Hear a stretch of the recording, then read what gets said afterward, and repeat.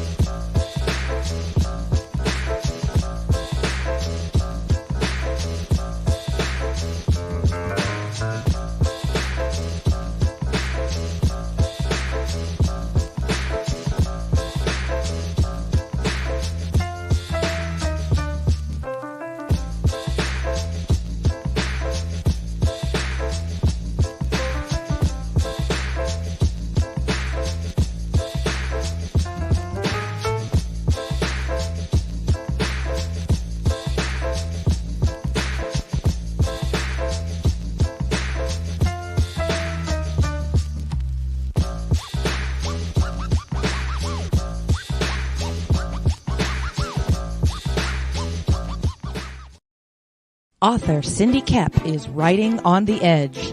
Books include Remnant in the Stars, The Loudest Actions, Lines of Succession, Mindstorm,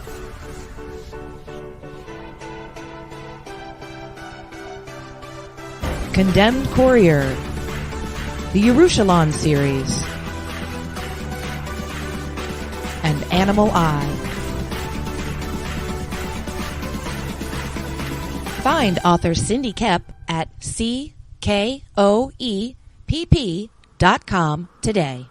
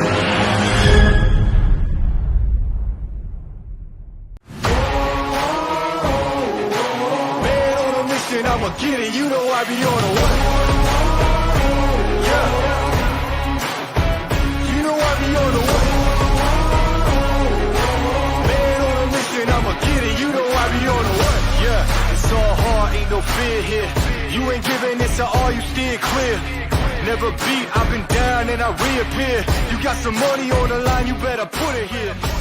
Rolling in and doing that work.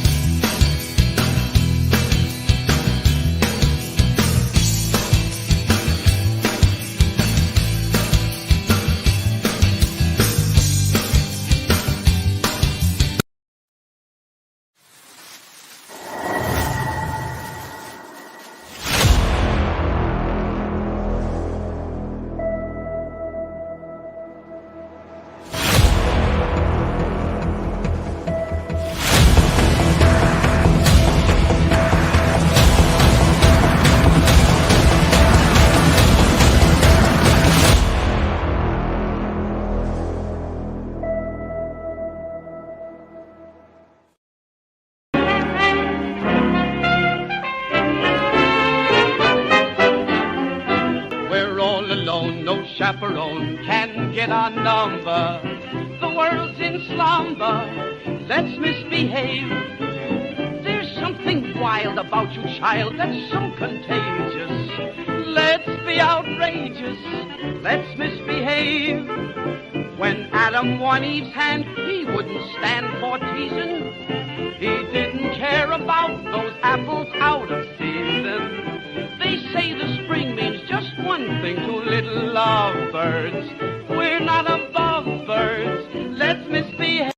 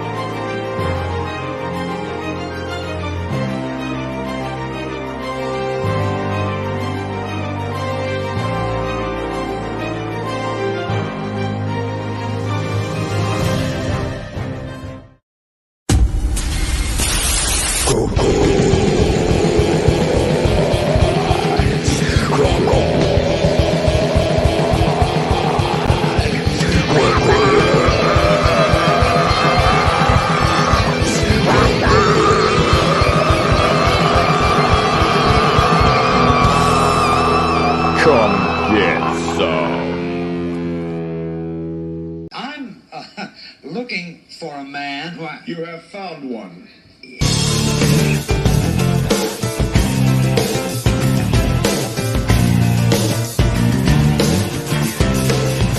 Won't you get in trouble if the boss shows up? Oh no, it's the boss here? Hey, wait, I'm the boss. Yes, I am. What's happening? I'm here. You guys know what's up. It is CRoM Con Day 1, Part 2. And you know who's with me. So just sit right down, relax, open your ears real wide and say, give it to me straight, doctor, I can take it.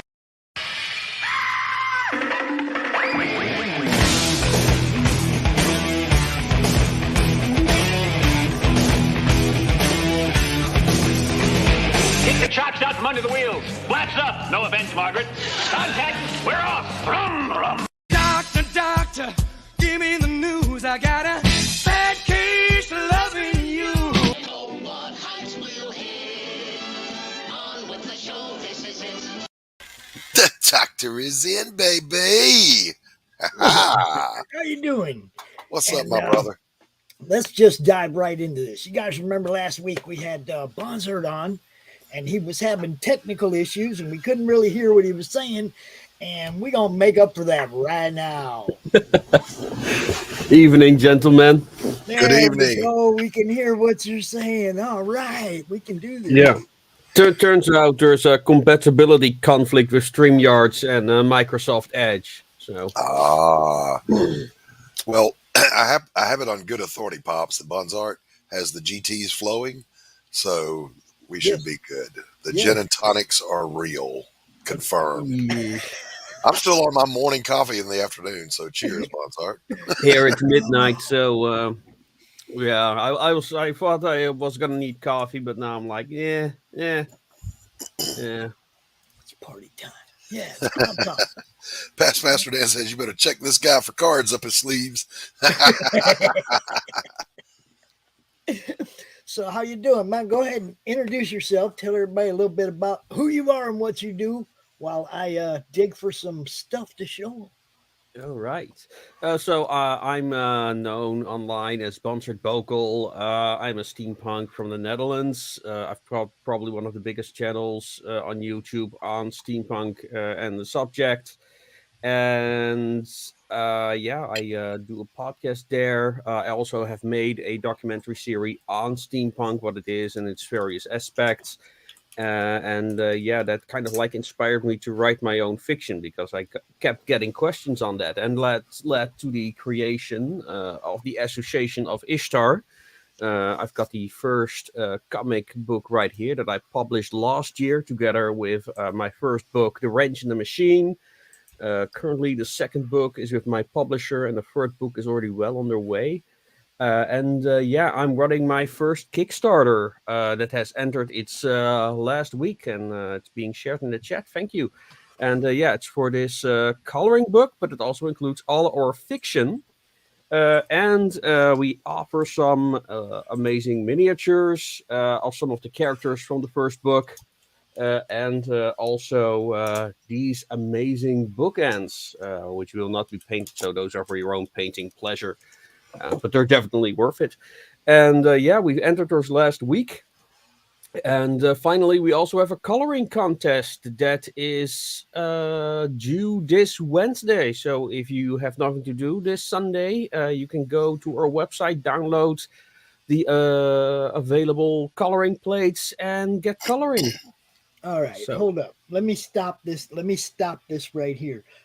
For everybody that comes out for the open draw stream tomorrow, we should have everybody draw something for this contest. What do you think, Doc? I don't know, man. I don't think I'm good enough. Oh, all right, look, we're going to try and make tomorrow's open draw stream themed around steampunk and Bonzo's universe, you know. So what we'll do is at the beginning of the draw stream tomorrow, we'll pull this up. We'll show some examples of the characters, and we'll let everybody pick one and draw one. All right. Or you can, if you have some 15 minutes to kill, you can pick up one of the short stories that are on the website. I would love to have some illustrations for those. So, for those who are interested in drawing for the series, I am always open to ordering commissions. So, I do have something of a manual I have for my artist, but maybe we will talk about that a little later. Right. But Dude, I like it. I know people that need work. Ooh. I'm just saying, I know people that need work, right? I mean, it could be an interesting audition in that regard. So I'm curious what people come up with. We've got some pretty heavy hitter artists that hang out. Yeah. So I'm gonna go ahead and play this trailer real quick, and then let's do that very thing. I am eager to see this. I must mute myself. You're not scaring us one little bit.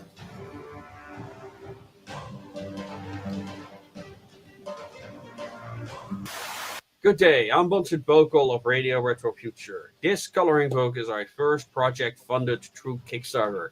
Although the main focus of this campaign is on the coloring book, this crowdfunder also serves as a launching platform for a multiverse of adventure and cosmic mystery that I call the Association of Ishtar. The Association of Ishtar started as a collection of short stories set in a universe of adventure and cosmic mysteries. Last year, we produced our first book, The Wrench in the Machine, and its companion comic, S36, The Call Girl. We'll hope you pledge to this Kickstarter so we can expand this series and its multiverse into other media.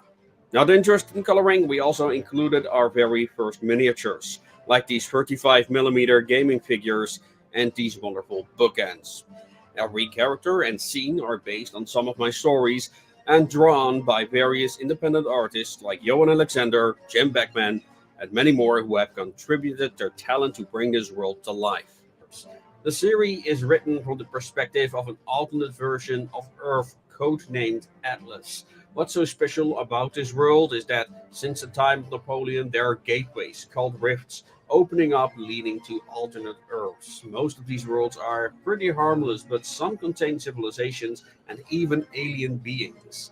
The Association of Ishtar is a clandestine organization which explores these worlds to assess the threat they pose. However, the series is not just about adventurers visiting alien worlds. It's also about how the multiverse is affecting the world of Atlas and how it is changing as a result of alien invasion and futuristic technologies making their way into daily life. I instructed my artists to draw as historically correct as possible for the 1870s. So when you see something futuristic in an image, you know there's going to be a story behind it, which are all freely available on our website.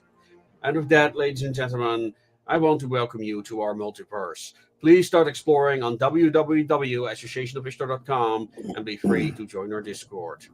And as always, make it your way. Catch that, make it your way. I like it. I like it. Yes, the catchphrase of our channel, Radio Retro Future. So go check that out. Where I also discuss things like writing and world building. So for those who are interested in other points of view. All right. So now what's this video? Is this different? What is this one? No, that's the same one. Okay. Okay. Yeah. So while you guys are at it, head on over to Bonsart's Radio Retro Future on YouTube and drop a subscription and hit the notifications. Yes. Subscribe. You guys know what's up. Ring the bell. Do all that stuff. And since the last time I talked about the Kickstarter, we now also have some Kickstarter exclusive art that should be down below there, if I'm not mistaken. Which are some pin-up arts which are done, and that's one of the submissions for the coloring contest. So there are already some people hard at work. It's also very popular drawing. I'm quite surprised about that. This is a synopsis on the first book. It might actually be just a back flap. I'm not sure. This is a bit of a preview of the comic book. It's me learning how to make a comic book, but it also contains kind of like a pilot short story for a series with wonderful art by... Oh, wait, I actually got an A4 version of that in the coloring book by Eldon Crowder, who is one of the original Battletech artists. I did not know that at the time. I found it out later. I thought he was just a big Battletech fan, but no, he's actually one of the original guys. So I'm very happy that he did this drawing for the series. And it's definitely one of the subjects I really looking forward into expanding. Yeah. Nice. Very nice. And I also got an interesting little story. Oh yeah, that's the pin-up exclusive art. I actually got a third one, which I'm really enthusiastic about.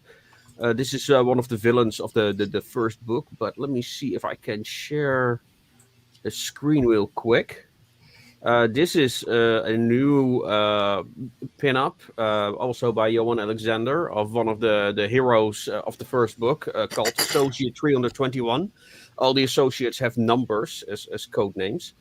And I really like it because there's very little on English sailors. And this particular sailor was a member of the West Africa Squadron, which is a bit of almost forgotten history, unfortunately, because they changed the history of the world, but no one remembers them. So I'm very proud to have him. Mm-hmm. Good stuff. Good stuff. So who did that? This is also drawn by Johan Alexander. He's done most of the work. And we're discussing doing a comic. He's currently working on another project, but I'm very happy with him. We have a lot in common. We even have the same age. We are both very interested in the history of the Dutch Indies. My family is from there. He lives there. For him. And he also made an actual diesel punk comic that is about the Dutch Indies. So that's very interesting. So I'm now helping him with Dutch terms and stuff because it was a Dutch colony. So I'm also helping him with translation and things like that. So I'm also doing a bit of his editing right now. Cool. You guys want to hear something funny? Always. Today, you know how you get them Facebook memories? Yeah. This one's weird because it's not from a year ago or from 2 years ago. It's from about 8 months ago. Okay. 9 months ago. It's from October. I don't know. I don't know why it came up today, but it's from October of 21, and it's Bonsart on Monday Madness. Really? I don't know if it was YouTube did it. I don't know. It was just weird. It just showed up on my in my feed. So, and I'm like, well, folks, if that ain't a sign from the heavens to go to my Kickstarter and support it, I don't know what is. So, it was weird because it wasn't. Usually there'd be like share a memory from 1 year ago. Like a year. Yeah, and it was October last year that you were on Monday Madness. It was kind of strange. But we like it. So what else do we have here, Bonsart? What else? The crate. We've got the empty crate here, which gives you access to the add-ons. We've got 3 variant covers: the A cover, the B cover by Jim Beckman. He's also an artist who I found through my channel. And then we have the C cover, which is going to be the winner of the coloring contest. Yeah, good idea. I like that. So yeah, and it also has a kind of a mascot behind there, Enwin, which is what the third book is going to be about, a doll who became sentient. That's what I'm working on that little lady over there. And I don't like dolls. I don't like dolls that become sentient, Bonsart. I still got a problem with Talking Tina, bro. She's cute. Do you remember Talking Tina from Twilight Zone? No, and I don't want to. Oh, dude, the old Twilight Zone, the black and white Rod Serling Twilight Zone. There was was it Jack Klugman? It might have been Jack Klugman from Odd Couple. Yeah, I know who he is. And there was a doll called Talking Tina. Oh, Lord. And it was threatening him, like, and like because he was kind of an abusive dad, abusive husband, and the doll's like, my name is Talking Tina, and I'm going to kill you. Now it starts ringing a bell. Now, it's funny the reactions I get to the stories, because people are like, I don't know if it's both adorable and creepy at the same time. Yeah. So, it has already inspired some people to actually make an Enwin doll. So I'm really like. So here's my question: is I think the only steampunkish thing I've seen in semi-mainstream in ever was the Nevers. Did you see that show? No, I have not. Oh well, Well, you're a steampunk fan. I would strongly encourage you to check out The Nevers. It's set in Victorian England. And the one of the girls' is mutant ability, I guess, is to create futuristic machines. Yeah, And I don't like superheroes, so it's like well, no. These are individuals who have something weird happen to them. They're not superheroes. They're not out fighting crime. But the one girl, she invents all these wonderful steampunk things that are just amazing to see. So might be worth a look. Guess I can have a look. But no, my favorite things that went into the mainstream are probably Frostpunk, which is a beautiful setting.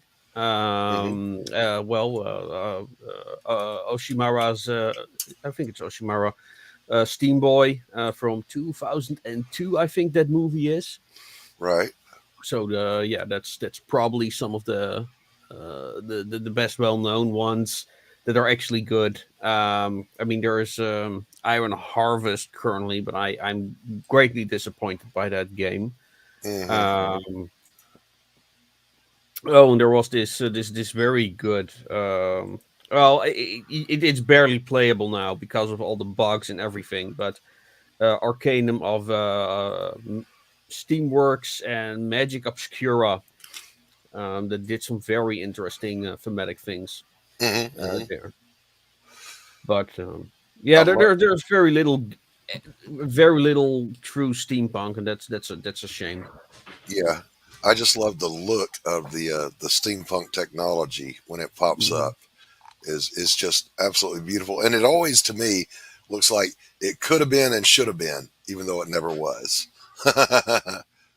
It's interesting. I mean, they were experimenting with so many things during the Victorian era, and I guess people are missing that. I mean, now everything is designed to be cheap and completely streamlined.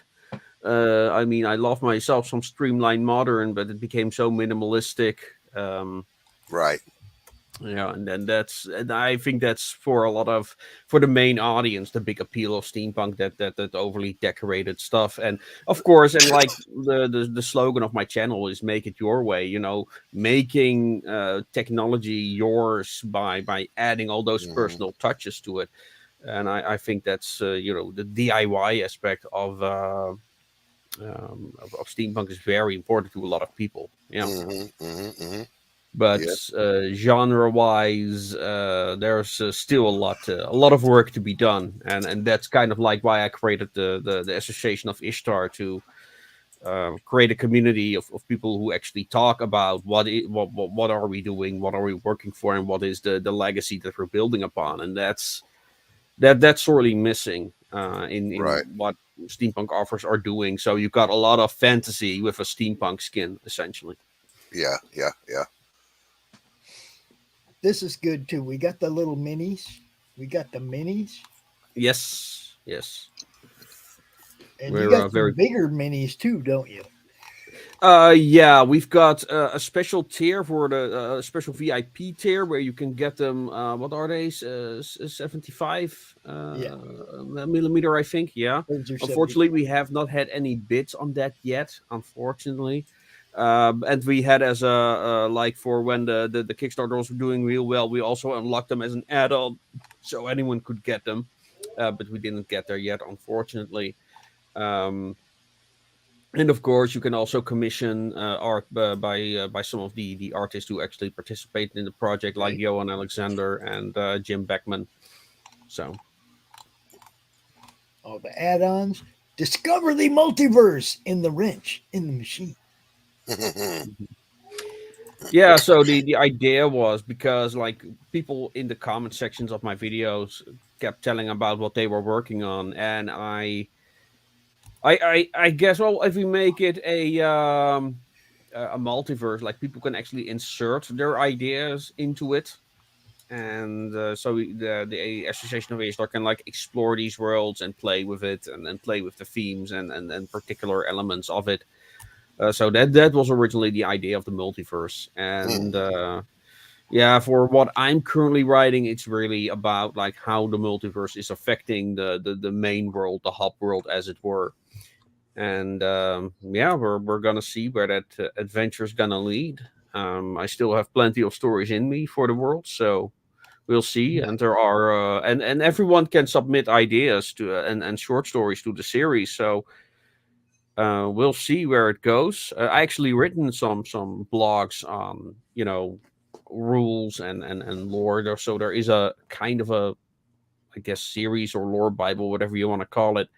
But yeah, it was supposed to be a shared universe, and well, maybe that is what it will become. We'll see. But yeah, I'm curious if people are gonna make art for it. We'll see what ideas they come up with. Well, yeah, I'm going to suggest that to everybody during the open draw stream tomorrow. We'll pull this up and we'll show them some of the characters, and we'll see if we can. And actually, what I'll do, the link to the actual contest, I'll pull that up, and I'll let I'll be like, you guys enter this contest. Let's draw something for this contest for Bonds. Get a little. Yeah, that's a coloring contest. So there are 4 drawings they can pick from and that's color. okay. They all know how to color. Yeah, exactly. So that shouldn't be a problem. But yeah. Even Doc knows how to color. I've seen it. He don't think he can, but he's actually pretty good. Don't tell him I said that though. He's lying we'll to see. you right now. Maybe next time for the next Kickstarter we might do something like a like a drawing contest. I don't know, but it's something that we considered, but it was too late to get it off the ground. I've never worked in any kind of color, Pops. You know that. Never ever. I know, but you're still okay with it because I didn't color that. You sent me stuff that was colored. I didn't color it. It just got colored on the interwebs as it went through the ether. No. He spilled the ink, and it just came out that way. I didn't color that. Somebody else did. I wouldn't know anything about that, sir. Yeah, I know. Nothing about it. All right. So the 35 millimeter minis, are they painted when you buy them, or no? They it's for you to color. It's the idea is that you color the multiverse. So yeah, but their examples here. The only ones I got is back up there. This might be a prototype. I'm not even sure, but I'm not sure what color the printer is gonna use. They might be terracotta. I'm not actually sure, but they will be paintable. I'm really proud of them. Well, this is, by the way, an interesting one. Because this is actually based on a photo of mine. So this pose, based on a photo of you. Yes. I actually have this costume. Yes. That's where the design is based on. It's something I actually made. Yes. I probably can't find it right away, but maybe, who knows, I can share it. But it was a friend of mine is a professional photographer, and I often model for him. And that was one of the photos we created during Photoshop. And cool. It was like, I need to do something with that, because it was such a classic pulp photo. And that's kind of like I asked the guy who designed the first 2 minis. He's currently working on a third one, as a kind of to celebrate that the goals was made. That's going to be a statue of the main character of book 2. Unfortunately, the cover isn't done yet, but some of the art for book 2 are included in there, which includes the Garuda, which I'm personally very happy with. Let me see if I can find it real quick. It was in the trailer, by the way. It isn't here. Okay, of course I can't find it. But there is a Indonesian deity included in the final version of the coloring book, which I'm very proud of, because it is something. Here it is. because it's something I really cherish from my childhood, and I'm very happy I found a place for it in my stories. So, yeah. And yeah, and of course I cannot find the picture I was looking for. So yeah. And of course, we're being joined by the laughing rogue himself. Good evening, sir. How are you, bud? What's going on, Chris? Not much. Keeping busy. Hanging out with the camping. Yeah, I'm not sure if you remember, I asked you before about the minis in here. How many we were going to get. Currently there are just 2 minis, which you can order either as add-ons or with the last call tier, which includes both the minis and the digital versions of the comic and the novel. And otherwise, you can get them as add-ons. And there's also the special tier where there are 75 millimeters. Yeah, I remember that. You told me about that one in the bookends the last time I was here. Yeah. With you. But we could barely understand him, Chris. Now we can hear him. Right? I'm surprised you can hear me with the Wi-Fi as it is here. Yeah, well, Doc's having issues where he's at, usually you see the number up in the corner, like on StreamYard. He said he don't even see the number in the corner. All he sees is bars. Oh, wow. I've never seen the bars on mine. No. So he's got me jealous now. He's got me jealous. He went for coffee. Yeah. No. Oh, by the way, I found the photo that I mentioned. It's now on the screen share. Oh. So, yeah. Oh, that's you? Nice. Nice. So you got that guy. That guy. Oh, that guy. That guy. That guy. That guy. Yeah, I can do this all day. That guy. That guy. All right. Cool. Digging it. Laurie. Oh, yeah. Hey, Laurie. Laurie, you can come out early and bug Chris live if you want to. Yeah, it doesn't bother me any. It's okay. Chris is our next guest. But yeah, everybody go check this out. Definitely want to I like coloring books. I have a few of them. I got the Mike Barron adult therapy coloring book. Yeah. It's like Nexus and Badger art that you can color from the comic books, like pages and stuff from the comics. It's totally cool. I was like, oh yeah, I want one of those. But go check all this stuff out, you guys. Serious business. Yeah, and please support it. I'm getting messages from other people who made coloring books how jealous they are of the art. So this is genuinely something special. And yeah, what else can I say? If you want to have want to get acquainted with the universe, we have videos. Which are on our website, www.associationofishtar.com. You can also find the links to the Kickstarter there and the contest that is due Wednesday. You can also message me there for reasons, or if you want to offer up your services, let me know. And of course, become a member of the website, so you'll stay informed of everything that I'm doing, and I'm doing a lot of stuff. Oh,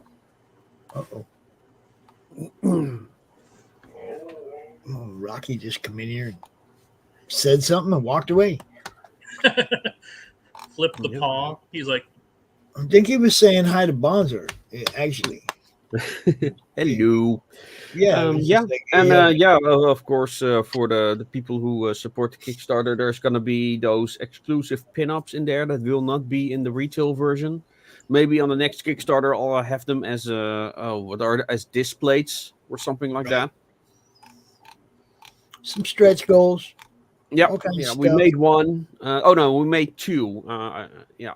So and the final one was indeed the thing. It's unfortunate that we're probably not gonna meet the other stretch goal, which are posters that would be included as drawings. So that's a shame. Don't give up. Remember the last couple of days of Kickstarter. We'll see. I'm very curious what will happen this week. If Very curious. Just keep talking about it. Remind everybody, hey, it's almost over. Come get Yep. some. You know. We'll Always see. good talking to you, Bonsart. We're gonna Yes, move forward. likewise. You can hang out and look at Chris's stuff if you want, but we're gonna move forward and talk. Well, to him. it's been past midnight. All right. Oh wow. Yeah, But keep me posted on the drawing stream tomorrow. You bet. You bet. I will definitely make sure you know. I mean, we'll be live, but it's CRoM Con segment 1 tomorrow. So, you know, you can even pop in the chat and tell everybody what the rules are.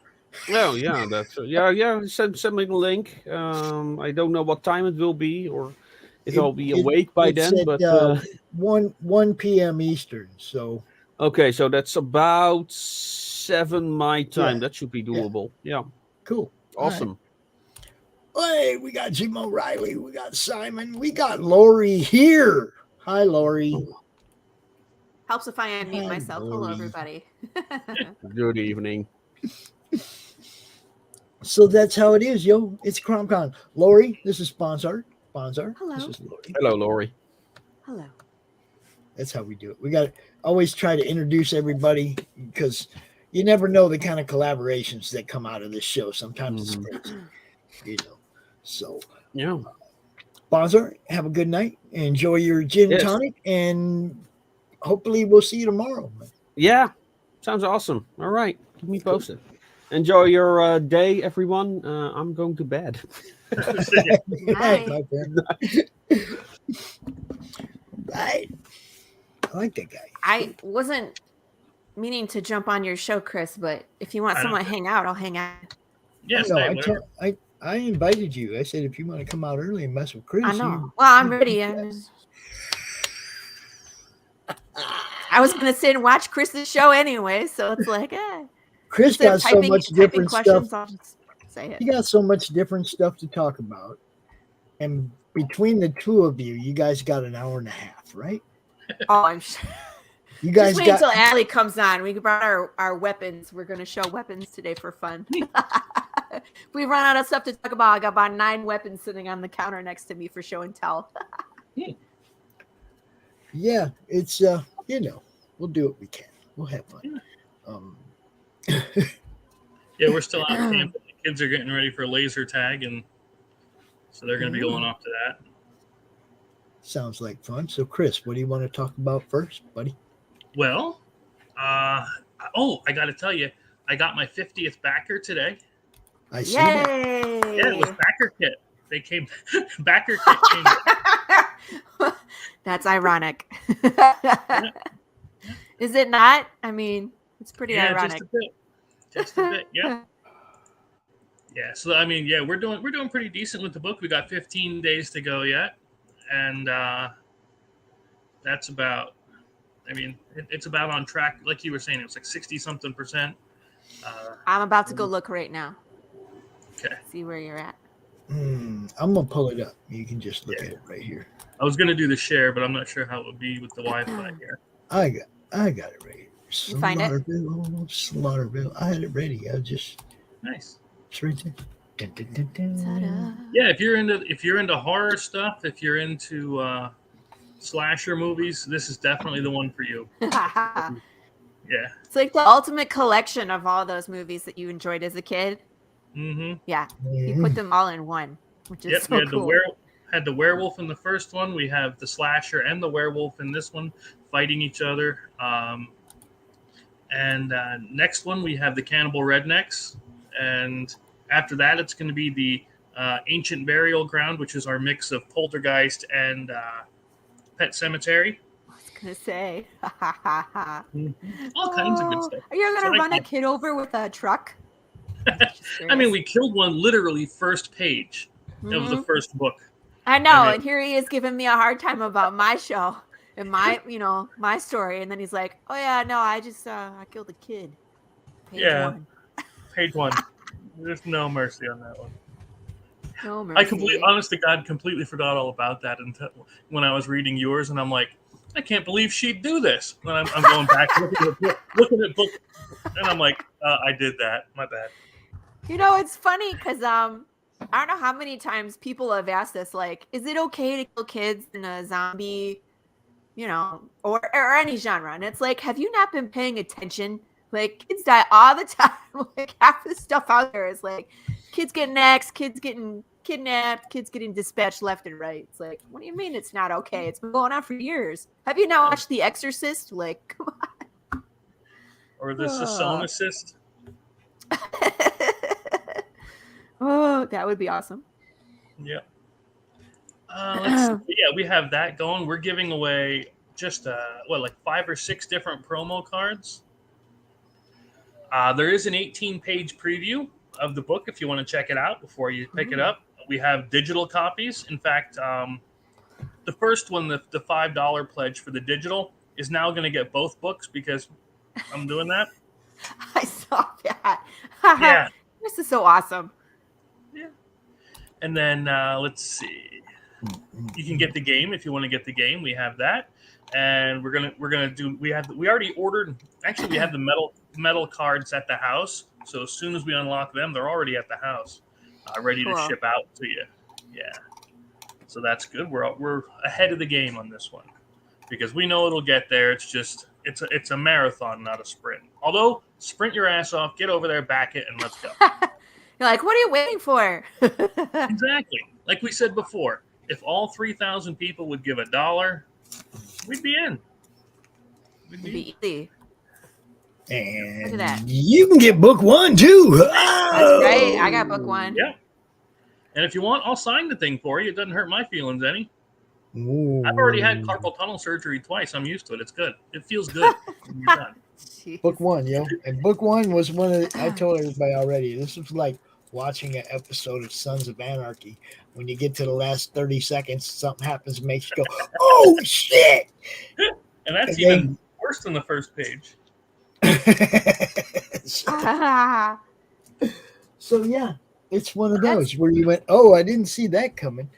Hey, That's anytime, Bonsart, like, anytime, my friend. Yeah, you gotta have the hook in the beginning, right? You gotta have the stuff that happens in the beginning that's exciting. Gotta have like your middle where like your story progresses, Build your it up. characters. Yeah.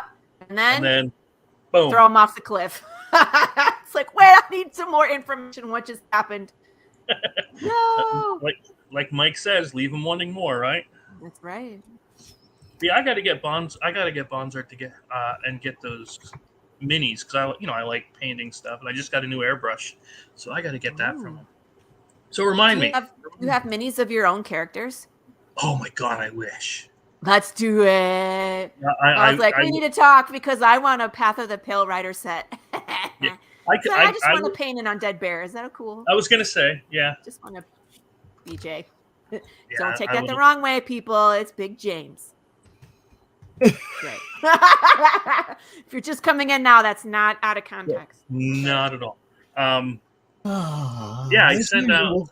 I sent. Trying to find the rails.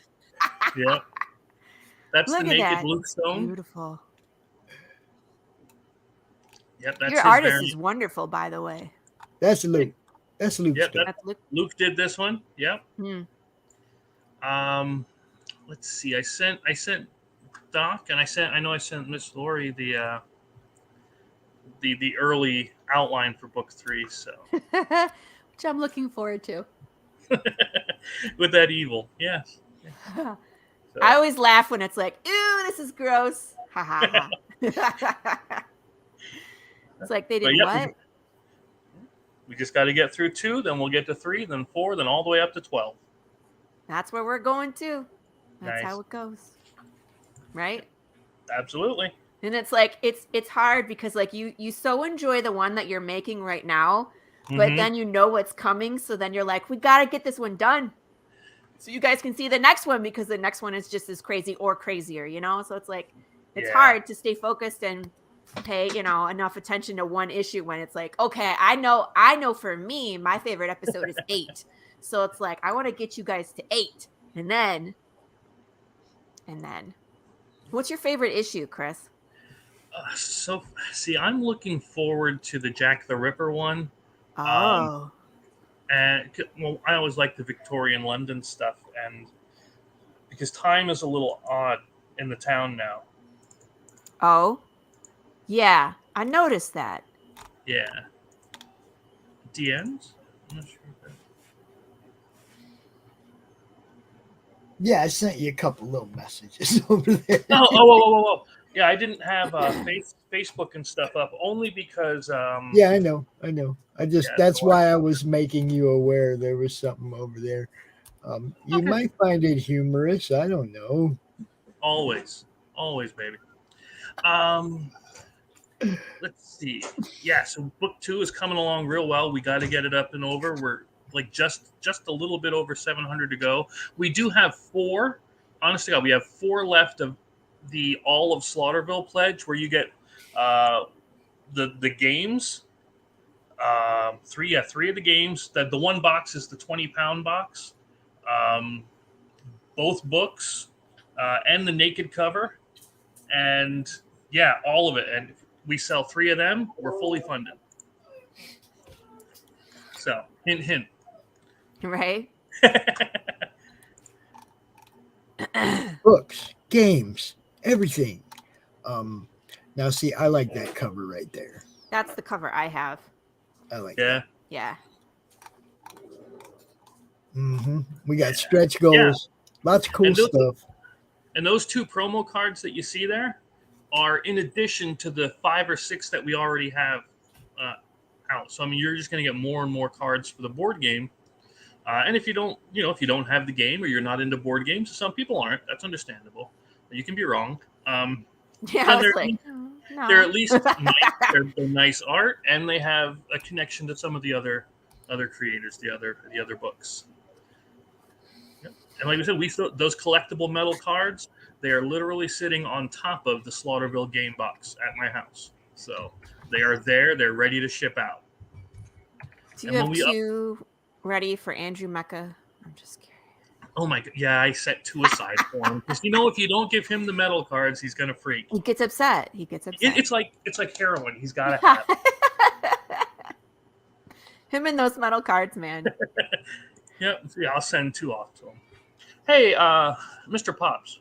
Yeah. Could you do me a favor? Sure. Let me know when you get the notice. You'll know what I mean. And you should also get one, Miss Laurie. If not, the notice. Yeah, not a bad one. It's a good one.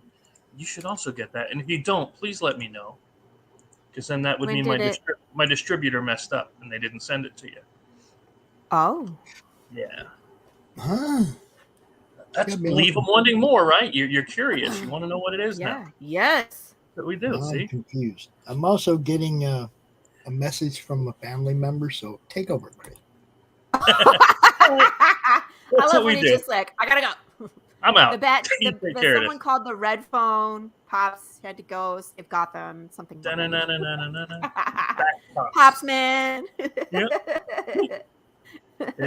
So we're also doing, not only this book here, but we're doing Gone Hunting, and that's our board game coming out, of course, with Big Sexy Outdoors, as we do. So that, if you're into hunting, family weight games, it's not a horror game, so I mean anybody can play this one. You're going to want to get it. You build your own hunting grounds, and you go out. You try to collect trophies, kill animals, and have a good time. Now, there's also something I'm working on that I put the graphic out for. I wonder if he's scrolling.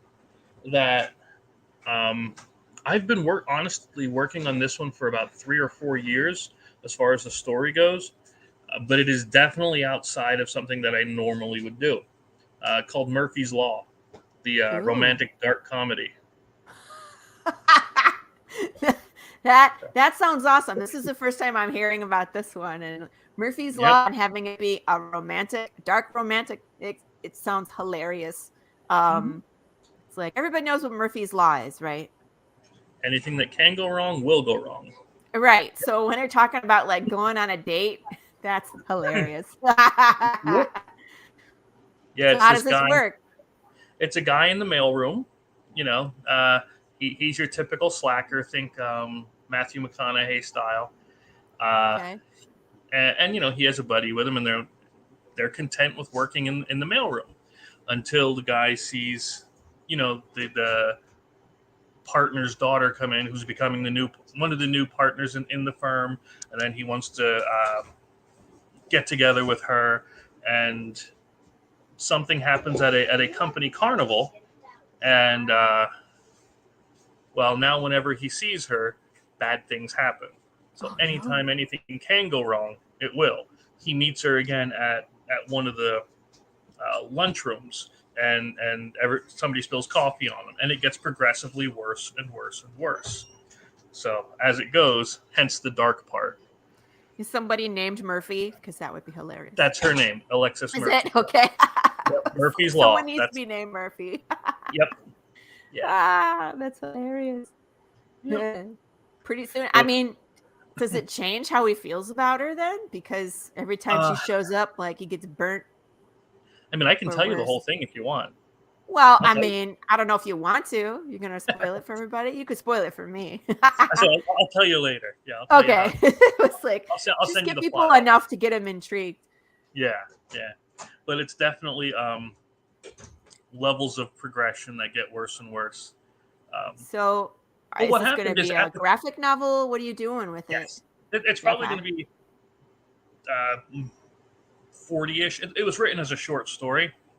Okay.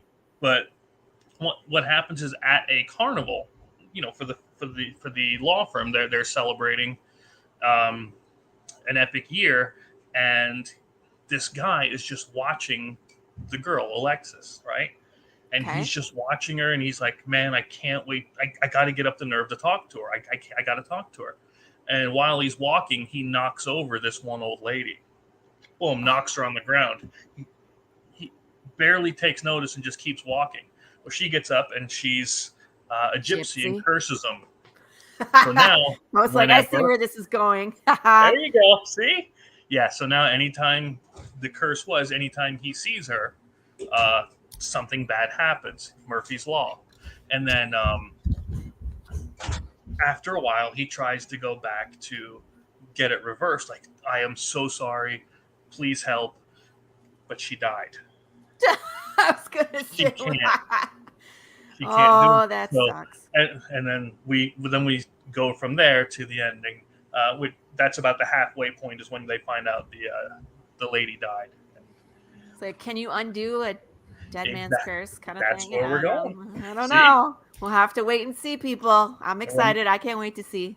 A romantic dark comedy.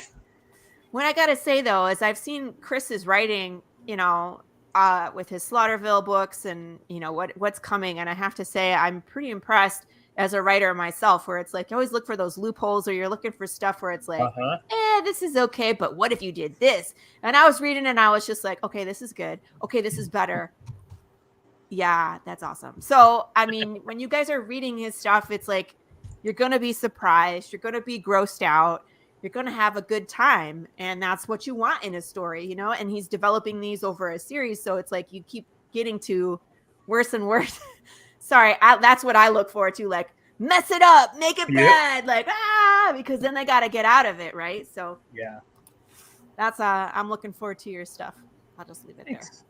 And the one thing I really try to do, and I do it extensively before I write even a single page, is I get to know the character. I have a detailed character sheet on everybody, and because they have to act the way they would really act. Mm-hmm. They can't act out of character. In fact, one of the police officer in the Slaughterville one of the times I was writing and he did something, and I'm like, that's not what he would do. Oh. As a police officer, as who he is, this isn't what he would do. So I took it out, reworked it, because you have to be true to what they are.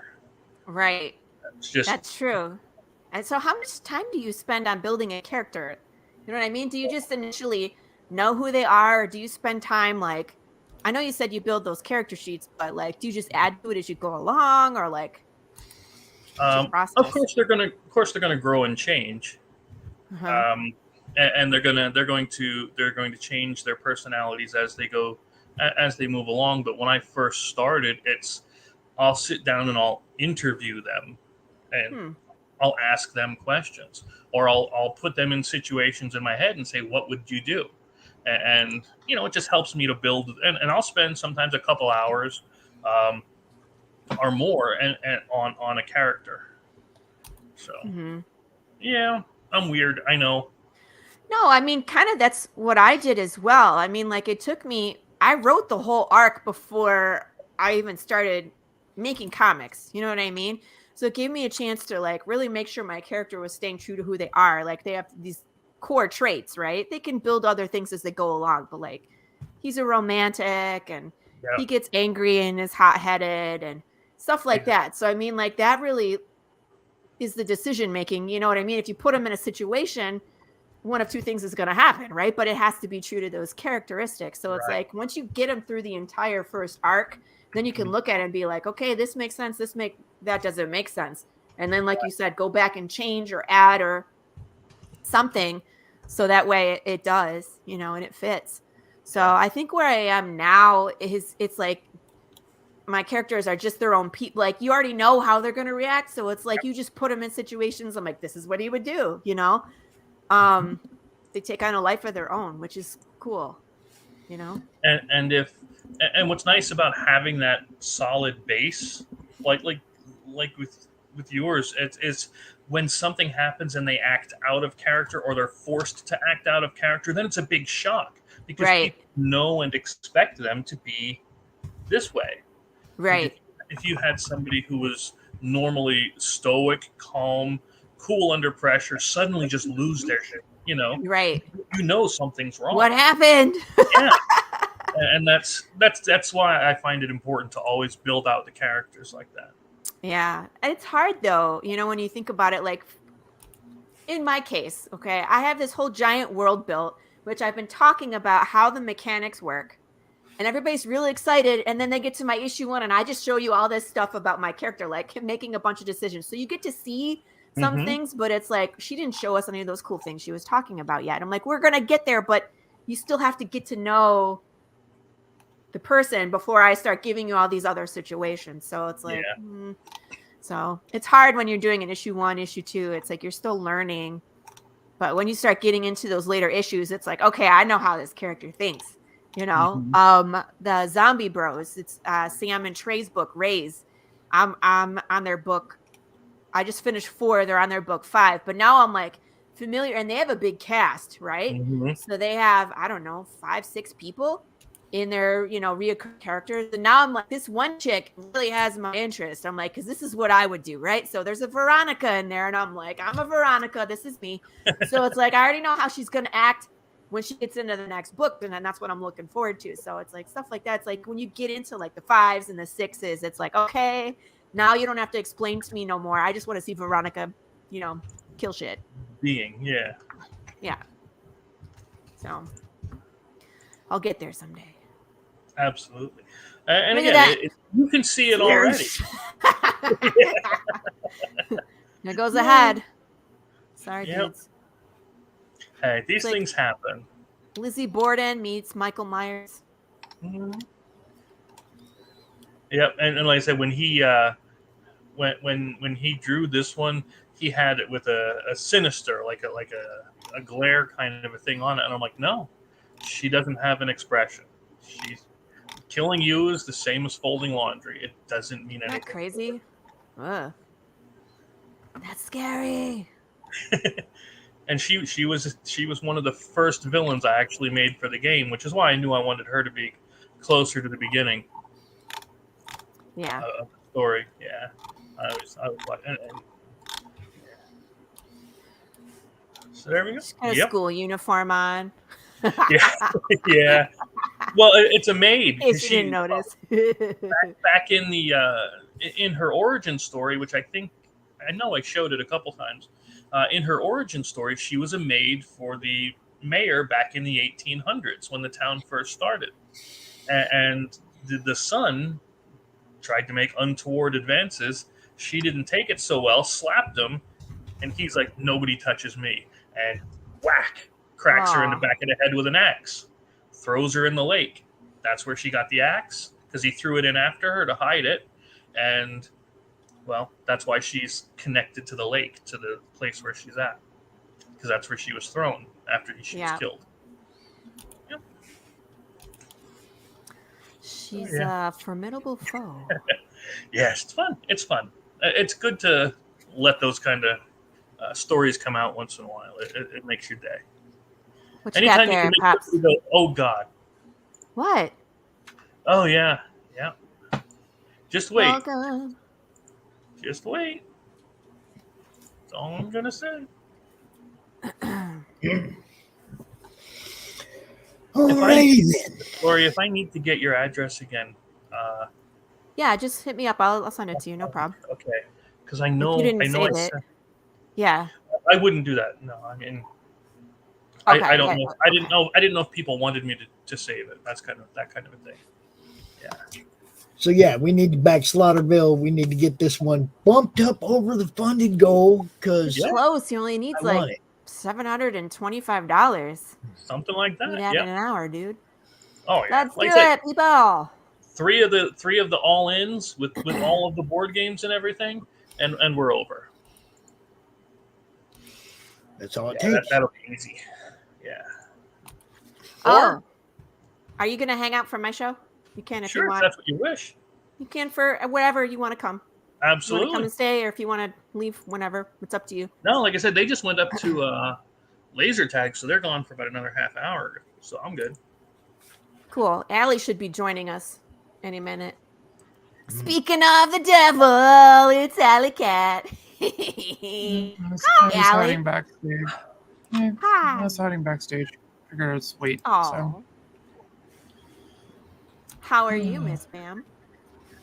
I am tired. Just had.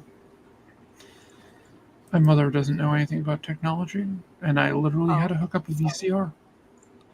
Oh, you're not at home. No, I'm at home now. Okay, you are now. I was going to say you had to hook up a what? A VCR? Yep.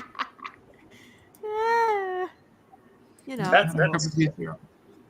So there's a whole bunch of screens back here that popped up. What do you want to look at? The first one. Start with Laurie first. I'm guessing the one that has the Path of the Pale Rider. The first, number one, and there's 2 and 3. Yeah. I wanted to I haven't really had a chance yet. I haven't done another round of publicity since the book came out. And I want people to, if they haven't gotten our project or they haven't seen us, to like know what we're about and to see what we did. It just came out in July. Everybody here has seen it, but just in case, I mean, like I can flip through the slides pretty fast. But at least, I want to talk about like what people are seeing, because this is our first issue, and like it kind of explains who Jude St. Clair is and like how this world works. So we've kind of talked about it, but I just want to show people what they're missing if they haven't followed us yet. This one? That's it. So this, of course, is our main picture representing our story. So it's like night versus day, dark versus light, death versus life, kind of has a meaning behind it. You'll find out what this actually is when we get a little further. This is actually in the comic at some point. Nice. But I don't want to spoil it because, believe it or not, this is the answer.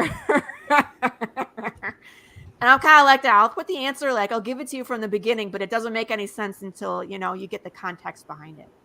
So. Oh, you got me hooked. What's that? You got me hooked.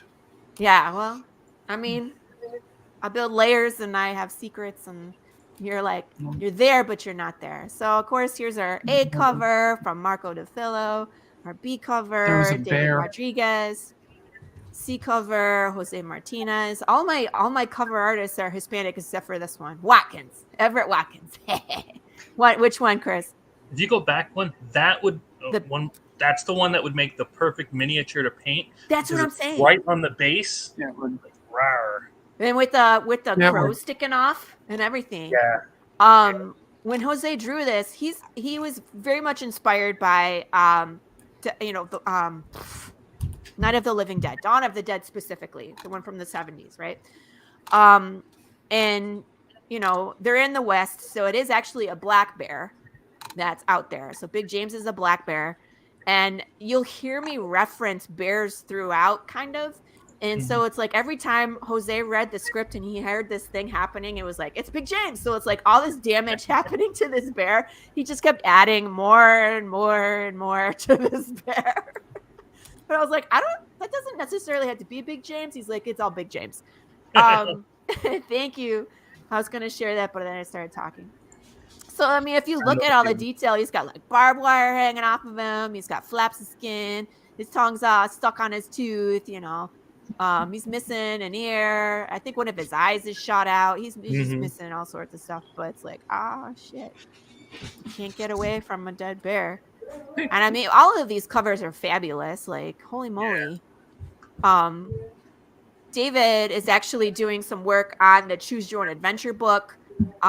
He already finished the variant cover for issue number 2, which I'll show at the end. But this is kind of just a cool picture of the zombie horde coming at you, you know, with the broken disc. And again, my zombies don't eat people. I mean, they could, because technically there's cannibals in the real world, right? Yeah. Jeffrey Dahmer. So I mean, like, they could, but See book 3 of Slaughterville. Jeffrey Dahmer's in there. Yeah. I mean, why not? And then, of course, we always have the homage to the Western, to the Clint Eastwood Smoking Gun and Sunset, you know, all of that. So, but here's, you know, the comic. If you haven't seen it, we're 10 years into the apocalypse and, you know, things are ripped up and nasty and broken down. Here's a nice example of a color page where we are striving to go back and color issue number 1. If you haven't seen Marco's coloring, it's amazing. Like, if you look at his black and white, it's good. You can see everything. He doesn't grayscale because he's a color artist. And we know that he's going to be coloring this stuff. So, and in fact, this page was a little confusing.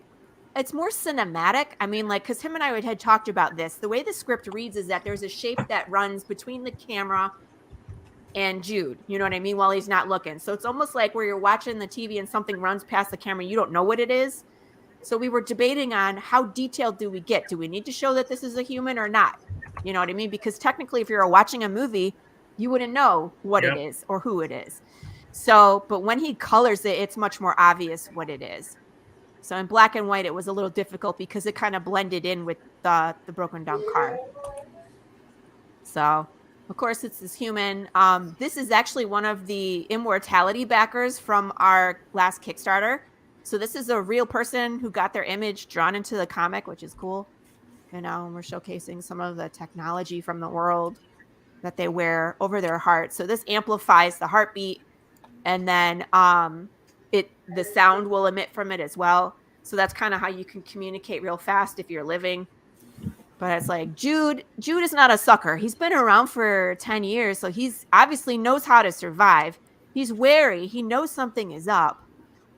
Pulls his gun, but doesn't shoot, right? Because shooting first is, I mean, there's a lot of people that would shoot first in this world, but he's just not one of them, you know. But he still wants to know who he's dealing with. So are you alive? Are you dead? I want to know, right? Lets the kid go. Asks for directions, which is hilarious. You know, I cannot wait for Marco to color this one. Because that's like the quiet moment, you know. Here's Jude and Prince by themselves, relaxing, watching the fire, being, you know, contemplative, looking at his journal, writing stuff down. Hey, there's your copy. There it is. With the old signature on it. Hooray. And look. My sticker. That means something and too. Look, I opened it and it messed up the bag. Oh. Damn it. I knew it was going to happen. Told you. He gets stuck in this moment, like looking up at the stars. I mean, can you think about like 10 years into the apocalypse, like light pollution would be gone.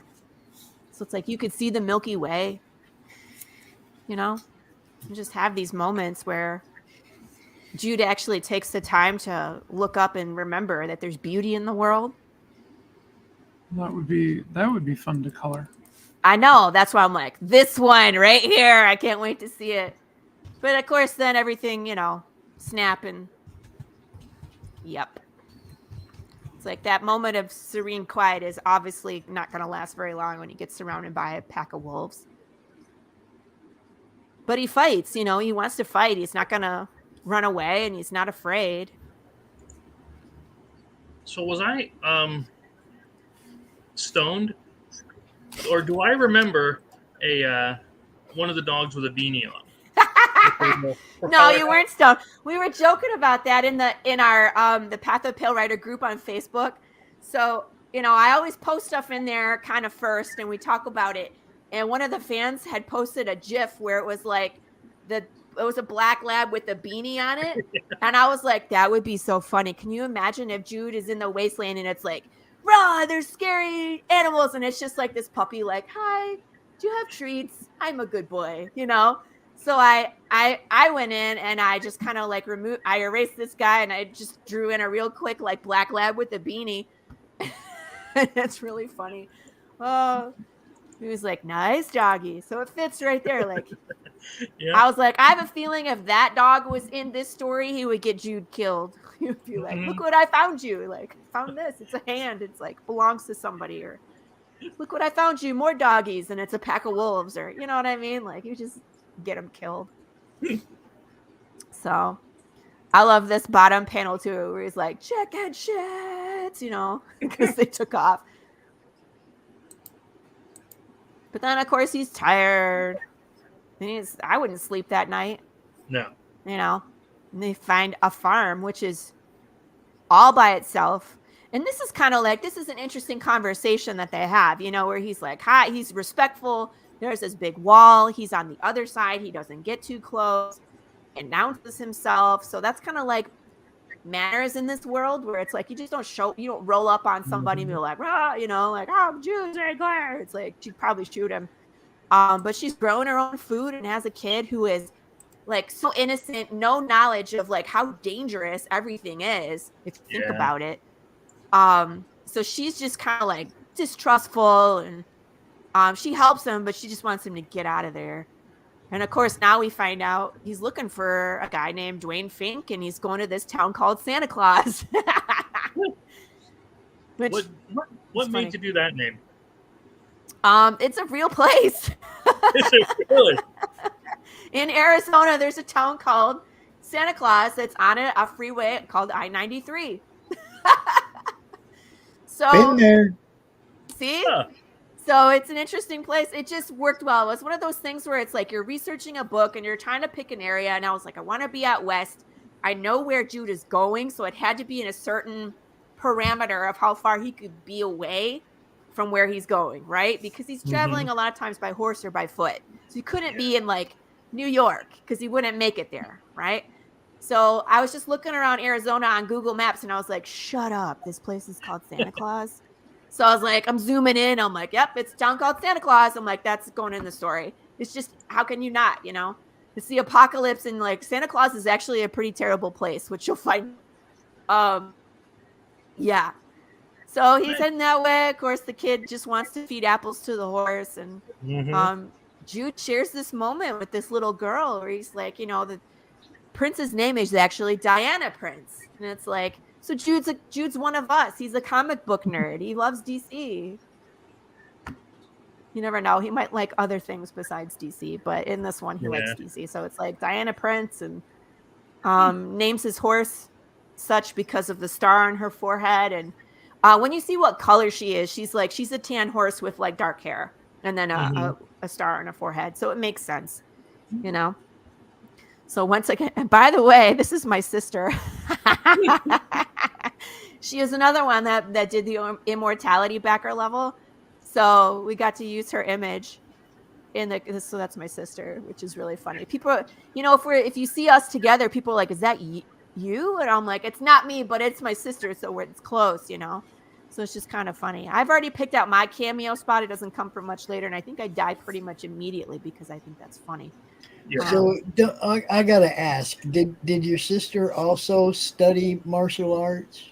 No, I'm the black sheep of the family. So you just whooped her ass. You just whooped her ass when you were younger all the time. What? No. My older sister, I don't whoop nobody's ass. Nuh-uh, I left her alone. Could I? Yes, but would I? Absolutely not. She's formidable herself, just with words and not fists. So See. I learned how to fight so I didn't have to run. I don't like running. I don't want to run away. So I'm again, just if you see glad me you don't running, beat up. I'm just glad you respect your older sibling of course I do. and you don't beat her up. Yeah, if you see me running, if we're together, Pops, and you see me running, you should also run because something is chasing me that I can't kill. So run. Oh no, I'll still throw myself between it and you because that's just who I am. Okay. Thank And I'll run. Thanks, Pops. I know. I was like, Chris, run. Oh, Trust so me, I then know. we're up to I know these where pages. my son Everybody has gets. seen these pages if you followed us on the Kickstarter, so I'll go fast. It's like, here we are on the road. You know, everything's falling apart. They decide to go down this road, even though there's this warning like, hey, dead bear, you know. Up to this point, you really haven't seen anything that's undead. So it's just kind of implied that it's dangerous. Has this nice little moment with Prince. You know, he bought her some shoes for her birthday and gave them to him early because it needed a rise, you know. Come around this corner, he's this tiny little hand holding a glass, and he's like, what the hell? Pulls this thing out, and this kind of shows you it's still alive because it won't let go. I love this. Like, it comes right up into your face, and like this hand explodes into Jude's face. It's gross.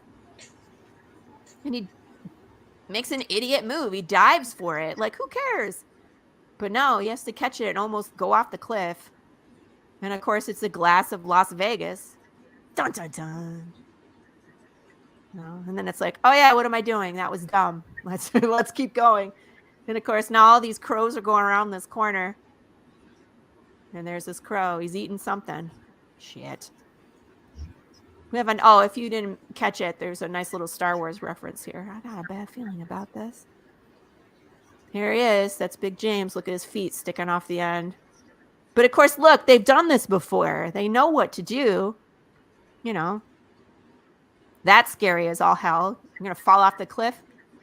Going over this bear. And it didn't even get up when it was being eaten. So that tells you something, too. Well, you'll have to read more into my story, and I will describe more what it feels like when you're undead. And it's like you feel cold, or you just, if everything's kind of in a fog. You know, it's like it's not the same as being alive. Everything's kind of dull. So it's like at this point, the bear is probably used to things eating it. When it goes to just, I don't know, lays down, sleep. Things can't sleep, I guess, when they're undead. Anyways, they get over this damn thing and have like one moment of, oh, thank God. And she trips. Is it because she's tired? Is it because the road sucks? Yes and yes, probably both. And of course, here comes this damn glass that he just had to stop and pick up. And there it goes, crash. And then we get this nice page that Marco went back and colored. And whew, that'll wake you up. So. He's cute. He's cute. Yeah. Should we do the second one? I'll go. That one? Right. So now we got to run. And like these pages get really chaotic. I love what Marco did because it's kind of like that moment where you're like, oh shit, you panic, right? So it's like, here comes this bear. Let's go. Here she comes. Like, run, girl, run faster. I love this look right here where Jude is like, we're not going to make it. And they don't.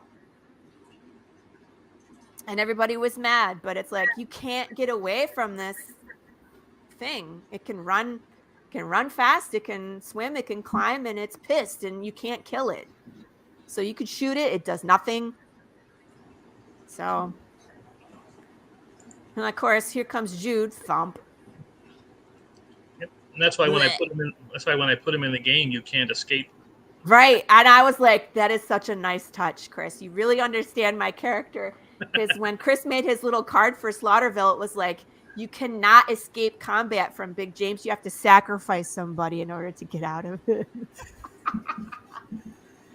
I was like, if you got a horse in there, you can maybe escape. But so it's like, Jude sees what happens, but then he passes out. Sucks. Wakes up, has a moment where he's like, I'm too old for this shit. And kind of remembers what happened, and this is what we have left of Prince.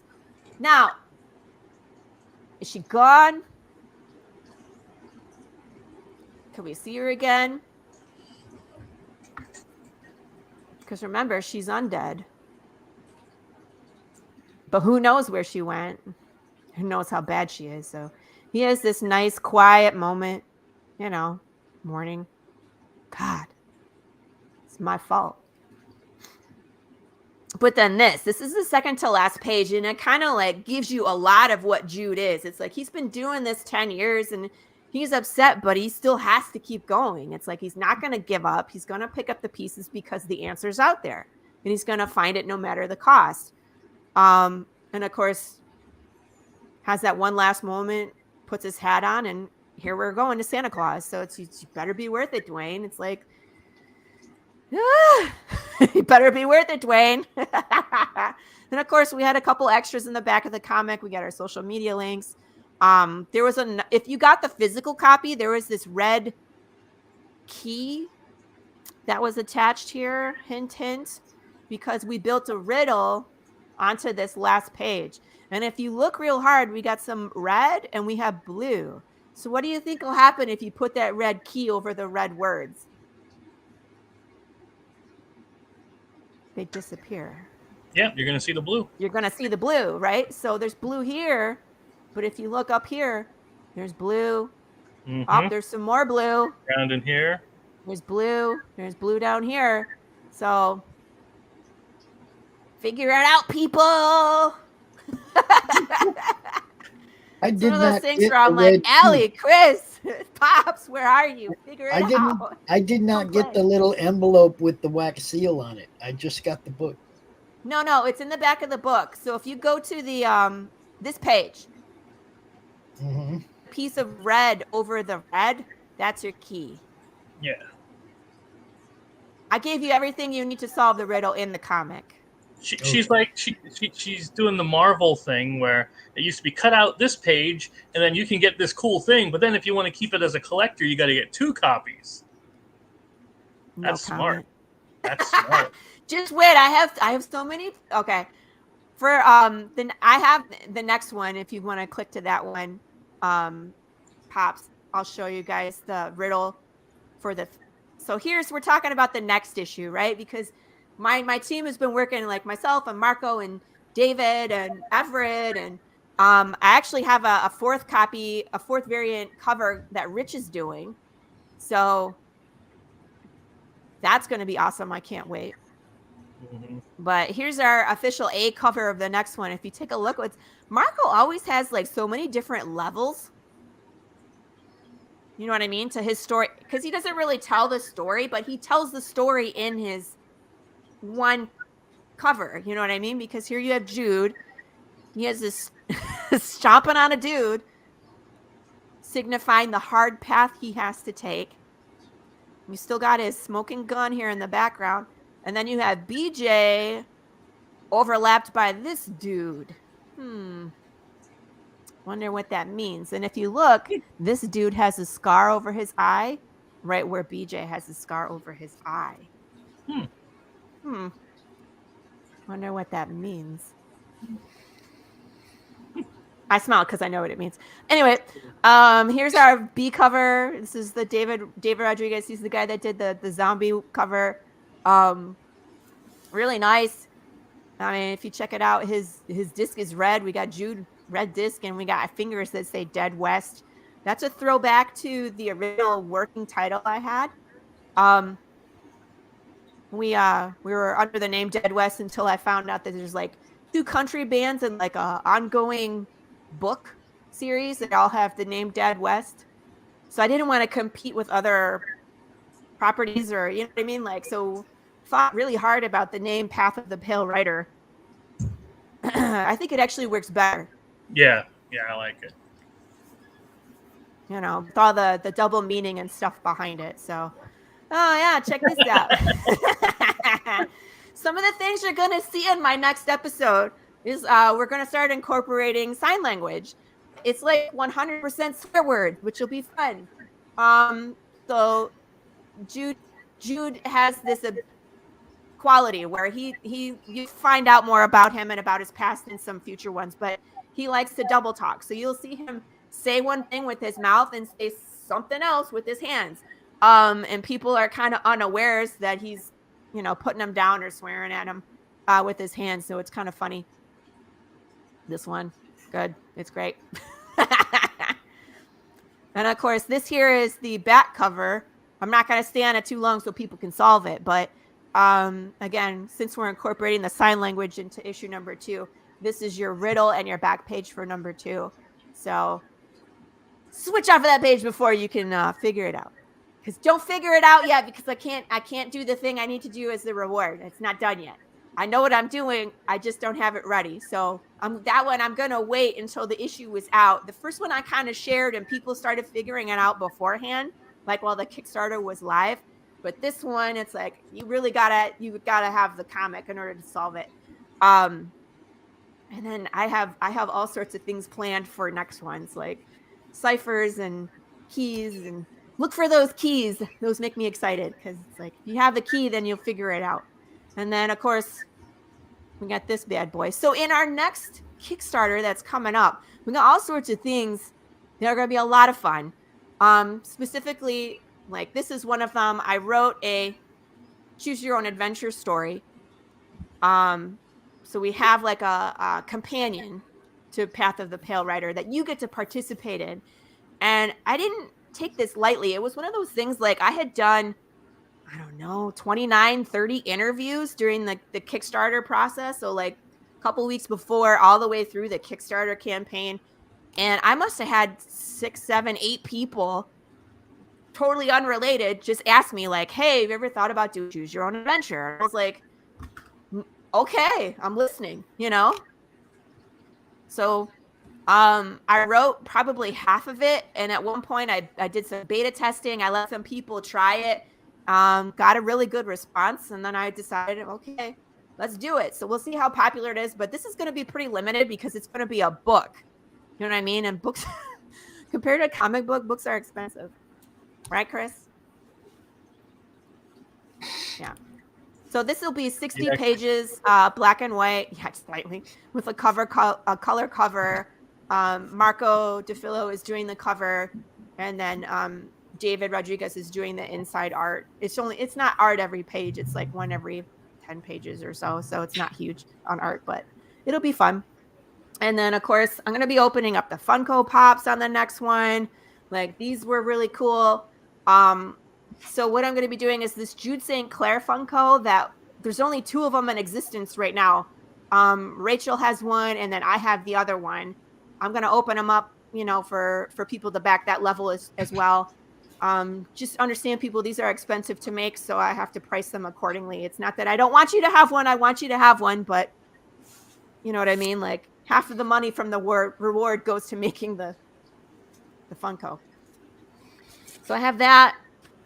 We're doing like the zombie starter pack, you know, where I'm going to partner with the Zombie Bros, and they get to, I think we're doing a digital pack where it's like you can get our comic and Avalon #1 and Ray's #1 I think for like $7. Pretty reasonable, all 3. So there's going to be some really cool stuff. I'm excited, and we're almost ready. It's like Marco has 4 pages to do for the Kickstarter, like the black and white pages. He's going to color one because we're shooting for that color stretch goal. I'm finishing up the welcome video, and then this coming week I'm going to be gunning for those conspiracy theory videos. So all you 3 on this stream with me, I'm going to be talking to you because I want those conspiracy theory videos. I like your sunglasses, Pops, by the way. So, but that's it. That's all I got for Path of the Pale Rider. I wanted, Allie, we wanted to talk about the Sentinel Project. So Allie and I met on Peter Palmiotti's show. And Allie and I, of course, both into comics and both martial artists. And yeah, check this out. So, I mean, like, we've been besties since that day. It was pretty much like, Thankfully, yeah. like we need to work together at some point. And we were like, yeah, okay. So we've been tossing back. Oh, and by the way, one of the stretch goals for Path of the Pale Rider is a one-shot. That's 8 pages that Allison will do if we can get there. So, yep. But the Sentinel Looking forward to Project that. is like, I mean, I'm done talking for a little bit. Please talk. Oh, so you want me to talk now? Yes, I want you to talk. I see. Well, the Sentinel Project is, in a lot of ways, it'll probably turn out to be my magnum opus. I've had this idea in my head. It first came up when I was in high school. So, but this is kind of me getting an idea of my color test for the cover and things. But the first image that was done, you might want to focus on me with this, was hand-drawn. In Big N. Yep. Getting there. This is the first picture I had done, which features the character Juzam and Cornicio, the giant bull mecha. That led to this piece as well. Splurt. And the loose idea behind it is it's a mecha story in a way. It has 4 pilots. And they fight angels. So it has an influence from Neon Genesis Evangelion, which wasn't out yet when I was in high school, but they are effectively the 4 horsemen of the apocalypse. I also have this, which has the bull mecha, the Guinicio.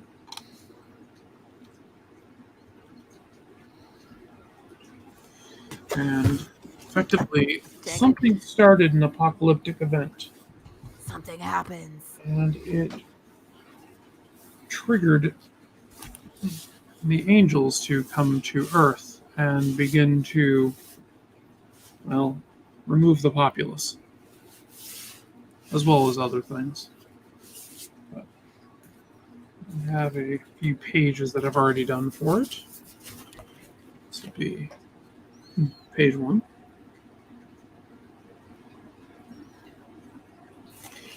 And this will be the second page. And I'm going to scan these in and send them over to Peter to ink. Laurie is helping me write the story. I basically fed her a bunch of my ideas. It's all her creation. I'm just fitting the pieces together to make it smooth. But it's all her stuff. This is one of the mecha units, which is Juzam.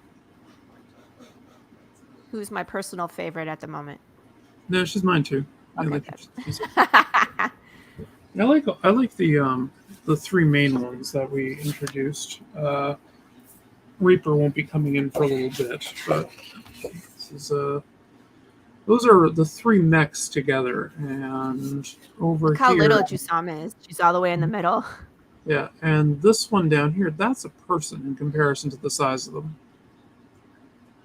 Sweet. So, yeah, those are the 3 mech units that are in there. And these are some of our villains. These are not angels, though. No.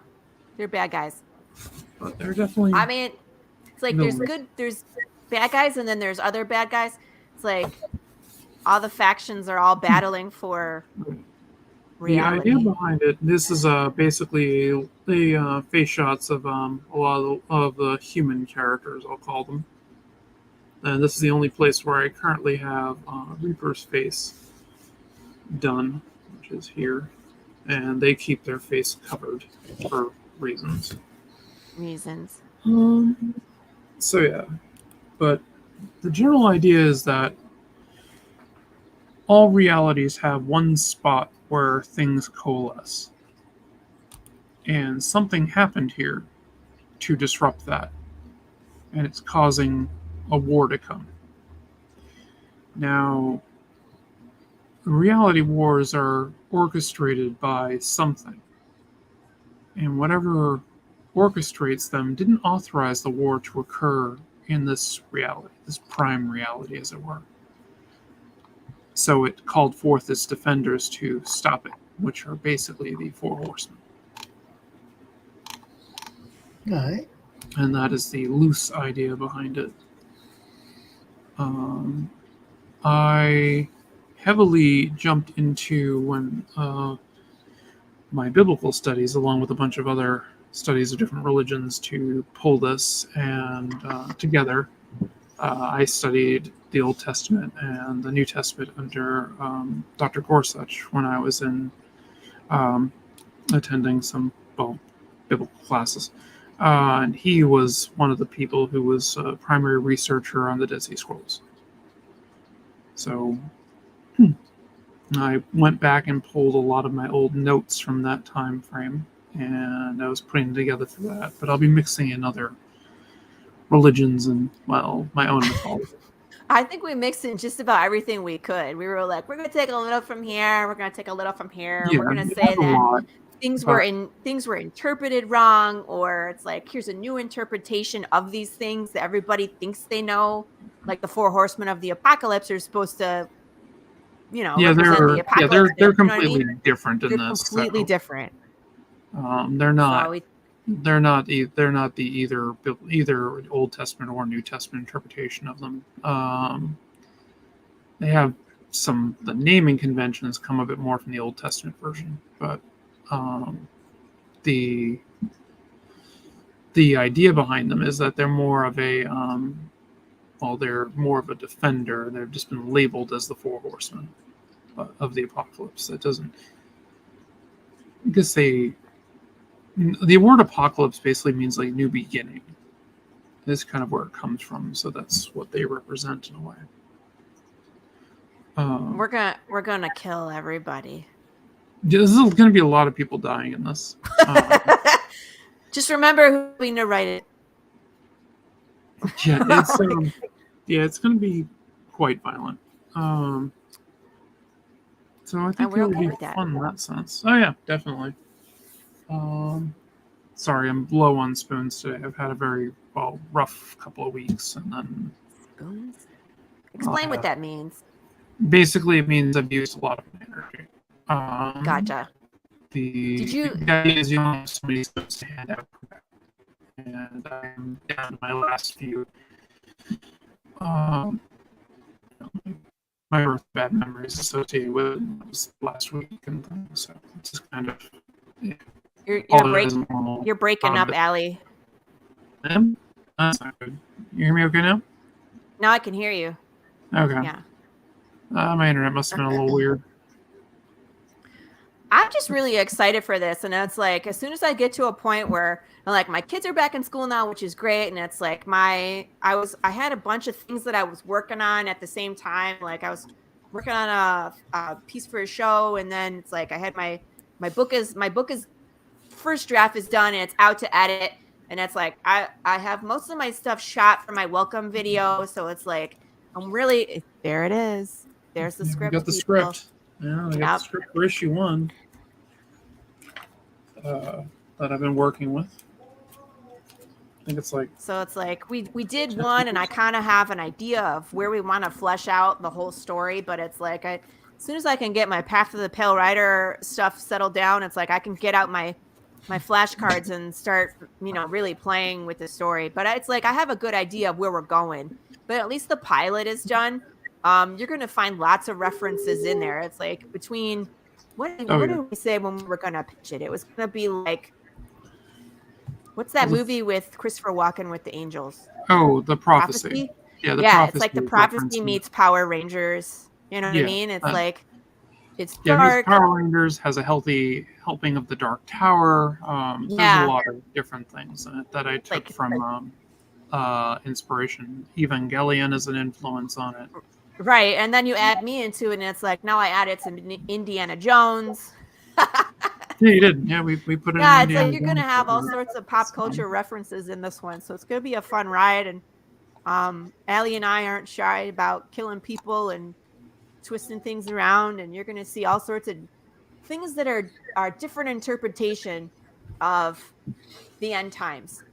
It's different than what we have done before. It's different than what I've done before. So yeah, it definitely has a lot of nothing is what you expect it to be. That's Yeah, kind of yes, like where I okay. live. So You don't really know who exactly. Well, there's certain things that they're definitely villains, and there's definitely heroes, but there's a lot of gray in between.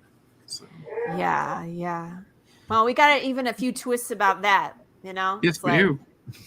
you think you know who people are. Nope. Yeah, there's definitely more than a few twists with some of the characters. Yeah. And the end all of what's behind it is, I think it'll be fun. Yeah, I think so. It's like people have to survive. People have to survive. It's Well, I believe the what it first, keeping with the biblical theme, I think we're aiming for 7 issues for the first arc. Yes. Well, I think I had planned an issue for every time they, like, the 7 seals, and then there's the 7 bulls. So there's each issue is gonna go along with those things happening.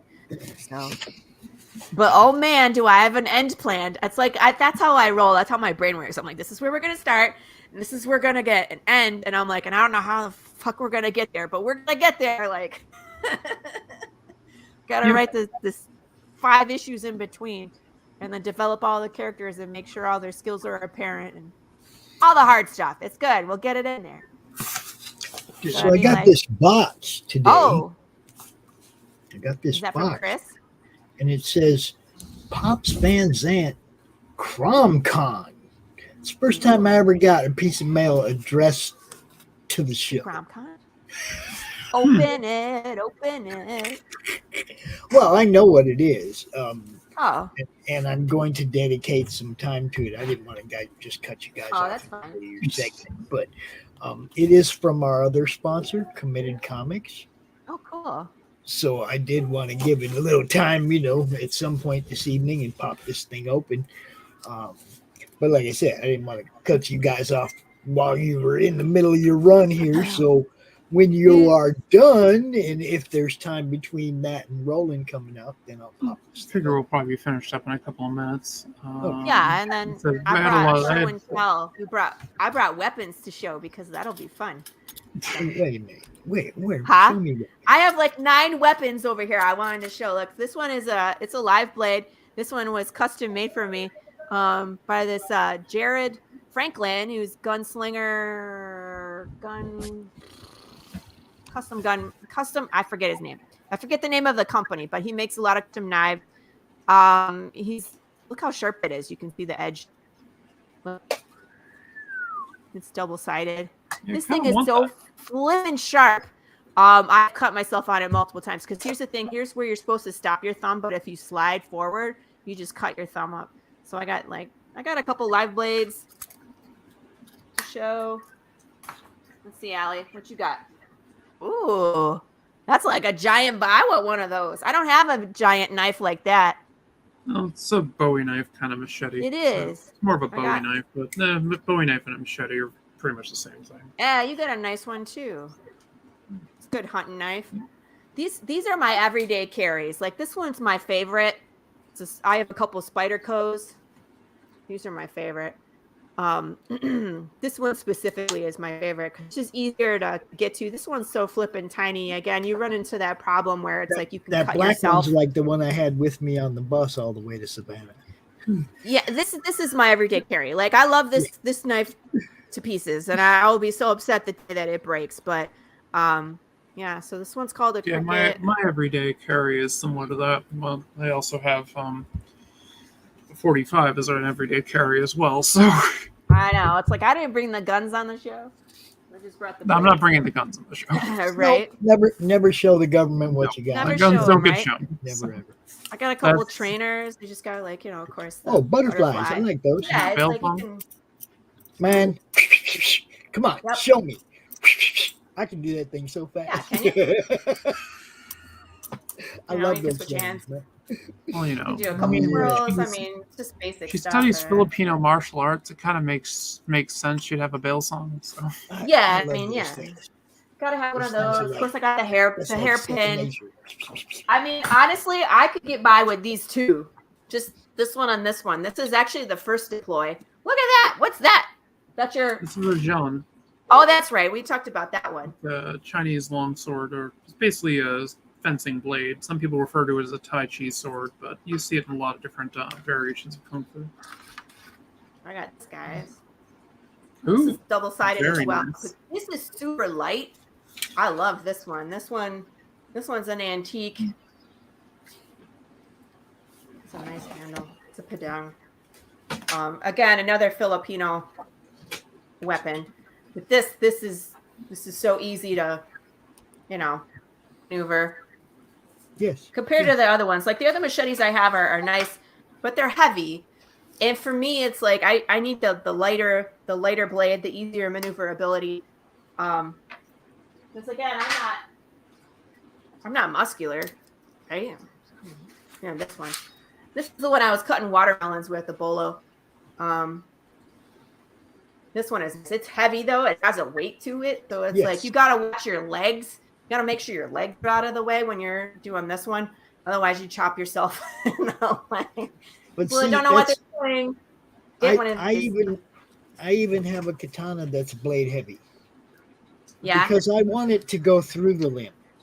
That's what this is. But again, it's the body. You have to have your correct body position. Otherwise, it goes through what you're cutting and goes through your leg as well. Yeah. Or it gets stuck in the bone and you don't want that. You understand. It's like most people wouldn't understand what you're talking about when you say that. I like a blade heavy. I want a blade heavy sword. I want it to go through. You do. You know? You do. You but gotta it's know like I that. want to have both because it's like this one is great for like finesse work. Again, I'm doing like, you know what I mean, where I'm going for like necks, I'm going for arteries. This is stopping things coming in, but it's like if I can get to your neck, boom, boom, boom, boom, boom, and then you're done. I don't gotta get close. I don't gotta chop arms if I can get into the soft spots. So that's why this is great because it's so fast. The other one is great for chopping limbs, chopping heads. What you got, Allie? Katana? I just kill people with this. That's a flat out katana. Yeah, that's what I got. This is that's what you got too? Yeah, I got a couple of them. Well, this is hand forged. And it was a gift. That's nice. I got a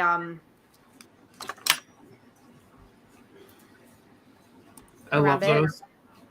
Now, karambits have gotten so big since they've come to the U.S. Karambits are not a big weapon. These are assassin weapons. They're supposed to be small. They're supposed to be hidden. And they're supposed to be poisoned. That's a legitimate. So this is the good size for these. But again, it's like slit the throat and then you go.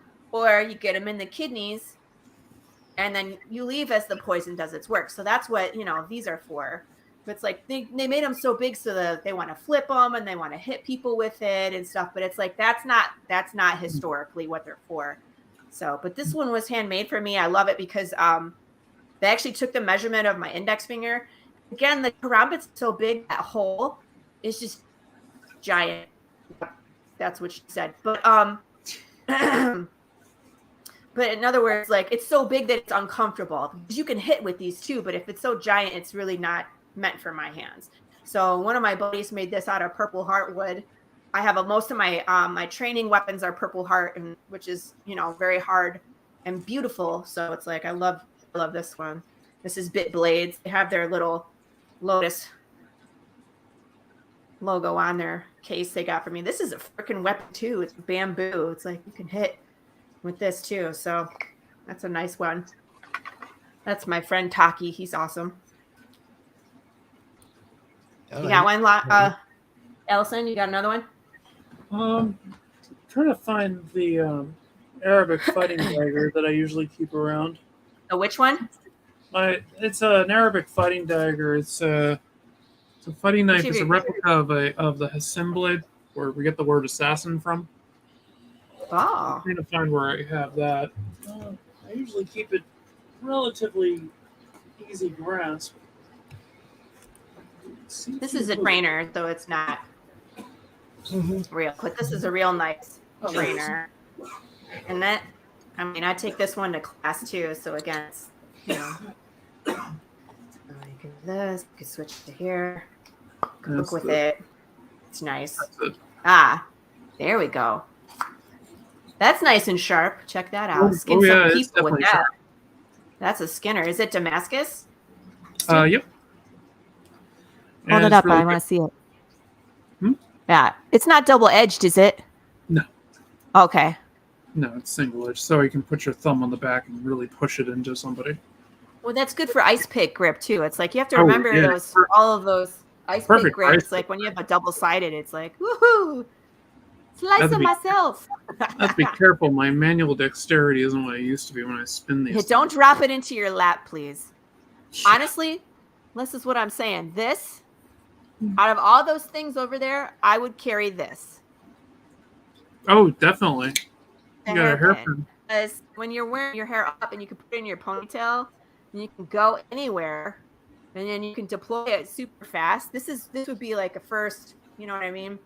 Well, yeah. And again, it's just like the ice pick, and with the loop, it's like it's not gonna pop out of my hand. I'm not gonna stab myself. This would probably be coming out first before anything else because it's just so easy to get to it. So, does it have enough weight to throw if you need it? I wouldn't throw it. We never really do throw weapons in my art. It's like generally speaking, it's bad to throw your weapon away, but sometimes it can make a good distraction. I mean, if it's stuck in somebody, that's probably how I would lose it. Is if it gets stuck in the muscle and then, you know what I mean, I can't get it back out because of the suction. So that's probably how I would lose it. But that would be enough incentive for them to either leave or enough time for me to get out my secondary weapon, which I can do a lot more damage with. So yeah, I said my big thing would just be reaching the purse, pull out gun, shoot. So I mean, yeah, but I mean, what if it's? Oh no! Part is like you're with your family. I'm like I'm with my kids. What if they take my purse? I agree with you. You know what I mean? I always have a knife with me as well. I lose my gun if it's in my purse. If I'm not wearing it. Yeah, no, it's I always have a knife with me as well. So I completely get it. Like 2 knives and a hair pick. I like the hairpin because that'd be perfect. Also, it's like perfect for an ice pick grip to really drive into somebody. I just go for the eyes. That's it. Done. That's one of my first things I like to do with the blade is to go for the eyes, especially if I can get it out quickly and just. Well, if you can get across the forehead and you can get the forehead to flap down over the eyes. Nicely. We're gonna have to draw that into a comic. Get the forehead to like. That would be gross. I was messing a little bit with some 3D animation, and I was actually animating a knife fight. So nice. When I get it to a point that I'm willing to share it, I'll definitely be showing that. But yeah, it's heck yeah. All right. I think it's time. Open your box, dude. Let's see. It's time to open the box. I know. It's like curiosity has the cat. I need to know what's in it before I sign out here. Too. So you guys know we have a couple of sponsors, and one of them is Committed Comics. And we have some of their books, like right here behind me. Threads and Java. Yes, it's a comic book about coffee. Doc, you should be all behind that, you know. So I won something from Don Chin Show that my sponsor put up there. And I think he sent a couple other things too that we can possibly give away sometime this weekend. But first I got to get into this puzzle. First I must find my way into this puzzle. Some people know how to package stuff. Thomas, good job. Oh, man. Look. Ooh, a tote. Is that a tote bag? Yeah, we got put all your stuff in. Nice. That'll be great for working cons. Tote bag. Right? You can put all your stuff in it when you're going to the table at the cons that you're going to, right? Funny thing is most of my equipment would fit in that. But it's not just one. There's 2. You got more? of There's the 2 Committed bags? Comics bags. There is another Cool. Committed Look at Comics that dude. bag. That's the Who dat? Freak Meter guy, I think, right? Freak Meter? Yes. Oh, yes. And then a Freak Meter sketch cover with some goodies back here in the back. Look like postcards and a print. Oh, yes. See, now look. These are the books I was talking about. You got Threads. And he sent me a few copies, so we'll make sure we do some giveaways. This is a good book. I like this. I got it right behind me right here. Nice. Thomas, good job, bro. But we're not done because we got more bags. Got like 5 bags, so I'm giving 4 away.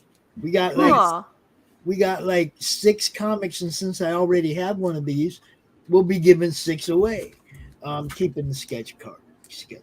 You're right. You're like, I'm keeping this. It's too cool. Thomas, dude, right on, man. Who wants a tote bag?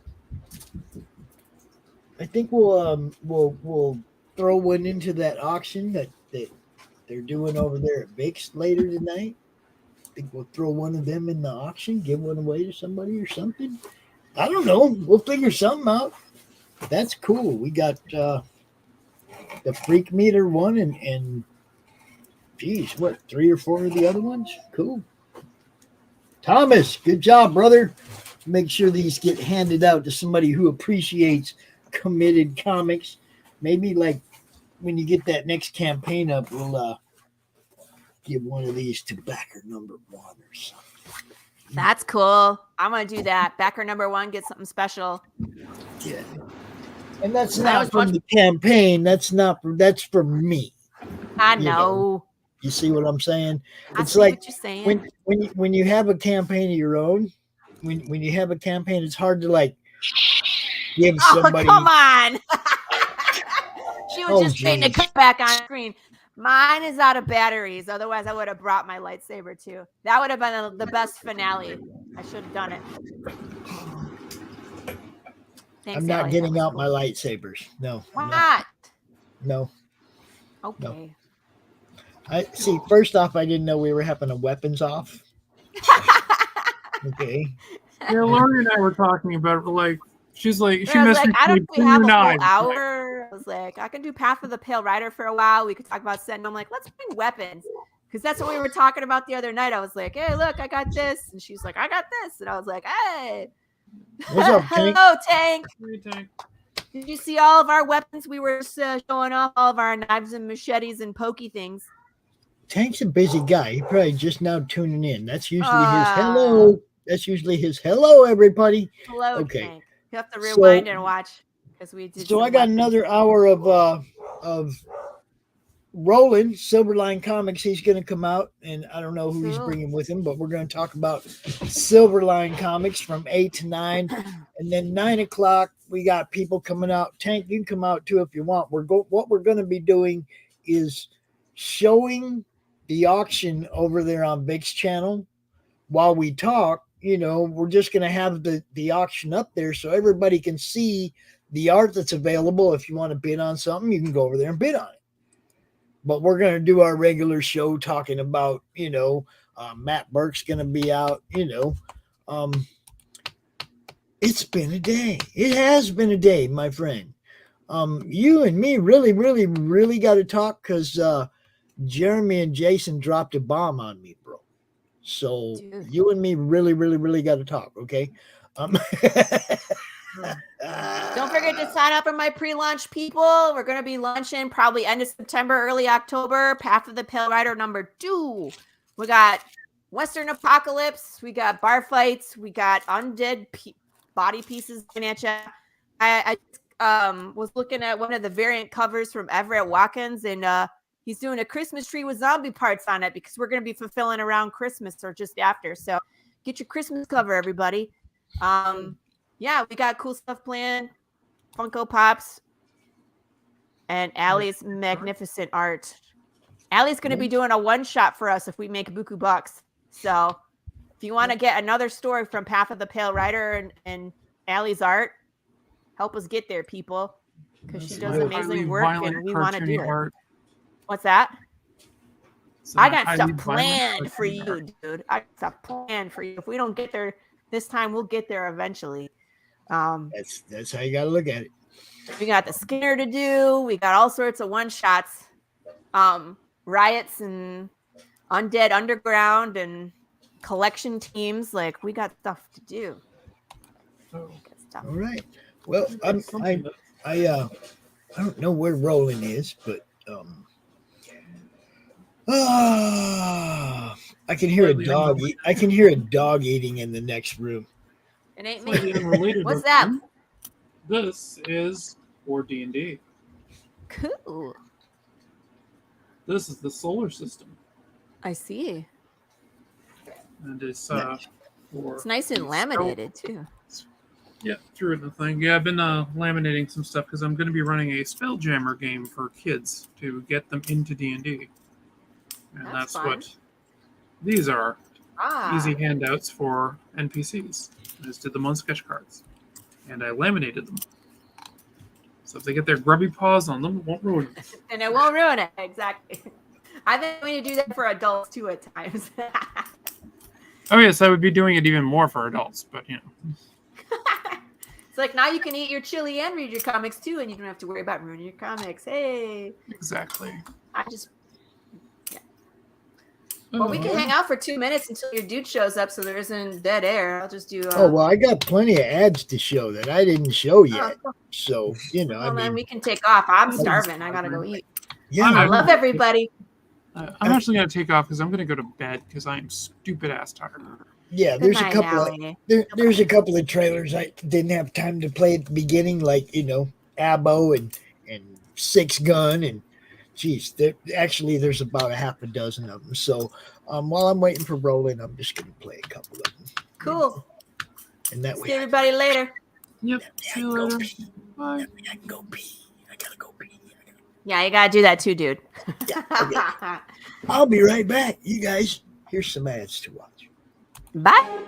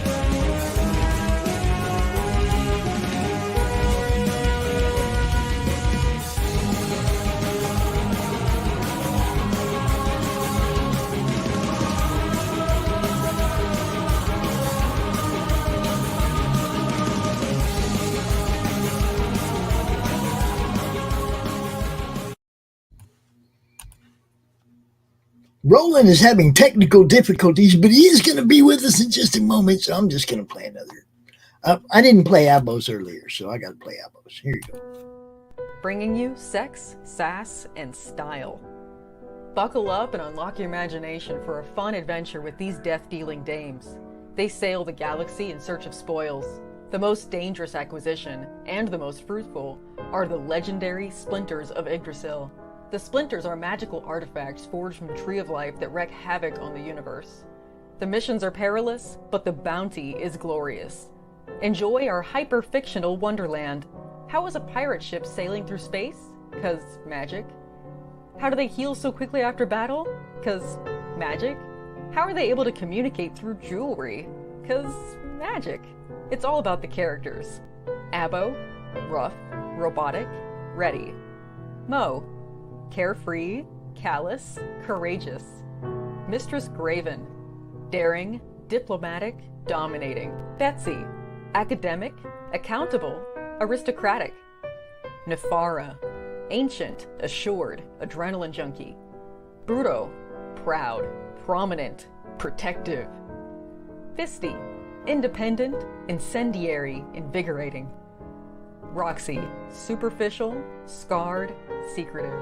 Once you get to know this diverse crew of mythical miscreants, you'll be anxious to find out what trouble they'll get into on the next episode. Go to abogrizzly.com and order both halves of the first episode today.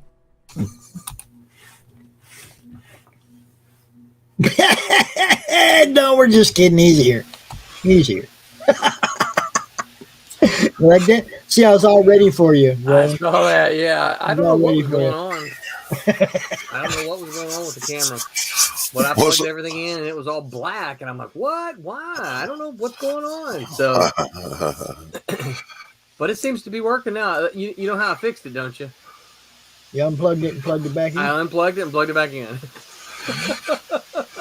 And that seemed to have worked. So now, Roland, you're old enough to have at least seen No Time for Sergeants at least once. Oh yeah, yeah. Well, remember Andy's technical fix for stuff. Well, back home, Papa used to just whomp it on the side and spit in the back. That's right.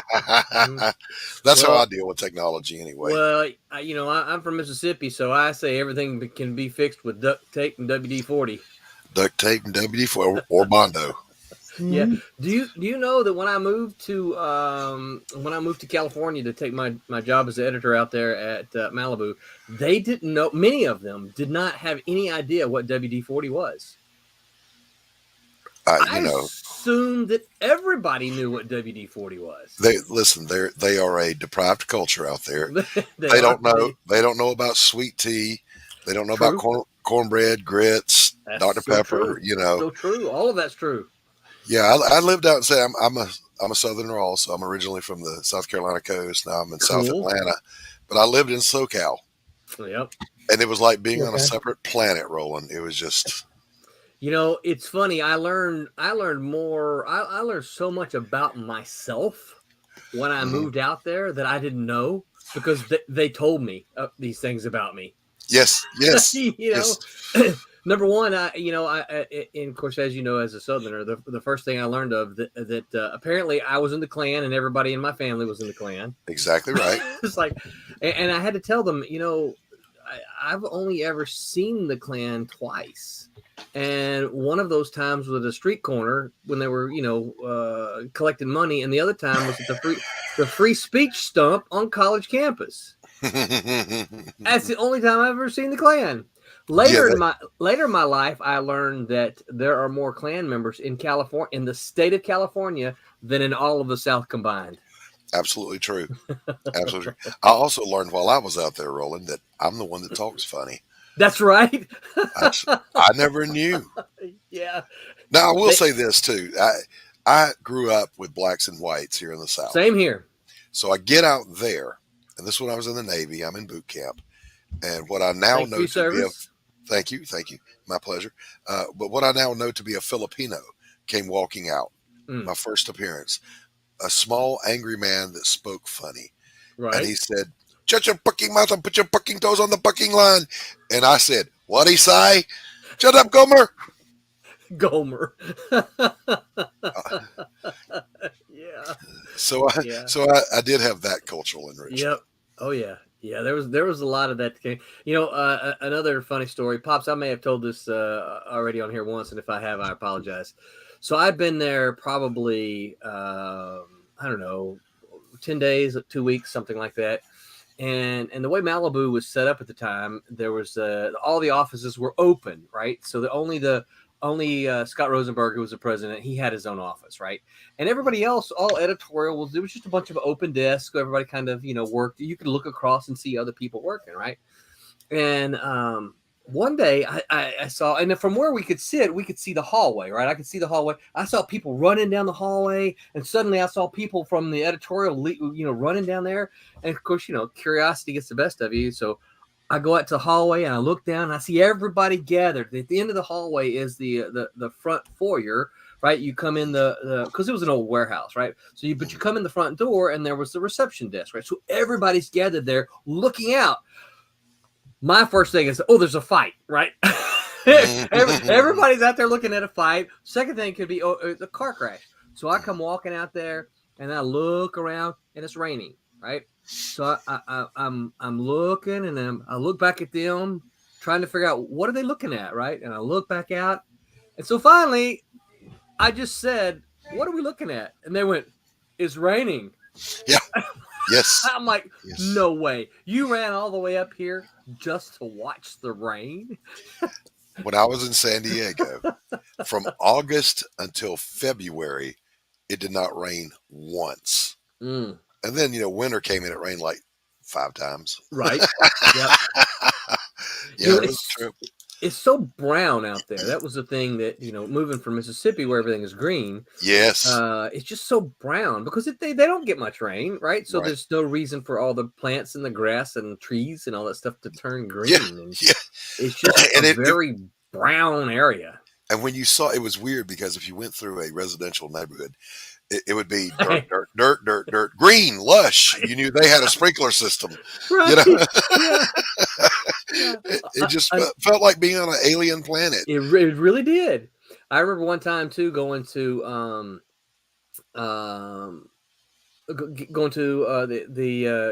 had to travel somewhere. I don't remember, but the shuttle stopped and picked me up at my place. Of course, it was early, here. So I'm kind of laying up against, and a couple gets on and they sit in front of me and we exchange pleasantries, right? And then we keep going on, and I'm kind of listening to them talk. They're all excited. They got their coffee in their system and everything. We stop waiting on somebody and they go, "Oh wow, look at this! He's got a nice little plot of land there, right?" And they kind of go on talking about it. So I'm like, I look up and I'm like, what are they talking about? And there's this house that had like a 4-foot stretch of land along the side of the driveway all the way to the back. And I'm like, this is what we call a nice little plot of land? Yeah. Yeah. Yeah. My dad's got 300 acres. I don't think that, There's a friend of mine that I went to school with here in the South. Her name's Debbie. I won't say her last name, but she's been on Dancing with the Stars, and she's one of the choreographers for Dancing with the Stars. She's got a place out there, and it's probably the exact same size as my house, and she had a pool put in. And she was talking to us here, some of us locals, about how much that place cost her. And I'm like, oh, man. I could have bought 10 of my houses for what you paid for that. No grass having, gravel, sand, desert looking. It's crazy, isn't it? It's just nuts. It's just nuts. What's up, Pops? Yeah, I had to cover up the eyes, man. You know what I'm saying? Well, Pops. What? Pops. What? Pops is listen. He's earned. Talking about my eyes, man. I know. Pops has earned his merit badge for the day. He took one for the team, and I appreciate it. We got through it. I have somebody I want to bring out because you, Doc, were you here when Jason and Jeremy? Yeah. I've been here all day, Pops. Okay. Well, I got blown away today, Tank. Bro, what's going on? They asked me to be the master of ceremonies at Joe Fest next year. Oh, dude, way cool. Nice. Hell yeah. Because I went, what about a madness table? And they went, oh, no, Pops. You guys are going to be up there running all the panels, have almost like a DJ booth where we're running the show out of. I expect you're going to be there, right, Tank? Where is it? Georgia. We got to go back to Georgia. Listen, in case no one's alerted you people, Georgia is the new California. Yeah. We just stay out of Atlanta. Back to Georgia. Yes, stay out of Atlanta. Stay out of Atlanta. We've got everything California has. We got mountains, we got desert, we got swamps, we got plains, prairies, coast. We've got it all. Tank, hold up. Without the taxes. Right. Tank. When is it? we are going in a vehicle. Well, next year, Joe Fest next year. I don't know. It's next year, bro. But we're going in one vehicle. We're not doing this. You know what I'm saying? I'm interested for sure, but it all depends when, and how I'm doing. I've got some serious deadlines coming up over the next year. This is next year. Well, dude. I'll say this though, Tank. If I were you, I don't think I'd ever travel again. We're not going to do no. It shall not deter me, Doc. And just for that, what's up, Doc? What's We have cooking? some adventures with the public transportation going to Savannah and getting home. No, I'm not so concerned about that.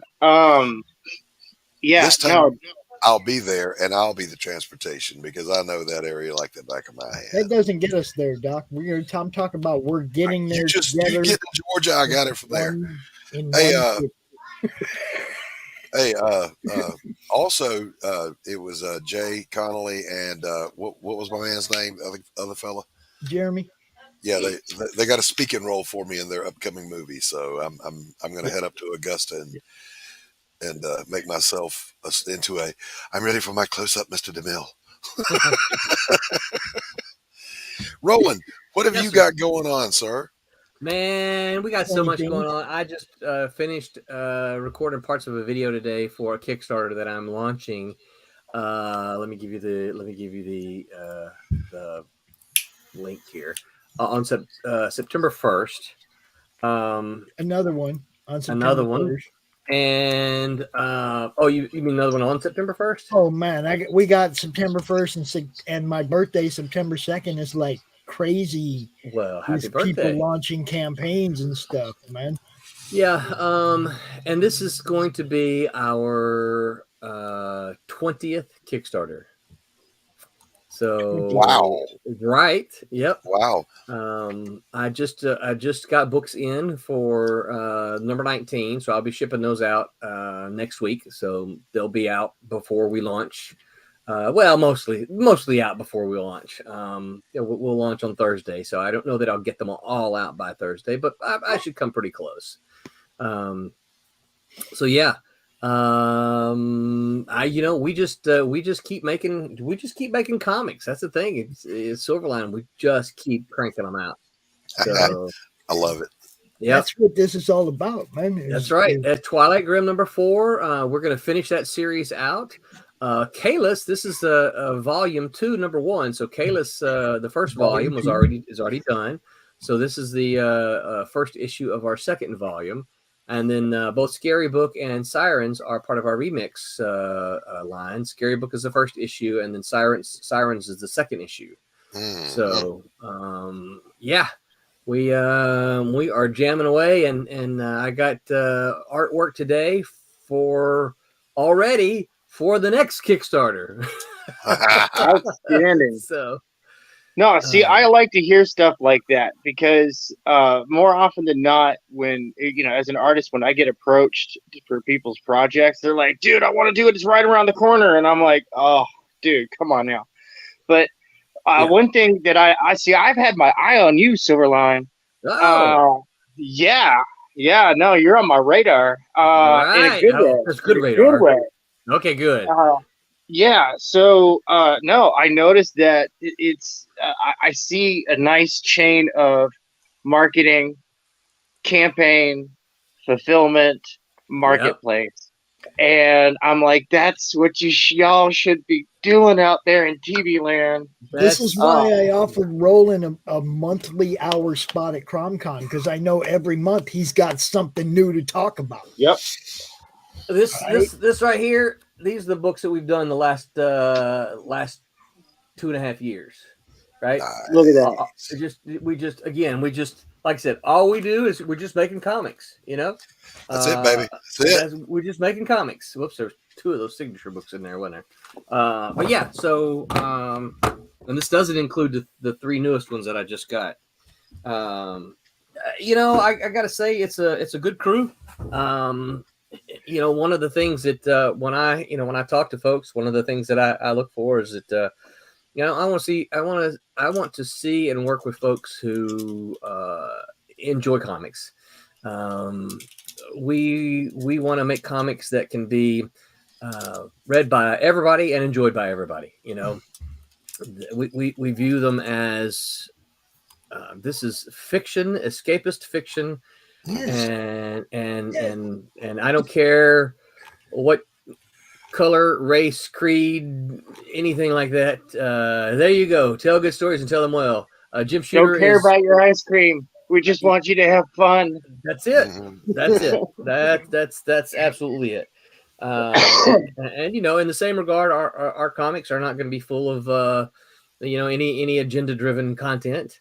That's not to say characters won't have opinions and stuff, but that's not going to be that's not going to be that's not the focal point of any of them. You know, You expect it to be part of the story, not the story. Right. Yeah. In a natural kind of way. Yes. When things happen organically, wonderful. Yep. That's how it's supposed to be. When something is contrived, I can hear Tolkien flipping over in his grave. Right. Yeah. Yeah. Well, so one of the things that we have, not in this Kickstarter, but one of the things about one of the stories that I'm writing, called Silverline Team Up, that has Champion and Miss Fury, where we're getting close to. I think might be one of the books in the next Kickstarter because we're getting pretty close to finishing that. So one of the things that happens there is a school shooting, right? But this is a natural progression of the story that's taking place because Champion is trying to figure out. You know, he's trying to figure out his way as a hero, right? And so people are like, "Hey, get a bunch of guns." And so if anyone read the first issue, you remember the scene from the first issue where he's all decked out. He looks like a Rob Liefeld character, right? It's got all these pouches and bandoliers and guns and swords and all kinds of stuff, and he goes into action with that.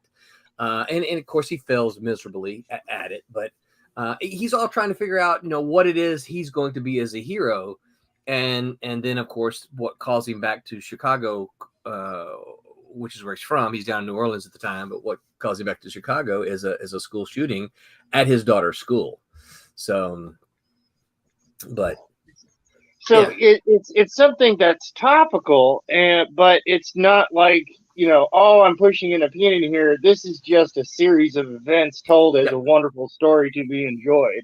Right, exactly. Yeah, and it's not going to end up being. Now he's got so Champion has a friend who is a pro gun guy, right? But it's not going to be like a pro gun story. It's not an anti gun story. You can kind of, you know, draw your own opinions. What's going to happen is he's going to get wrapped up in this particular event, because he has a personal connection there. So he is going to chase down some of the reasons behind why this school shooting happened. It gets him, you know, it gets involved with the mob, and it's a comic book, right? So yeah, man. So yeah, it's a lot of fun. I kind of get the both of the movies Walking Tall kind of vibe. Yeah. All right. Great so, I lived not far from McNairy County when I was. I lived not far. Well, I lived in Tennessee for a while, and I lived not far from McNairy County, which is where. Oh, holy moly! Yeah, that's where the real story took place. Yeah. Yeah. Crap. What is his name? Buford T. Pusser. Buford Pusser. Yeah, Buford Pusser. I traveled down Buford T. Pusser Highway many a times. Yep. I've been calling him Buford Pusser. Well, that's wild. My mom's from Memphis. Oh, really? I was born in Memphis. Yep. So. I like it. The South is being represented here. That's right. You just kick back with your Yankee ass, and we'll be fine with that. I'm kidding. We actually cut up all the time and say people from the UP and Michigan are more southern than Floridians are. I've heard different things like that about some of the rural areas. I ain't the UP either. The UP is welcome in the South. You know, apparently there's a big chunk of Illinois in the bottom part, kind of down around Cairo, where the Mississippi and the Ohio meet. it's a big farming community, and apparently they're very southernish there as well. Yeah, there are people. Right, yeah. And by that, listen, for those of you out there, I don't mean a thing about race. I mean they don't put it has nothing to do sugar with race, yeah. in their cornbread. Okay? Listen, Pops, I love you. They eat their cornbread. Doc, I need you to back me up here, okay? But I told, this is one of the things that when I moved out west, one of the things I said, I got more in common with the black guys that I went to school with than I got with the Yankees, okay? Yes. Because we went to the same schools. We worship the same God. We worship the same football teams on Saturday, right? Because we're college nuts down SEC here, right? football, are you kidding me? That's it, right? And I cheer for the SEC against everybody. I hope they beat everybody. So I got more in common with my black neighbors than I have with white folks above the Mason-Dixon line. Okay, little bit of Pop's history. I was born in South Minneapolis. South Minneapolis. South Minneapolis. Right, right. The neighborhoods that burn when shit pops off, right? Okay. I was born in that neighborhood. Okay. I saw Prince play guitar at a kegger party before he ever owned a purple jacket or a purple motorcycle. Cool. Okay. But then I decided when I was 15 and got my permit that I had shoveled enough snow as a child to last me a lifetime. And I moved to Phoenix. So that Yankee thing went all to hell because I was out in the Southwest 35 years. Care. I have never ever in my life shoveled snow. See, well now I've done it a few times in the last few years because I'm back up in Michigan. Gotcha. But, I was never a Yankee, dude. I was west of the Mississippi like a good man's supposed to be, and stayed there for most of my life. And how I ended up in Michigan, and you blame my son. Okay. We don't shovel snow in the South. We pour a little Morton salt on the steps. That's right. So it don't get icy. That's it. That's all we concede to winter. You don't even see the stuff. You got to drive to find it. Yeah. Where I live in Florida, I'm below the freeze line. There you go. I didn't even know there was such thing as a freeze line until I moved down here.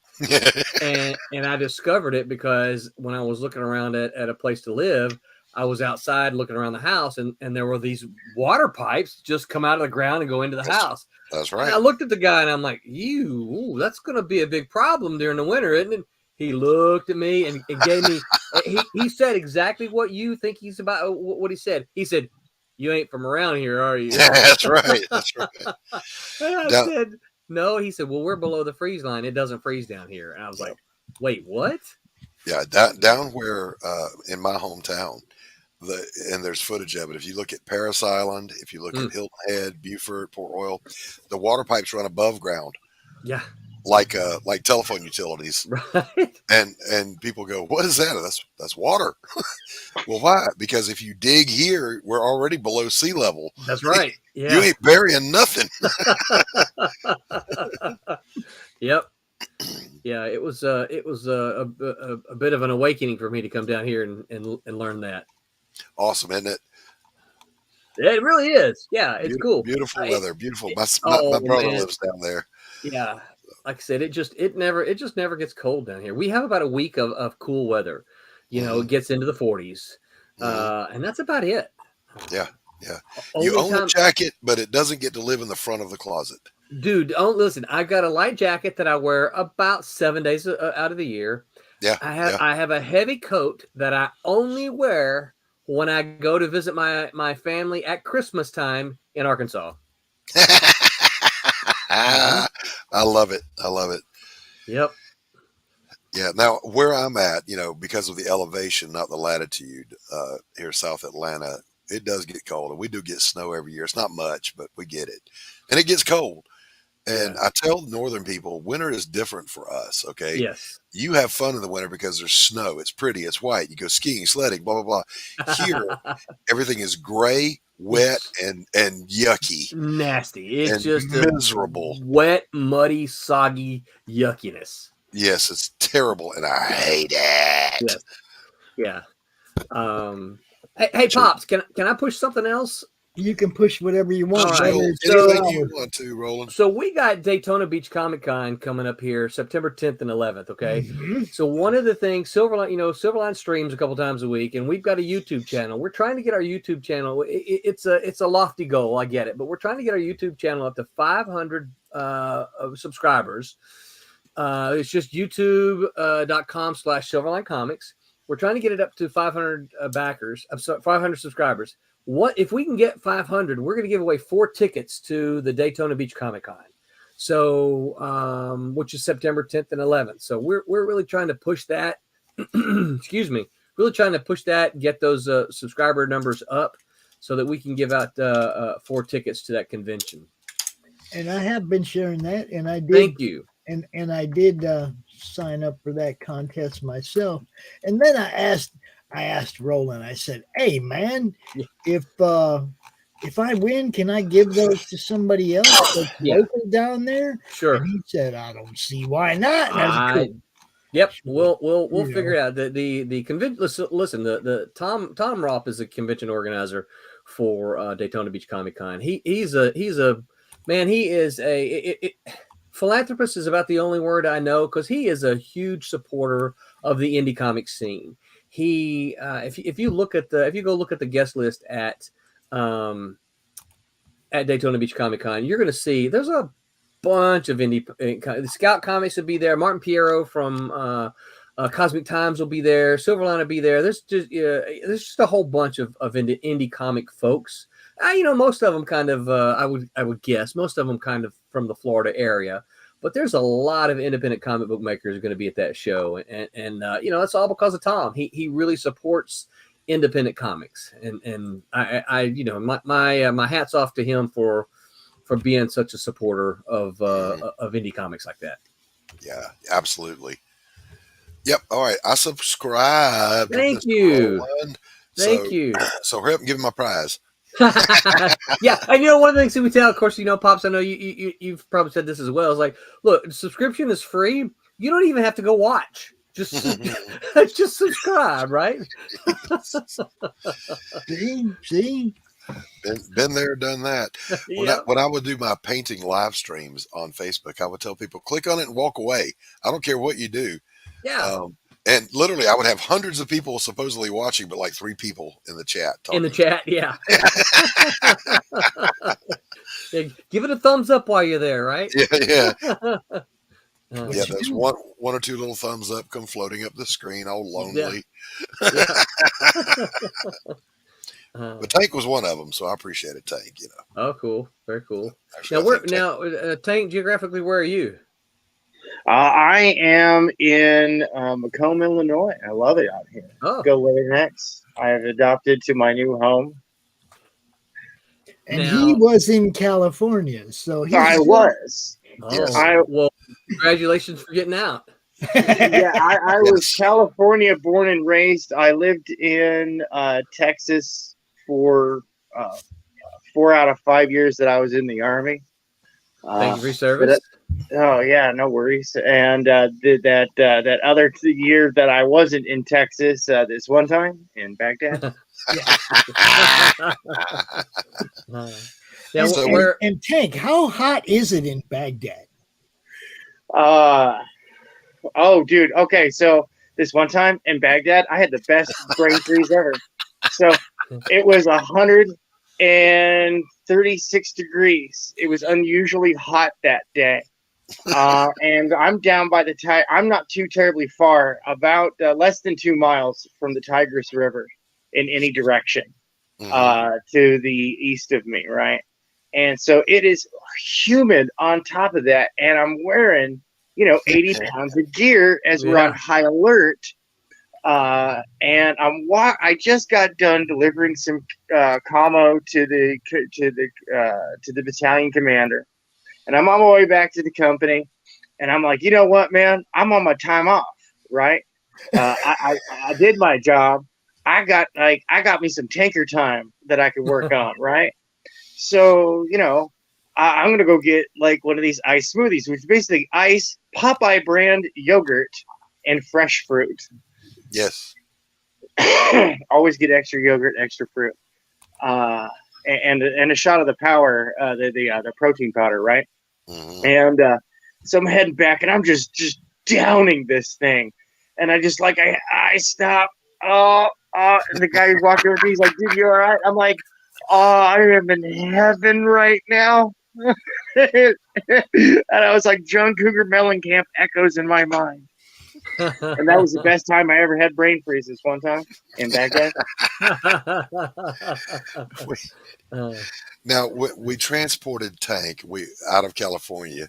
So we got a giant mayonnaise jar, poked some holes in the lid, put a little sand and high taxation in there so he'd feel at home, and transported him to the Midwest. And then dude, I wish it was that simple. Released him. I went on an adventure. I almost died several times, and as soon as my my battle buddy gets back from his workcation and actually gets back home, we're gonna podcast it. It's gonna be a hell of an adventure. I mean, listen, I listened to most of that, Tank, and all I remember thinking is this one time in Baghdad stories ain't got shit on this one time in Vegas. Yeah. This one time in Vegas, this one time in Kingman, this one time in everywhere, all the way here, huh, Tank? Oh, dude, I almost died in Vegas. I'd never been so happy to see the Marines. Yeah. Sorry. Yeah, no. Full story on the podcast, man. No, I can only tease at it right now. Yeah. Well, I did have a very reverse of that happen to me one time when I got stranded on I-95. I did just like you. I found not a VFW, but an American Legion. And there was an old Army first sergeant there. And thank God, I was never so glad to see the Army. He hooked me up. He took good care of me. He gassed up my car, got me a hotel room, made sure me and my wife got fed, and got us on our way. Wow. So thank you, Lord, for kindness of really, you for the kindness of strangers, but in the case of the Army, really strange strangers. Yeah. No, the Marines were conspiring behind our backs to help us, which was really funny. Because I'm smarter than the average bear, but we ultimately didn't need it. I pulled through. I pulled out a personal loan, and from somebody, and what was supposed to end up saving us $300 ended up costing $500 extra. Outstanding. Oh, dude. So, Roland, I got to get back to shilling a little bit here. Sorry, yeah, please. Tell me about Scary Book. So, Scary Book is a story of Marty Applegate, who you can see there. He's the guy looking up at the girl in the book there. He's a bookstore owner. And what happens is Lucifer notices that it's not so bad in hell. Right, he gets looking around and is like, "Hey, where are all the demons? Why aren't we torturing souls? Why these people look like they're on vacation down here?" Comes to find out that a book has gotten into the hands of the people on Earth, and they're just conjuring up demons right and left. So hell is empty of demons, and so Marty Applegate has to get that book back so that he can return it back to Lucifer and get all the demons back to hell. All right. Okay. So the guy happens to observe, well, things in hell aren't so bad these days. That's right. Yeah. Everybody's on vacation. Yeah. So, and of course, old Scratch ain't so happy about that. So, right. He sends Crimson, who is the gal there on the image. He sends her back up to Earth to get Marty to go get the book back. Nice. Yeah. So it's a 4-issue miniseries, and this is the first of the 4. So Sid Williams is the writer, Steve Woolheit is the penciler, Dan Schaefer is the inker, and Eric Rosberg is the colorist. And if I'm not mistaken, I think this is Eric Rosberg's first published work. Nice. published comic work. So yeah, he's done a really nice job. I'm looking for just I'm Google searching for images from Scary Book. So, let but me let's do it the better way and ask you for them. Sure. Let me see if I can dig something up right here, and then I will share my screen. Scary Book, issue 1. Quick production question. Sure. What's your timeline of release for the full 4 issue? So that is a good question. Like 1 a quarter? I mean, because I understand how things work in indie. I mean, like, dude, I've got a 58-page book that's coming out next summer, and I'm actually starting on it right here, real quick. And that's going to take some time to get done. Just production wise. So, and unfortunately, we don't have in indie in order to make ends meet. We can't hire the full production line of I'm going to get a layout artist, a breakdown artist, a penciler, and ink, initial inker, and a finishing inker, so I can Tony Wong this. Yeah, so that's kind of why I hem and haw a little bit, because some of it is just like, whenever we can get it done. I dig it. Yeah. And so this crew is going to be, because it's our remix. So what we're doing for our remix books is all of the remix books are formally published in black and white. In the 90s, nobody around the day remembers them, right? Right. But these were all formally published in black and white in the 90s. And so what we've done, we've scanned them digitally, using the original art when available. That's not always available. But we've digitally remastered them and then colored them. So really the only thing that we have to do is touch up a few things, and then color them. So the Scary Book should probably be, and Sirens would be pretty regular. All of our remix books are gonna come in pretty quick, again, because most of the hard work is already done. There you go. Now here I got another question for you. Okay. So in order to print out the stuff that you have on schedule, approximately how much funding would you need? And that's because I asked this because you never know when venture capitalists are stalking me. I have a few that are friends that like to hide in the chat. I got to step away for just 1 second. Excuse me. Sure. Well, that would be, venture capitalists would be very cool. In fact, we actually made not long ago, we made a pitch to a media company who was looking for some comic production stuff. And we did the whole thing. What was the question again? What exactly was it? How much capital would you need in order to get the production done and just have books waiting to be sold? So our pitch, the without going into the details, our pitch was to get a comic a week to be collected into graphic novels ultimately, right? But one comic every week for the year was, and that we based these, by the way, on Marvel and DC rate. I still have friends at Marvel and DC, and I reached out and found out. So what are you guys' rates?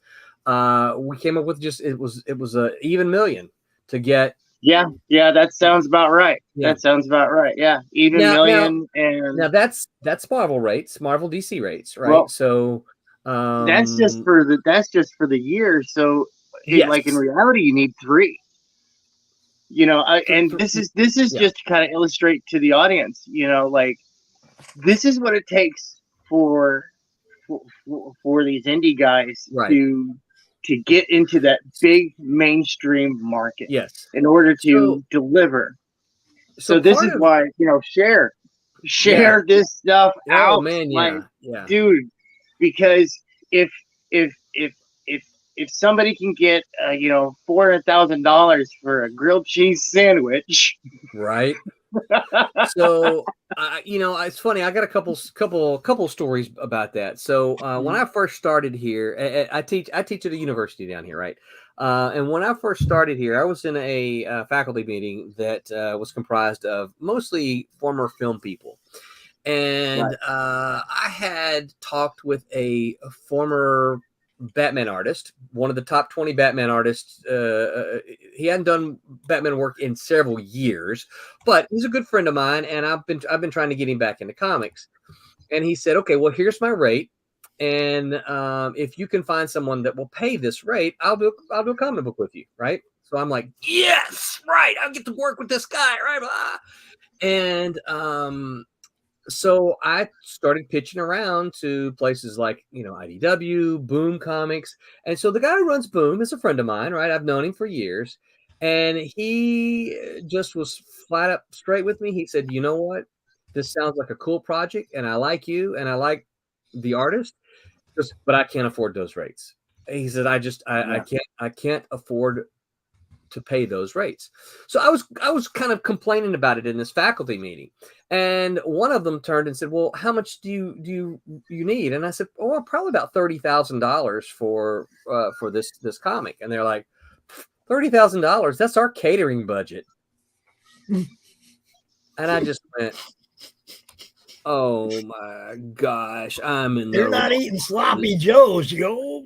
Yeah, yeah. So the other thing, though, Tank, the other thing about that money is that so part of why I couldn't answer you exactly when the next one would be is because these are independent comics, and we're not making Marvel. We're not making Marvel rates, right? So we just everybody except for Barb, who's recently retired. Everybody who works with on the projects at Silverline, we've all got jobs, right? So we can't. Because we're not making those top-notch Marvel and DC rates, we can't afford to quit our day jobs, and we have to do the work when we can. So we can't produce a comic a week because we still have to pay the, if we could get that kind of money, then we could focus everything and get those books done like that. But without that, we just kind of do it as we can. Does that make sense? Right. Oh, absolutely. Yeah. Absolutely. No. Yeah, no. See, Pops and Doc know I like to talk sausage making sometimes. Sometimes I like to talk the gristle and the fat. Sure. Yeah. And because I studied to be a fiduciary, and then instead of taking my test, I said, "You know what? I don't want to do that for a living." And I ran my own business where in Los Angeles, where I basically did troubleshooting for small businesses. I took small cap companies worth under 50 million. And I took them out of the red and put them back at least on track to get debt free, you know? Yeah. And like Mary Poppins, I popped my umbrella, and I'm off. I'm off to my next adventure. Very cool. The cicadas decided to kick in like hardcore. I don't know if y'all can hear that. But so yeah, I love to talk business. Sure. I love to talk shop because, we have, and I'm happy to talk about it as well. we've got basically 4 titans that are truly like independent, and that would be like Brian Pulido, Billy Tucci, Ethan Van Sciver, and now this young upstart, the Rippa himself, funding over $3 million. That's that investment capital, right? Yep. That's that investment capital.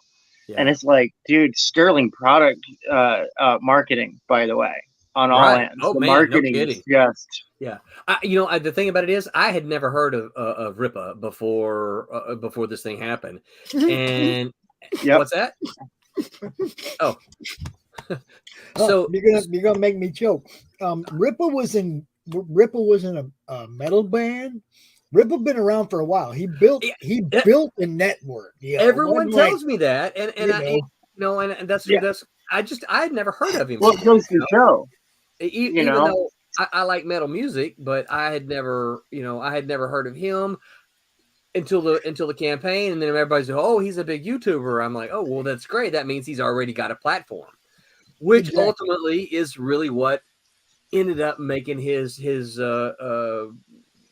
comic so successful. And more power to him. Oh, for real. I hope that he ships every single one of those things out on time and makes a lot of happiness. Well, Last I saw, he had about something. He just posted something on Twitter and showing a box of all the B covers that are already signed. He's rolling right along. Don't worry about it. I've seen so many. Here's my thing. There's so many naysayers, and my first thought was like, why are you hating on this guy? Cheer for him.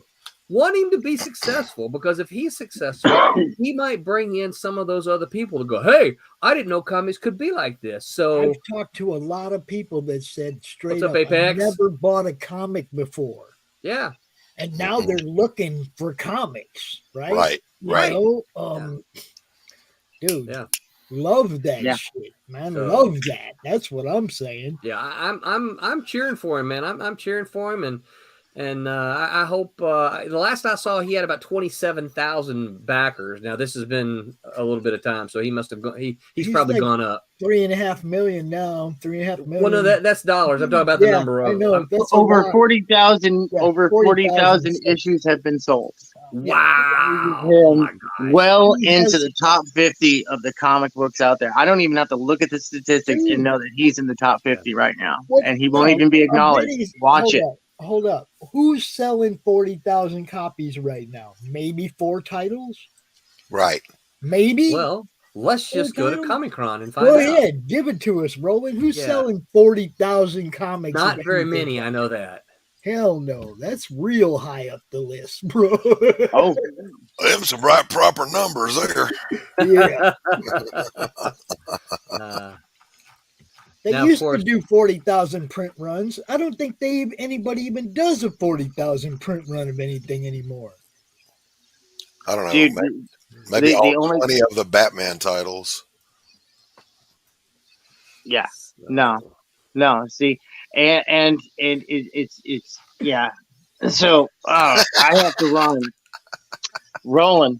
Yes. Dude, for real. Connect with me on either Twitter or LinkedIn. Absolutely will. What's I need a name. It's not Tank, is it?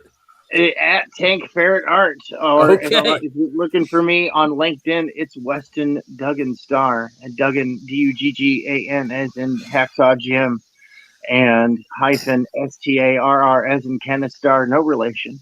Okay. Roland, if you hit either one of us up, we'll hook you up. Yeah. Okay. Yeah. Sounds good. I will absolutely do that.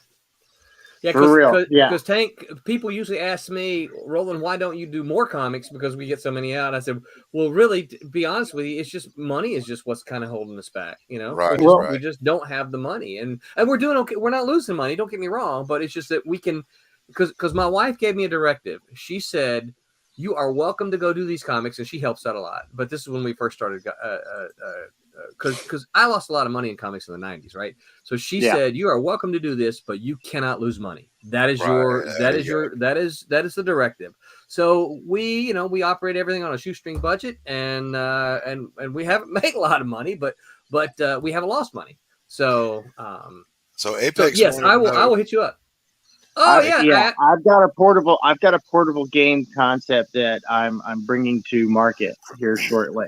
Sweet. And I am licensing indie stuff all over the place, so that we could have the ultimate throwdown. Sweet. It's like HeroClix without the annoying parts. Oh yeah. I will hunt you down and find you, sir. All right. Yeah, and dude, there's some amazing stuff. I'm actually gonna be working with Chris of Slaughterville fame. Yep. We're gonna talk page rate and how many pages in schedule. Nice. But it's looking Tank, good.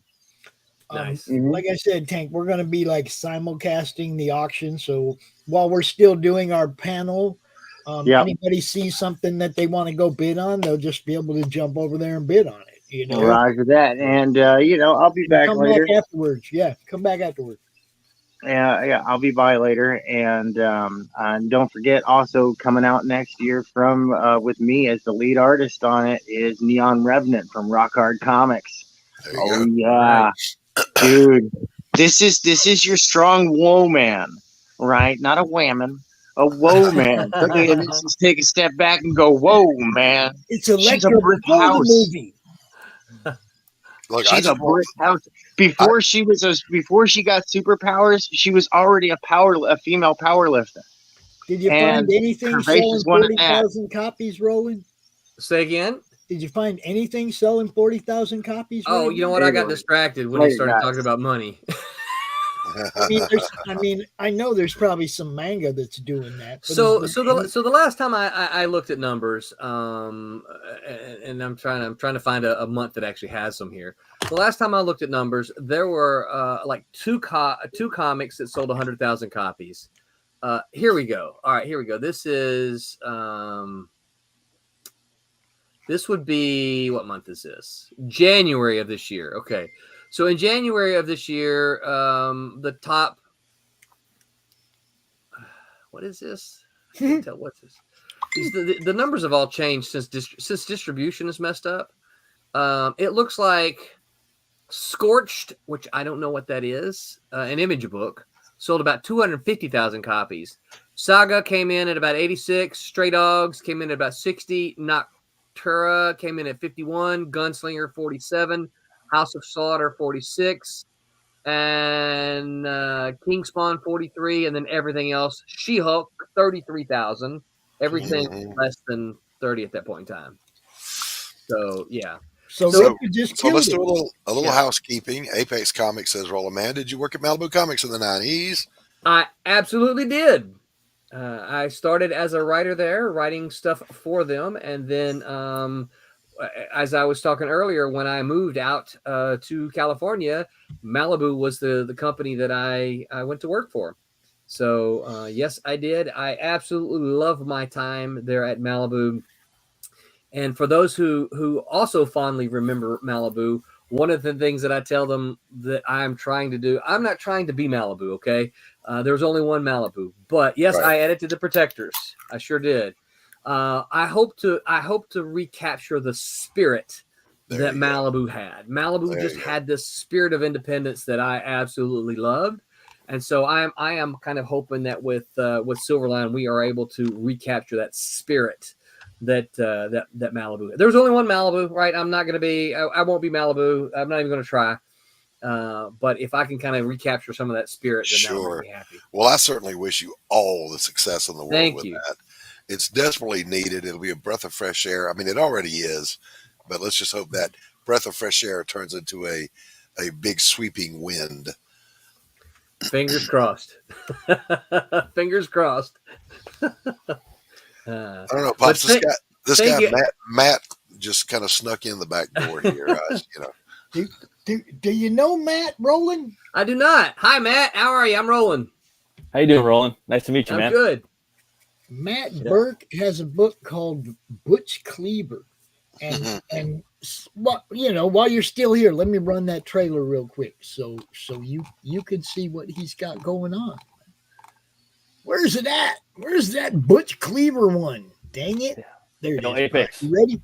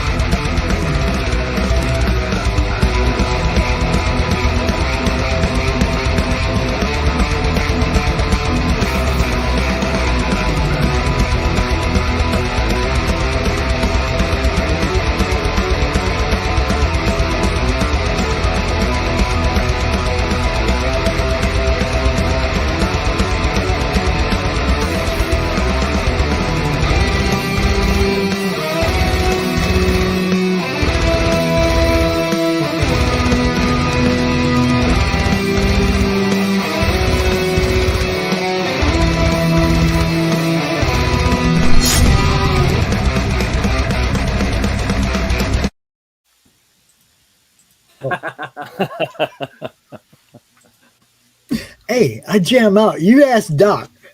There's so many different types of music on all the trailers that we play, and I'll just be sitting in the backstage just bopping along.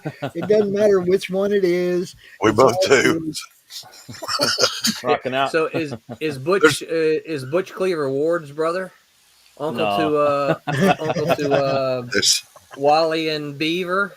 Right. There's to finish what Pops was saying, there's nothing like watching a bald guy headbang. You know, Right. you don't have the great hair going with it. It's just there's no hair flip. There's nothing to give it any kind of accentuation. yeah. There's just the I'm concussion. making up words and shit. There's just the concussion. You know, that's all there is. Yep.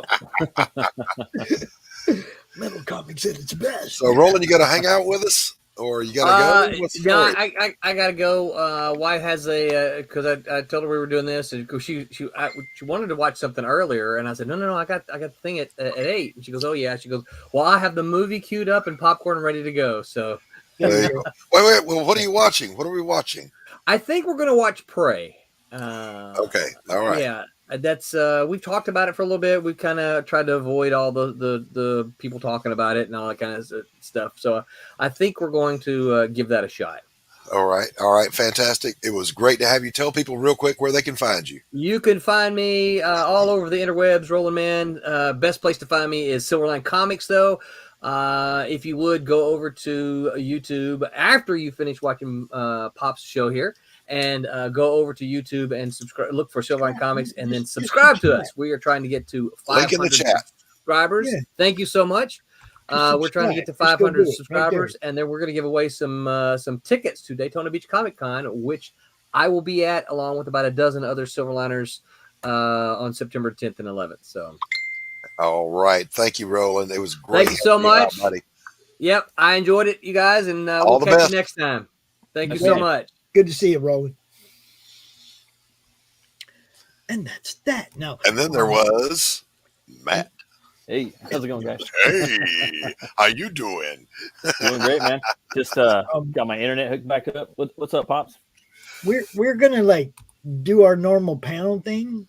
Okay, I'm just gonna drop the link now, and if anybody wants to come hang out with us, we're also gonna kind of watch the auction going on over there on Big Stream, right? So that if anybody that's watching us wants to bid on something over there, they won't miss out, right? So I'm not going to have the volume on, obviously. Right, but if right, you see right. a piece of art over there that you want to bid on, just go over there and check out Big Stream. They haven't started yet. It don't look like, but Chris we're Gal, having up there. what the hell, man? It's good to see you. It's been a minute, bro. Yeah, no kidding, man. Good to see you as well. Good to see Matt. Good to see Pops. Good to see everybody. Popped in on a couple of streams where we just missed each other. And I was like, what? Damn it, I didn't get to hang out with my boy. It's good to see you, man. All right, so I got to do this now. I did it for Matt. I got to do it for Brian.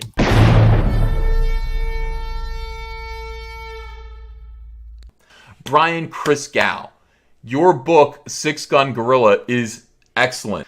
Six Gun Gorilla, awesome. Awesome comic book.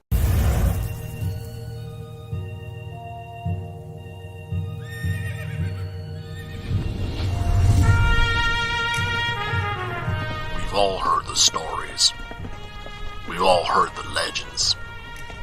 Wyatt Earp, Doc Holliday, Billy the Kid.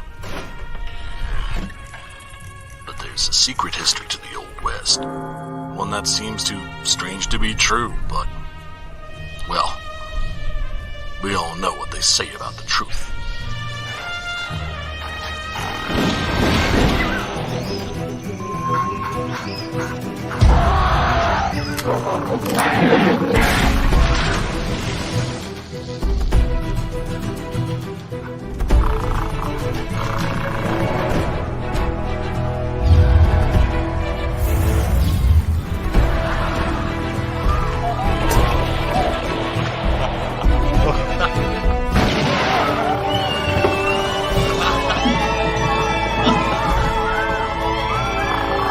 Very big ape, very big guns, blowing very big holes, and very bad people. Very bad people. I think the world is finally ready to hear the story of the strangest, the most startling Western hero of them all.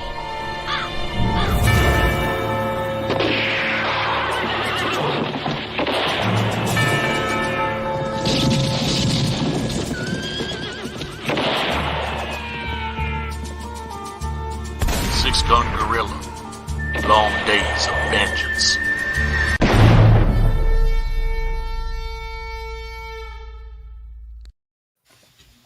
Oh, thanks, Pops. I gotta update that so it has like the quote from Mike Barron, which is simply majestic. There we go. Now, before we get started here, you can see they're already going over there. But before we get started here, Brian, join me in a smoke, bud. Okay. And before you do that, Pops, and you're on that train of honoring your guests, why don't you play that one I dropped in the private chat? What did you drop in the private chat? What is it? What is it? Oh, Gilmore looks good with a beard. I have to unshare what I'm sharing to share that, Doc. You just go ahead and do share it. I can't. My sound. It doesn't work with my sound for whatever reason, or I would have.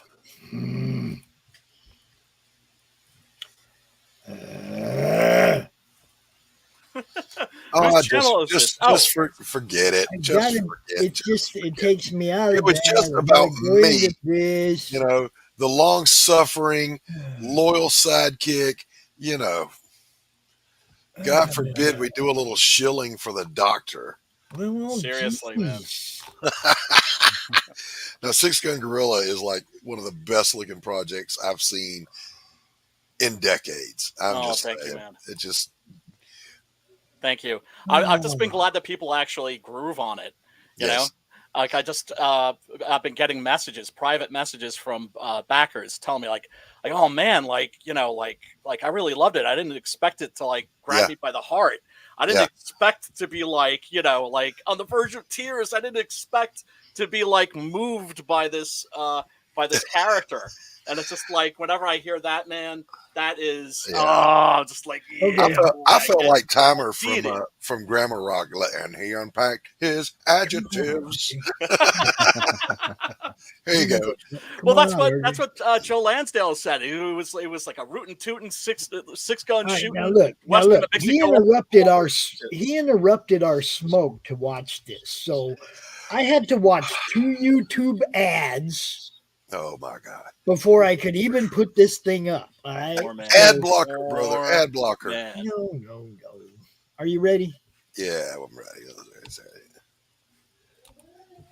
From Christopher Doc Blalock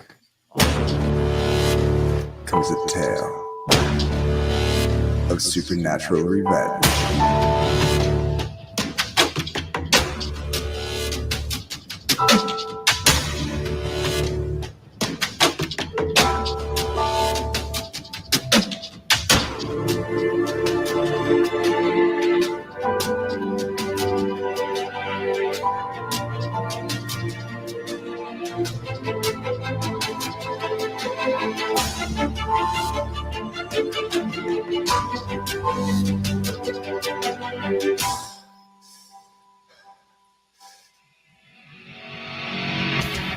After witnessing a brutal murder by a Russian mob boss, Elizabeth Payne is hunted down, beaten, assaulted, and left for dead. What they didn't know is that Elizabeth is descended from a centuries-old lineage of powerful witches. And she's back now. She does not want justice. Revenge is not enough. It's blood she's after, and there's no depth to which she won't sink, no price she will not pay to get it. Revenge. The sweetest morsel to the mouth that ever was cooked in hell. From Throwback Studios. Published by Dark Gift Comics. Perotta. Blood and Mud. Silent today. Only on Indiegogo.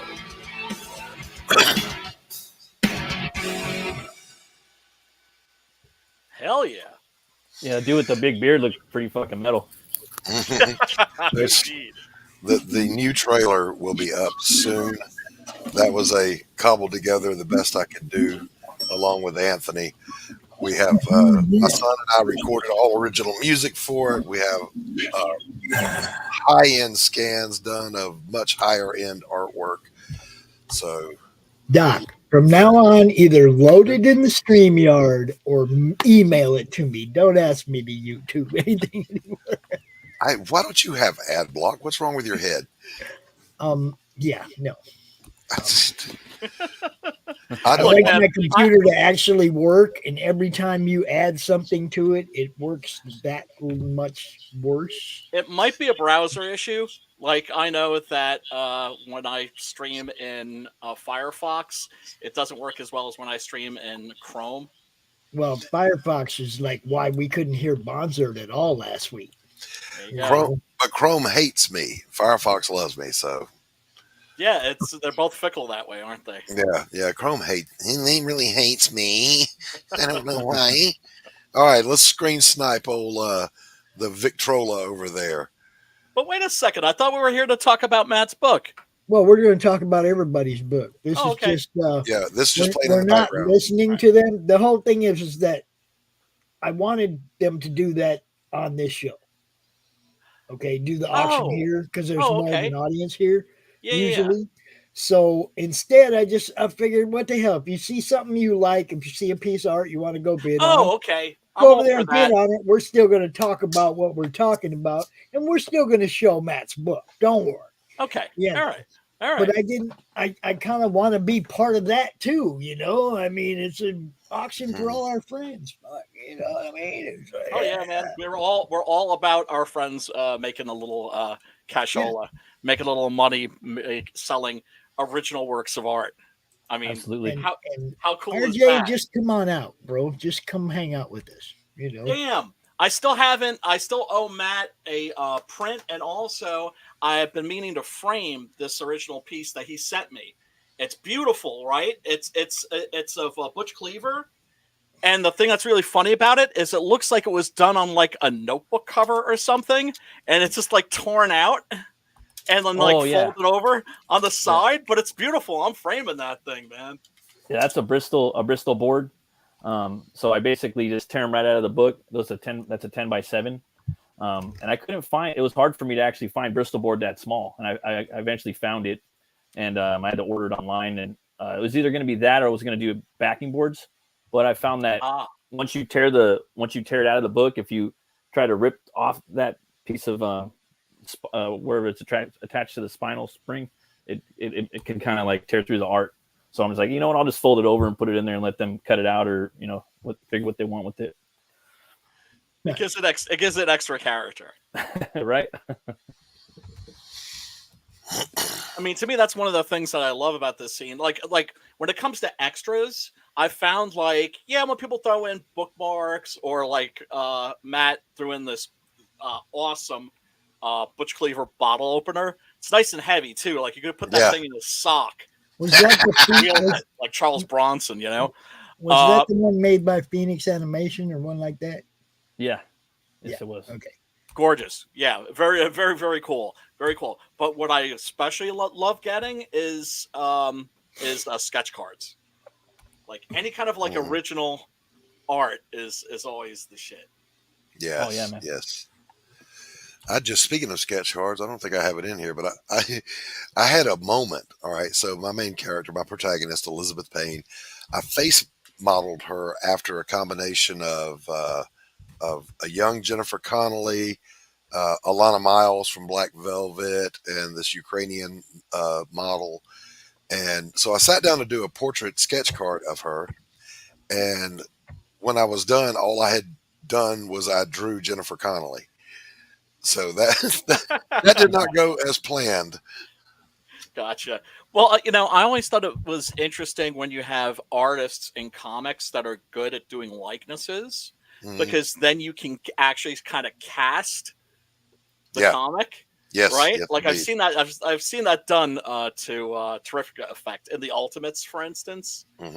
Right. Or there was at least 2 or 3, I think, Jonah Hex stories or covers I saw where the non-scarred side of his face was like clearly Clint Eastwood. Right, Yeah, it's gotta be exactly right. And who was it in Image Comics? Was it the Wildcats team that it was basically Clint Eastwood was their Nick Fury guy? I'm not sure. Obviously, I'm not that much of like a '90s guy, the way a lot of folks are. When all the lifestyle I stuff was coming out, that was kind of like when I was taking a break. Yeah, I was working in comics at that time, but obviously not with those guys. But I remember in Wizard magazine, they were asked directly, "Look, man, is this Clint Eastwood?" And they said, "Technically, no. Legal disclaimer, no. But wink, wink, yes." You know. Oh, So the best recent example I could think of, recent meaning, you know, when I say recent, I mean like in the last like 10 or 20 years, was in by Kyle Holtz in I think it was Billy the Kid's Old Timey Tales or something or another. Untimely Oddities. That's it. Yeah. By Eric Powell. Right. And so they're going to, they're trying to find Frankenstein, right? And when they find Frankenstein is Peter Cushing. Yes.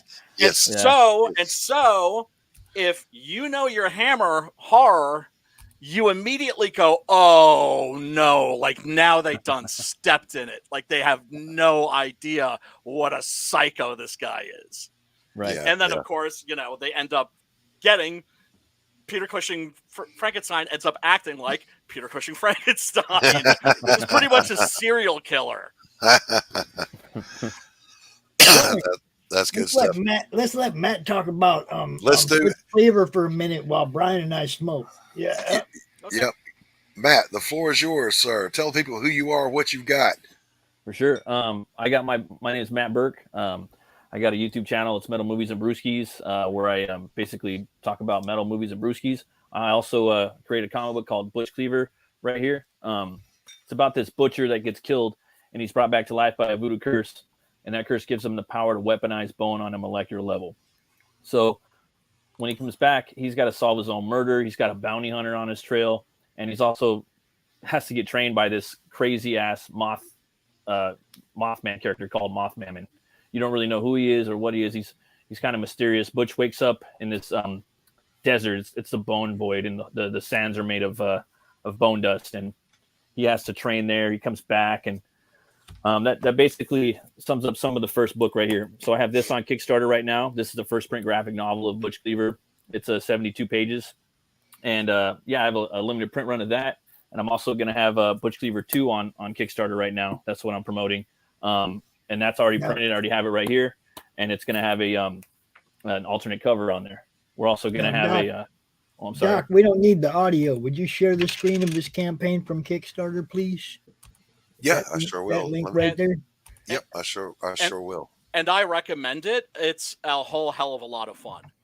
It's not the best drawn comic you've ever seen. Oh, it's not the best written comic you've ever seen. But it's a whole hell of a lot of fun, is what I'm saying. Hey. Yeah. So, basically, they're both up on there on Kickstarter right now.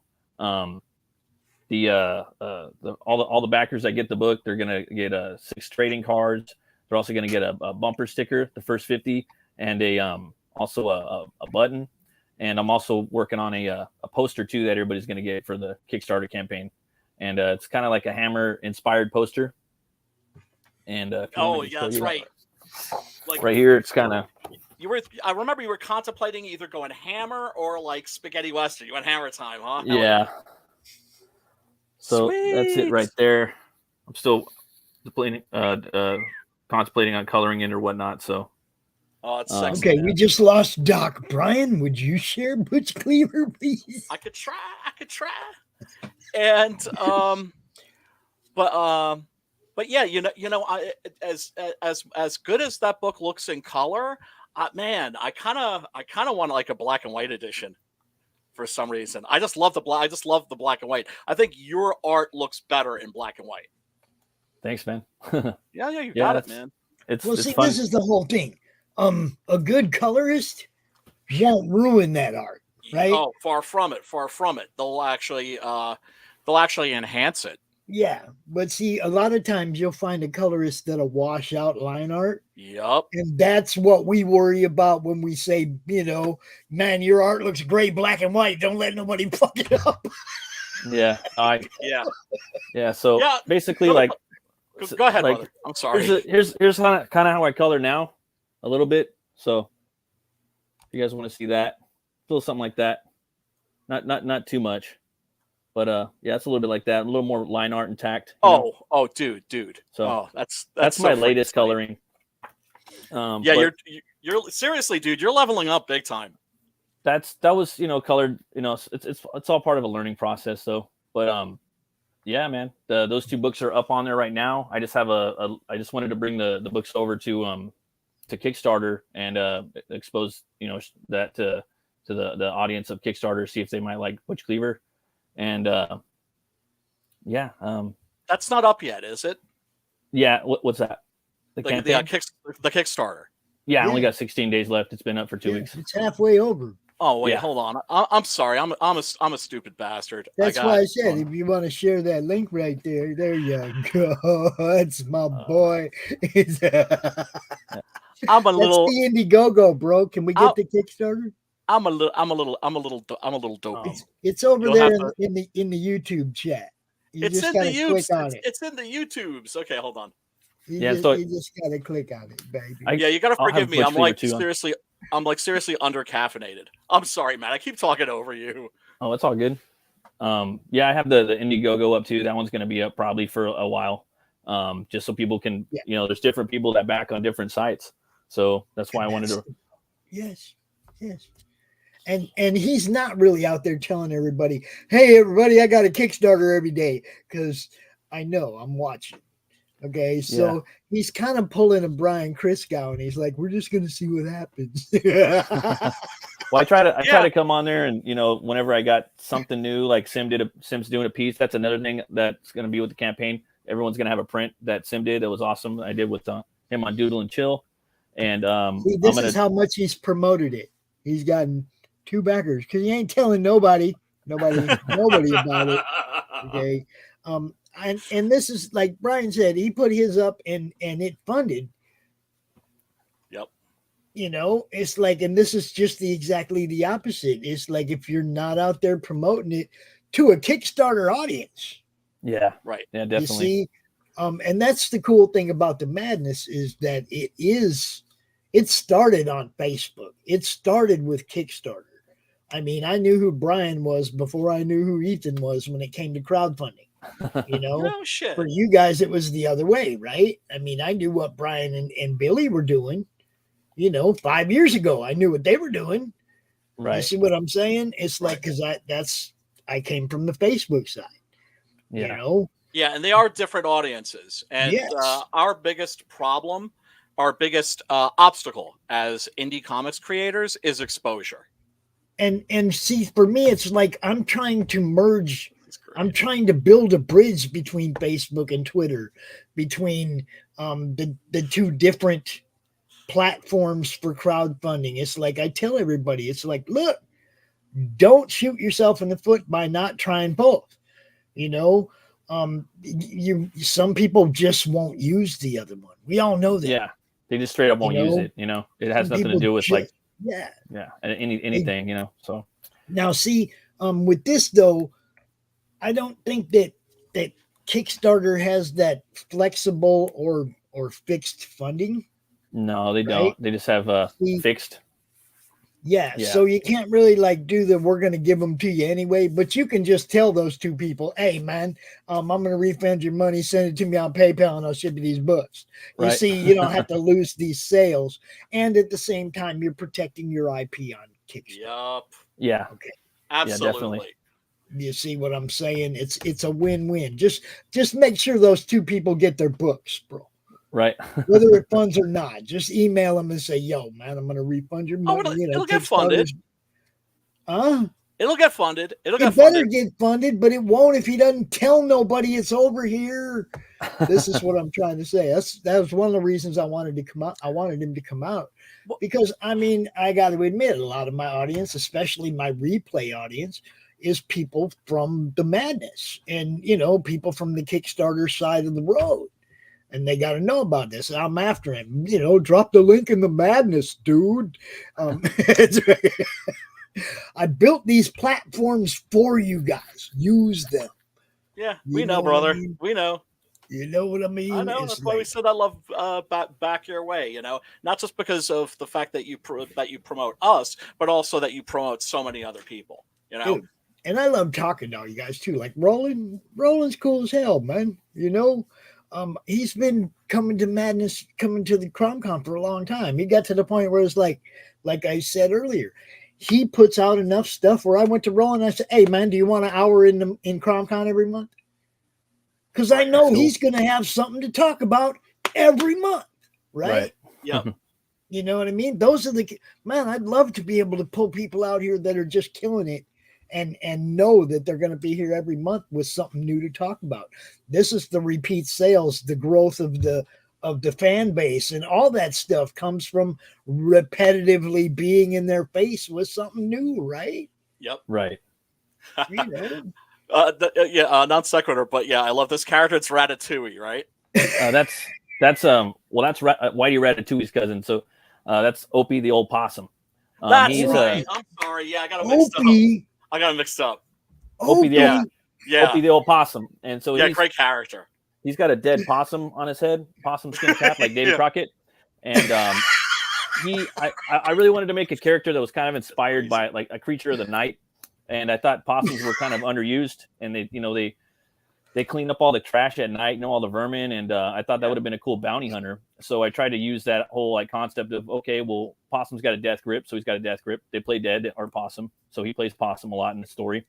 I keep thinking he's dead, but he keeps coming back. They got a lot of pouches or pockets, so I give him some pockets. They got that cool little tail that they hang upside down, so I gave him a bullwhip. Every little thing they got claws. I gave him claws, and then he was kind of loosely inspired too by Wolverine and Sabretooth, and he's a cannibal as well. So I thought, okay, that's a dirty character that Butch can go, like head toe to toe with in the first book. Right. Yeah. Because Butch himself is a really nasty piece of work. Yeah. Right. Or is a really nasty piece of work. So you need a villain like that to be a credible threat. And definitely. Somebody that in other words, your villains can't be weaker than your hero. Yeah, exactly. See, this is one of the problems I always had with Batman, and this goes back to the actual 66 TV show. Okay, when I was a little kid, it's like at the end of the first episode of every two-parter, Batman Robin's ass be tied up. Yeah. And instead of just walking up with the knife and cutting that throat, they got some elaborate plan to kill Batman. Oh yeah, but I mean that's camp. That's camp. Yeah, I know, but I mean, I was 10 and I was like, why don't somebody just kill this dude? Right. Well, then there's that great line in Goldfinger. You expect me to talk? No, I expect you to die, motherfucker. You know what I mean? Though it's like I recognized that I was a little kid, and then it was like, man, it's like I always looked at it like his rogue gallery was weak. I'd rather he just whoop their ass than get knocked out and keep surviving getting knocked out. It's like, no, that's when they curb stomp you, they step on your head, they cut your throat, that's when it's all over. You don't let them knock you out. Right. And that's what I loved so much about this book is how imaginative it is. And it's a combination of elements that you haven't seen before. It's like if you took like the Gangs of New York, the Scorsese movie, and mixed it with like Gothic Western, and I mean this takes place in its own world or its own dimension. And it's just cool. It's just badass. It's a place that's like a port city, right? What's the name of the city again? Oubliette. Yes. Yeah. And it's just a really, really cool, imaginative fantasy world setting, and these characters are just great. I mean, you have Voodoo Doll. Yeah, he's a preacher pimp. Yes, he's kinda, lives in a fucking brothel. Yeah, like the front of the place is the church, and the back is the whorehouse. Yes. So the front's House of Love, and then the back's the dollhouse. So right. He has a voodoo doll of everybody in town, and if you step out of line, everyone he does business with, he makes a voodoo doll of. So if you step out of line, he'll put a hex on you. Basically, it's like an insurance policy for his business deal. Right. So he, and then there's Whitey Ratatouille, which is a white rat.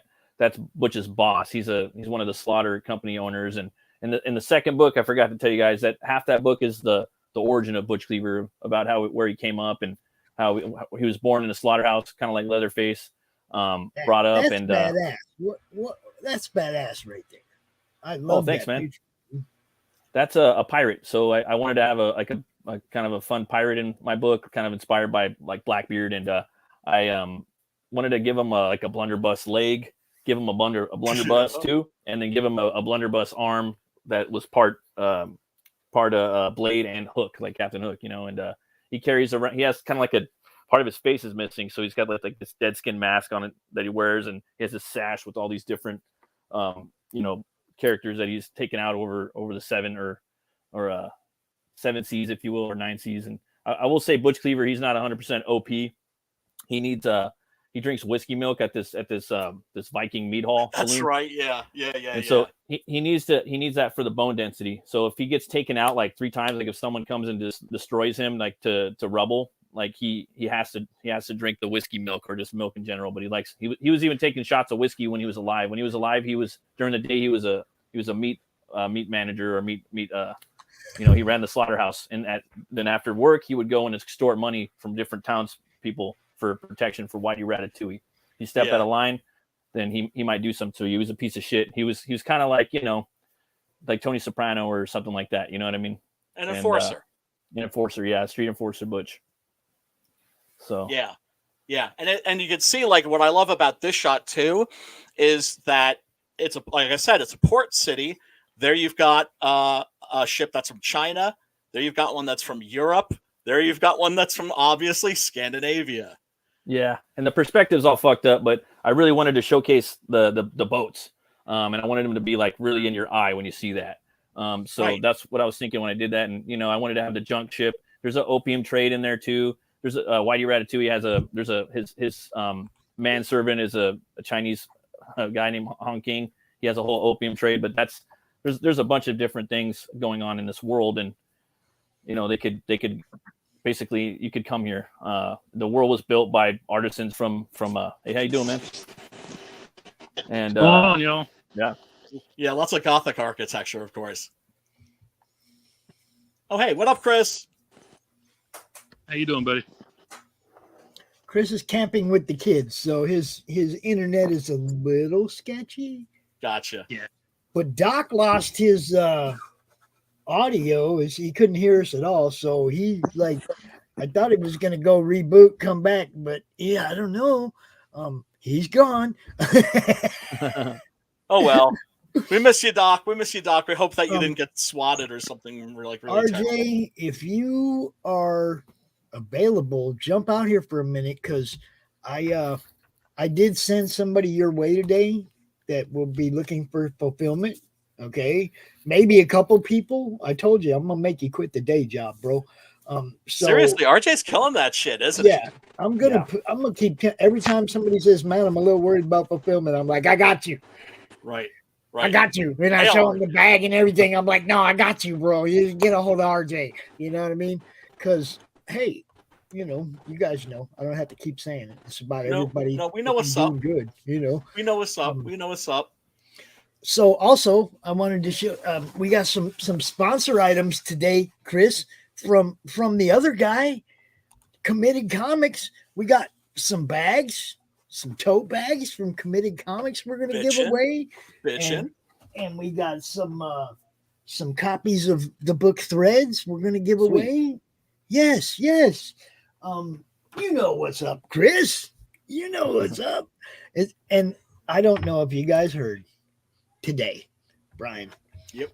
I don't know if you was around when Jason and Jeremy, the guy who's taking over running Joe Fest.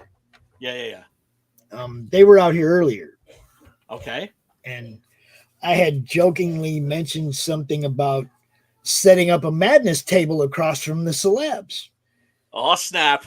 The same way we did it, Savannah, right? Okay.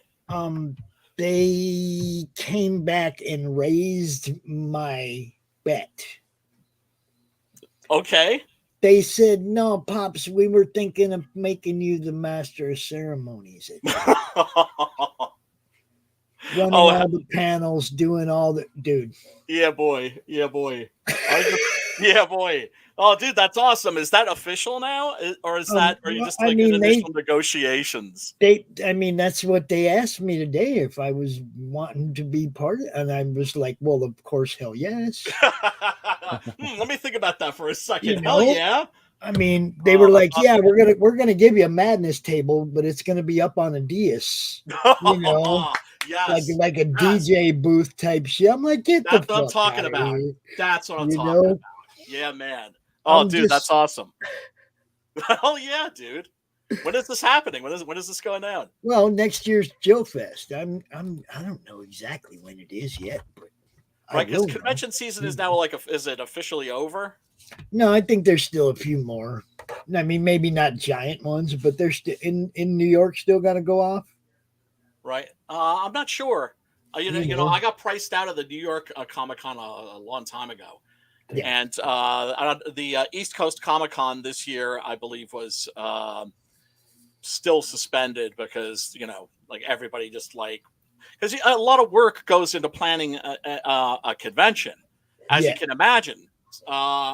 And so, And you these know, guys people had a are whole so different. unsure about like the lockdowns and everything like that. These guys have a whole different idea for the Joe Fest, where it's not like all the artists are stuck over there and all the vendors are over there. It's like they're kind of going to integrate shit so that you just walk around and see everything all the time. That's awesome. Like, you know what I mean? Because when I said, what about a table across from the celebs? I said, well, the celebs are going to kind of be in everywhere. They're not going to be stuck over there on the wall. I mean, yeah, well, the ones that you know you're going to have a big line, you're going to have to accommodate room for a line, right? But as far as, you know, I mean, come on, we've all been to cons. Most of the celebs don't have a line that requires a whole lot of space, you know? Right. So, I mean, yeah. it's not like they're all A-list people, you know? Yeah, You yeah, make sure you put the A-listers on the end so they got plenty of room for a fucking line in front of their booths. And, you know, you have fun, man, right? Right. They have a whole different idea for it, though, where, you know, I mean, it's more fan interaction, more, you know, everything's just all over the place. Like, because when we were in Savannah, we had 8 tables. We had the demo tables for the games. We had the Madness table. We had the Artist Alley tables. We were all over the place, right? This way, we could have bought 8 tables all together. Oh my God. You see, we could have had the Madness table, the vendors table, and the game demo tables all in the same place. So you know, That'd be badass. Oh, dude. But yeah, I mean, they asked me to, Doc, did you hear that? You know, you're going to have to be there, Doc. Oh, most definitely. He will be. He can't hear us, can he? He still can't hear us, can he? No, he still can't hear us. He's mad as hell right now. He's My internet went out. Mad as a motherfucker. My internet went out today for the first time. I had to go buy because I had a modem router built together. It was fucking awesome, and then it just stopped working after 9 years. So I had to go and buy. Like, yeah, we have them separated now. So I'm like, so my cable's devolving technology. I'm like, okay, so. Yeah, my internet's been acting funky too. I think the internet in general is acting funky. I'm guessing probably because, you know, they're still setting up all the software and everything for like November. Oh man, I was happy it was free though, so they just gave it to me. So all I had to do was hook it up and get a new password, and I had to go hook up my scanner, and nice. I was doing that today. That and working on this poster. So, dude, I love that this. in. The use of negative space. I mean, you are definitely leveling up, dude. Oh, thanks, man. I appreciate it.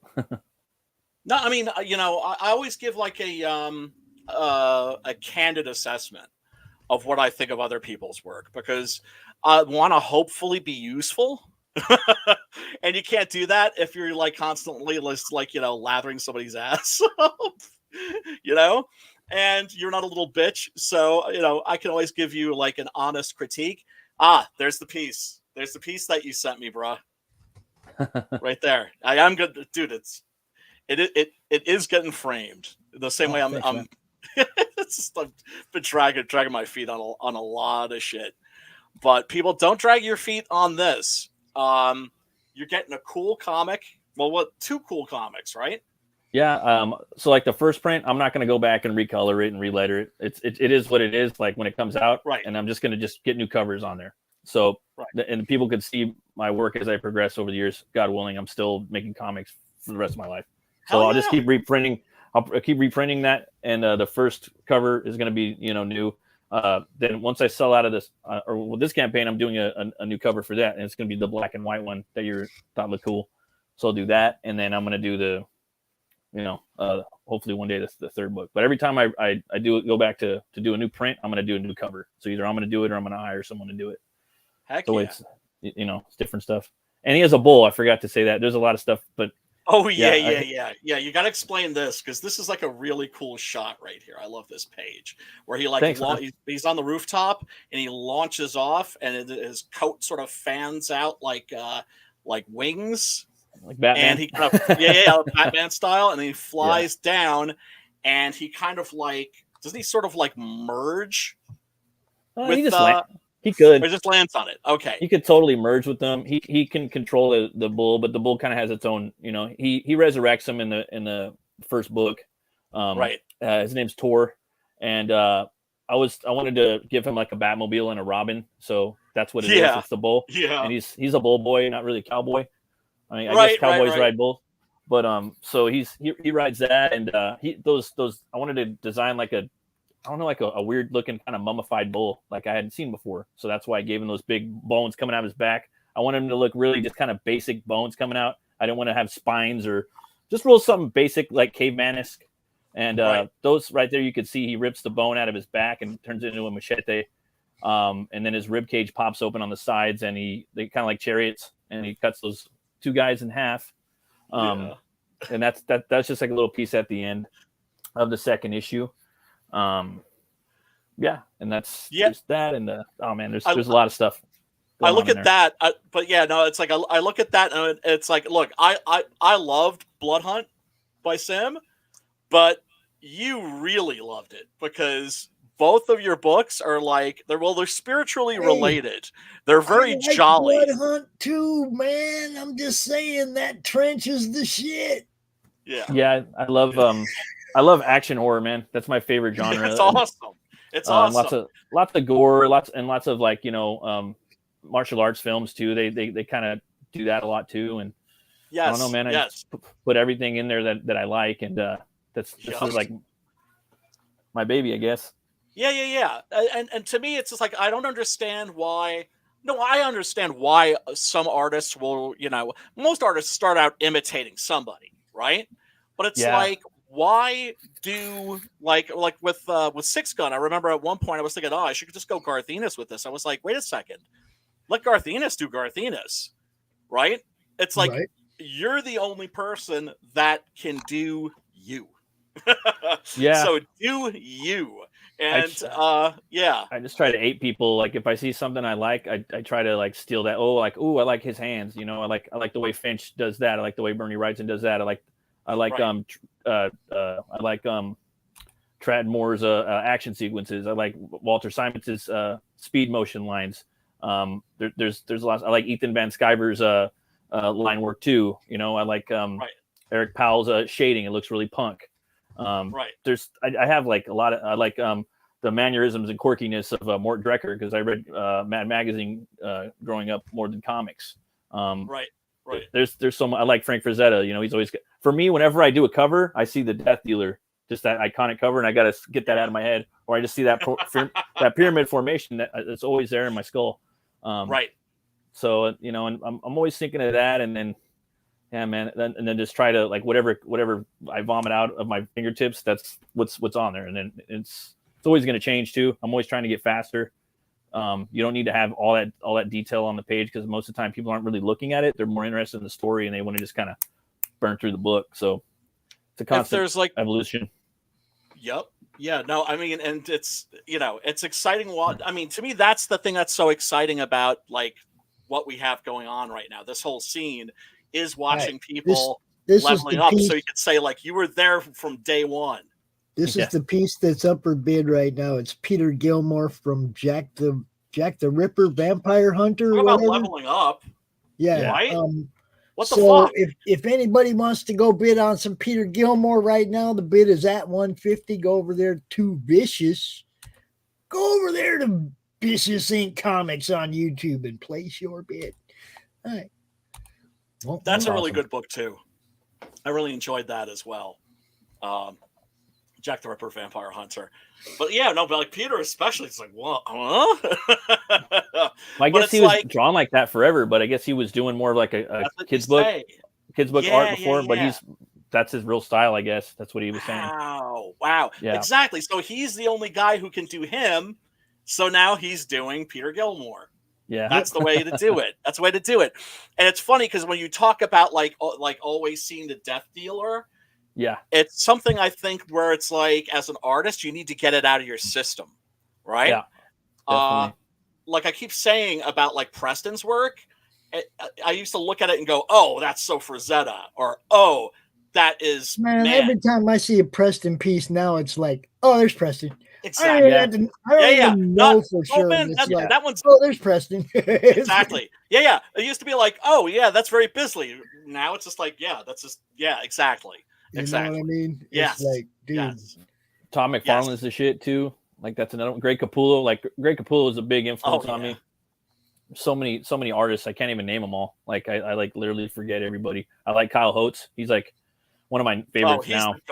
Yeah, he's like at least man. He's like a cross between Plug and Wrightson. Like if you love Plug and Wrightson, who are my two favorites, Holtz is right up there.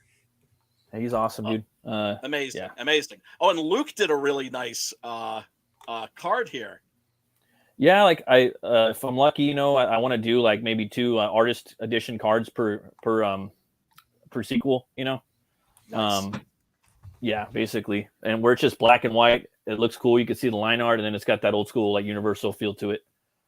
Dude, that's just me. I realize I'm like a black and white stan.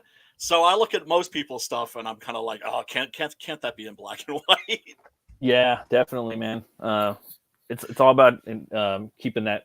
Well, I mean, for me, I like the more I make comics, the more like I like my colors flat for my personal work going forward. That's how I want for the most part, so I could see all the details and stuff. Because sometimes you when you're coloring it turns into a painting. Whether you're good or bad or whatever, it could turn into. It's kind of like a painted book, a painted sequential art book, rather than a comic book. Sometimes, right? You're not seeing like the hand of the artist so much. Yeah, you don't see all the line work, and it just kind of turns black and gradients and whatnot with color, which is dope. I mean, if that's what you're going for right now, I'm not really going for that. Sure, right? No, I mean. It's the same way. It's like you look at somebody like George Perez, may he rest in peace. I had a friend who was absolutely just like he was hands down his favorite comic book artist, and I always liked Perez. I mean, what's not to like? But it was his work was always so incredibly neat, right? Yeah, that was the point. Yeah, that's his style. That was his style. And I like a style that's always a little messier, if that's the right word. Like I like Neil Adams a lot too. You know what I mean? And to be honest with you, like I started getting more into like the old school comic guys probably about almost a decade ago. That's when I started really getting into Simonson. And for me, I got into Simonson later on in his Twilight years, which was his Ragnarok book. And I was reading those books and studying him when I was making the first Butch Cleaver and just things that he did like that. His speed lines and his motion lines and just all kinds of stuff and then I was looking at Neil Adams a lot. I really like what he does. In some ways he has like that kind of cartoony caricature mannerisms in the face, and he's just really, and he also draws photorealistic too because he's from marketing and whatnot, so he can do all kinds of styles, and he was an innovator. He just fucking did so much for comics. Yeah, he did. Yeah, he did. The interesting thing is that at Marvel, they offered him any book he wanted. I bet. And he chose the X-Men, which was like at that time a D-list book. Nobody was reading the X-Men. That's why he chose it. So it gave him a place to kind of like build on his skills, but he could kind of do it on the down low. Do you know what I'm saying? Away from prying eyes. Another thing a thing that he said that has always stayed with me, which is, style is everything that an artist does wrong. Yeah, I remember him. Yeah, Neil Adams saying that. I agree with that too. You know. Yeah, man. Well, I was gonna say too, with this book, I try to bring in new things, that like a new take on something, you know, because you can't really reinvent the wheel. So I wanted to make some zombies in here. So I had never really seen like a gigantic zombie voodoo doll. So like I have these zombified voodoo dolls coming up out of the ground, and he fights those guys in there. And same thing with Butch. We've got the skeleton cowboy is an American trope. It's an archetype. You can go anywhere in the country, and it's Americana. How do I fucking do something different with that? So I went with his anatomy. So if you look at Butch, he has a bone 6-pack. You know what I mean? He has he has different anatomy. So if I'm drawing the hand, I'm like, fuck this. I have to sometimes erase it and simplify it, or just, you know, maybe make less phalanges, things like that. If he's got veins in his fucking neck, I'm gonna make him bones. You know, I kind of wanted this kind of almost like a samurai thing. And what can I do to the hat? Just things like that. Give him more ornamentation right there. Also, Butch, when he dies, every time he comes back, I mean, because you can kill him. I know he's dead already, but he's a bunch of bones. He has to make this cocoon. So he has to basically hatch from that cocoon every time. That's what that is. This one's almost dude, over. It's super imaginative. Oh, It's thanks, man. yeah. It's, you know, it's like you could see what all your influences are, but it's a case of just like where you take everything that you love and you toss it into a blender, and what comes out is actually something pretty original. Dude, I like it because it's like abstract comic art. You know, it's And I love it because it's jolly as fuck. You know what it I mean? has a subject that goes with the book in each panel, but it's kind of abstract art. Oh, thanks, man. You know, but you can see the subject, you can see, and the background is the part that gives it the abstract look. Yeah. You know? Matt's stuff doesn't look like anybody else's. No. Oh, thanks, man. Good, man. Oh, I appreciate it. No, you got it, brother. You got it. You earned that shit. So yeah, folks, seriously, go back this. Go back this now. Yeah, and if this isn't fun, I'll launch it again on Kickstarter someday. I didn't do a sign up list or anything like that. There's a lot of things I didn't even. No, you just dumped this on there. Yeah, he hasn't been promoting it. He hasn't been telling anybody. I've been playing the trailer before every show. Thanks, but man. you know, it's like sometimes people ain't even tuned in yet, and I've already played the trailer. You know what I mean? Right. It's like that's a hit and miss thing with the trailers. Sometimes people tune in early and they catch them. Or, you know, some of them might play after the show. And, you know, not everybody hangs out to see everything going on after. I got to figure out a way to do like a credits clip. Yeah, that's a good idea. At the end of every show, something that makes people hang out to see it. Yeah. You know? Yeah, that's a good funny, idea. You know, I need to figure out something, man, to get people to hang out and watch all the fucking ads at the end of the show. That's a good idea. And once again, man, I just love this cover. Oh, thanks, man. So cool. I wanted to put him like because one day I'm gonna probably do the homage. You know what I mean? I'm trying to stay away from that death dealer. You know what I mean? It's probably gonna happen one day. So I'm like, okay, well, how do I do that and turn it? You know what I mean? So I'm gonna make his neck turn a little bit and have his little bones fan out a little bit like that. You know, show his cape, because I always had this image of Butch's cape just draping down over the back legs of the bull with his bone tail coming out like like one sort of for fun. Right. Do that, and then I wanted to have like a clock tower and an hourglass, kind of two different forms of time telling in the background, and then to have like the big cheese moon from the 80s, and basically between the two different times, basically in there. That was the whole idea behind that. It's badass, man. Oh, thanks. Very, man. very cool. One thing I wanted to do, next Friday is my birthday, guys. Oh, wow, man. Happy there's going to be a little... Yeah, seriously, dude. There's going to be a little online soiree, I hope. Well, this is what I was thinking about doing a reverse birthday party, which means again me being out here trying to help everybody make money. Right. But see, I'm watching the auction over there, and I've kind of already offered those guys, anybody who still has something that didn't sell, next Friday we'll come out, we'll hang out, we'll try to sell the rest of the stuff. If you guys got anything you want to sell, whatever. And basically it's so that some fans can get some cool stuff on my birthday, and some of my friends can make some money on my birthday. Oh, that's always a good thing. That's always a good thing. So gifts all around, man. That's what you know me, man. That's like, my son's gonna take me golfing during the day. What else can I ask for? I get to hang out with my son on the golf course. It's like, unless there's some hottie hitting me up for later on in the evening, there's nothing better than what I already got going on. Right. Heck yeah, man. Heck You yeah. know what I mean? So, and I'm not even going to say hanging out with a hottie all night long is always going to be better than hanging out with my son on the golf course. Cause It'd be nice if you could have both though. you got, Matt, when you get a little older and you get to hang out with your kids as adults and they actually want to hang out with you. You know what I mean? It's like, you know what I mean? Yeah. That's okay. gotta be sweet. That's gotta be sweet. I'll be right back, fellas. It's just gotta get a quick recall. I used to. Oh, I'm sorry. Were you saying? Go Pops? ahead. Go ahead. No, I was gonna say I used to launch. I was trying to put out a Butch Cleaver book every year, and I just figured I needed a break because I've been working on it for 10 years, and I wanted to work on something different. So that's what I'm doing right now for the most part.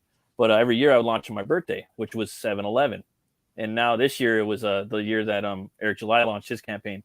So I always had really good luck on my birthday, and I'm just like, oh well, I'm probably not going to do that because that's his day now, and he's Eric July, and Eric July, yeah. But that's 7/11. It's a lucky day though, So he'll probably launch another book on that day. So I'm like, but I think March is my. I will throw you a future bone though. What's that? The heir apparent to the madness was born in July. Oh, okay. So you might get a lot of play in July off my grandson when he takes over. Oh, okay.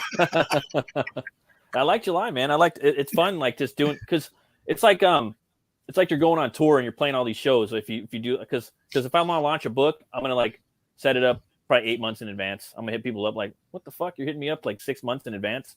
If I'm doing a hard, you know what I mean? If I'm going full, if I'm hunting for for fish, I'm hunting for bear. You know what I mean? So I'm going to go and set everything up. There are a lot of people that schedule way out in advance like that.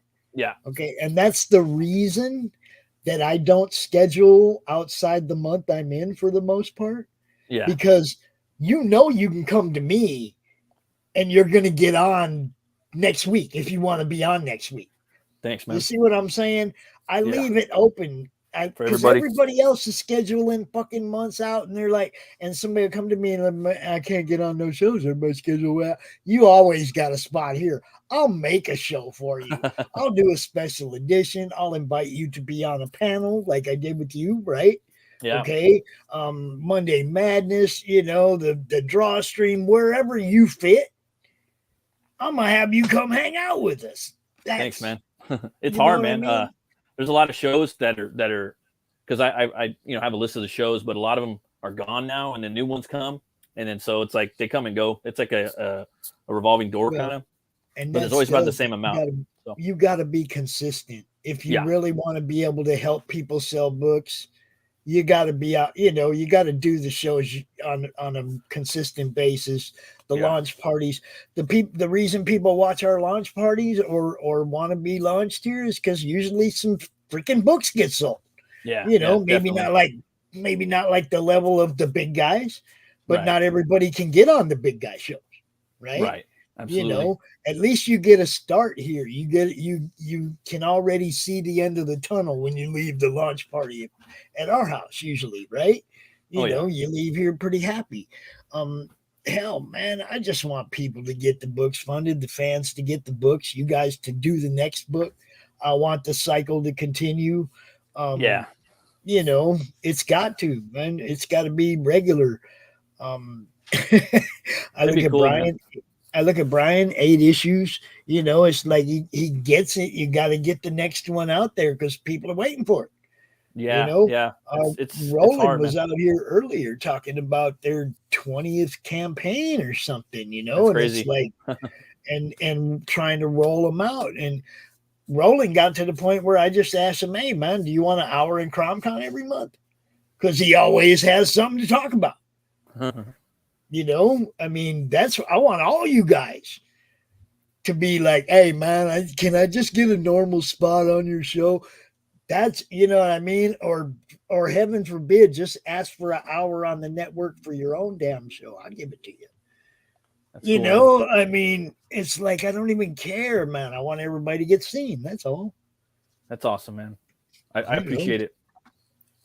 I mean, this really should have funded by now. I don't know where all my Kickstarter people are hiding, but Oh no, you man. know, It's all good.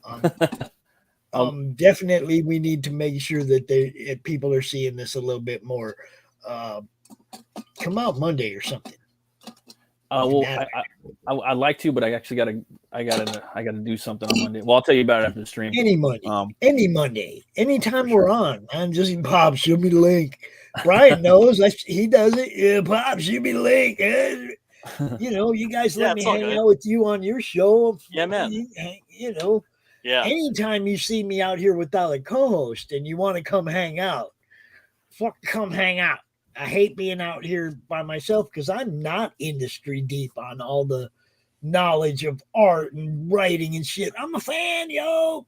Me too. Well, I mean, we're fans too. That's the Yeah. thing. We're fans But too. I mean, it's I'll like still learn part how of to what do gives stuff. my show. Yeah, part of what same gives here. my show credibility is that I bring people out here as co-hosts that have been part of the industry for a long time and do know the right questions to ask. You see what I'm saying? It's like I defer to those who know. I'm not a dumbass. You know? Oh, likewise. You know what I mean? It's Yeah, like, man. come on, man. If somebody's talking to me about, sword play, I'm gonna go, okay, let's see, Cindy, Brian, you know what I mean? I'm gonna think about the people I know. Okay, my ex-girlfriend Donna. I'm gonna think about the people I know that really know what they're doing with a sword, and those are the people I'm gonna defer with that knowledge to. Right. Yeah. Yeah. You know, if somebody happens to bum rush you in like a parking lot with like a bastard sword, you'll know what's up. You'll know how to defend yourself. Well, that's when I pull my size out. You know, like the last Ronin. Oh man, that's when I pull I still haven't read out, that. bro. I keep hearing that that's fantastic. I have all 4 of them. I have them all. I haven't read them yet. Dude, I have so many books I got to read. I have not heard anybody say anything bad about it. It looks tight. And the way things are right now, come on. The way things are, I have not heard anybody say anything bad about it. Yeah, man. There's not too many books. I'm like for me, it was that, and then Ragnarok, and then every now and then I'll check up on the Goon. I like that Headlopper book too. That was pretty cool. But I haven't read a lot of those, and I'm just mostly back in indie comics and CG books. You know. Well, it's sad, tragic, really. What's happened to the American comics industry? We're it. Yeah, at this point. Do you know what I'm saying? Yeah, definitely. Yeah, because and that's what we were talking about earlier with Roland. We looked up some numbers. There ain't too many books doing 40,000 issues anymore anywhere. And look, Eric July just pops up in here and goes, "Yeah, I'm big boy level. I'm not even big boy indie level. That's freaking DC and Marvel numbers, dude." Yeah, dude, definitely. Beyond, way bigger than them. I mean, like relatively recently, if they sold 50,000 books, that was considered successful. Well, yeah, that's what I'm saying. There ain't too many things that even do a 40,000 print. No, not even. No, look, nobody's reading that shit. Nobody wants to read that shit, especially the people that demanded that it be made that way. Yeah, I know. And I've said that since the very, very beginning, of this whole period of insanity that this country has been going through, where creative people have to second and triple guess themselves over everything they do, lest they have their lives destroyed. I'm throwing this out there right now. I don't know if you remember or not, but way back when they said Tim Drake was gay or bi or whatever, I said, they're going to do it to Batman. Of course. And everybody said, oh, no, they won't. They can't do it to Yeah. Batman. Oh, no, they Oh. won't. And I was like, no, dude, you think about this now. The jokes have always been there. Yes. Okay. I mean, they even made a Saturday Night Live skid based on. Okay. Okay. You see what I'm Grant saying? Morrison is always talking about it too. Cartoon It's Funhouse. like, Yeah. Sure. So I saw it right away. I was like, oh, they opened the door. It's going to happen now. And everybody's like, no, they can't do that to Batman. Shit. They sure did, didn't they? I'm surprised he hasn't gotten pegged by Catwoman yet, has he? Because that's what I thought was going to happen. Well, I figured it would be Robin, or I mean Nightwing. Now that he's grown up,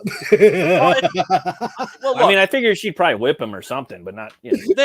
They are. Yeah, but I mean, if he's like so cucked out, he's following her around with a bat bucket for her to puke in because she's pregnant, probably with some other guy's kid, right? Sounds so boring too. Like so boring. No, well, that's the thing. Nobody wants to read it, and what they'll do is they'll do these little publicity stunts that get them mentioned in the news, and that doesn't get people to buy comics. That gets SJWs to go, "Oh, isn't that nice?" And then they forget about it. They don't go, "Oh, like I got to run down to the local comic book store and get that shit." No, of course not. And that's why the local comic book store in my area doesn't sell comic books anymore. Yeah, they don't. You know, they don't. They're not even writing. Dead They don't industry. care about it's just there for propaganda, and I think Zaslav's gonna fucking pretty much cut out most of it. There's probably gonna be like 10 DC books a month. That's what my prediction is. But with what Eric did, that sent a shot across the bow, right? Which was a clear indication that people want comic books. They want American comic books. Not that Japanese comics aren't awesome, not that French comics aren't awesome, not that comics from all around the world aren't awesome, but man, we used to rock that shit, right? We were numero uno, Ichiban, number one. And now we're not even in the fight. And it's crazy is like there's not that many like young kids drawing comics. You know what I mean? Like in our network, there's a couple of kids that I think there's like one kid that's like 16 drawing some in our network. There's like no kids drawing comics right now, hardly. You know, and it's like it's dying off. Pretty soon, everyone's going to be drawing fucking Berserk. That's what we have. I mean, facts. Yeah. Well, you know what? Anything is better than that shitty Tumblr art, right? Or if you go to Webtoons and it's like the most depressing thing I've seen since slam poetry, right? Or like Def Comedy Jam, where I was just like, okay, they're going to have these poets on to recite their poetry. And every single poet sounded exactly like the person that came before them. Yeah, Depressing. it sucks. Depressing, Everything's right? the same, dude. And it's the same thing with comics. So check it out. I got a 6-year-old grandson. Yeah. Making comics. There it is. Well, there you go. It is.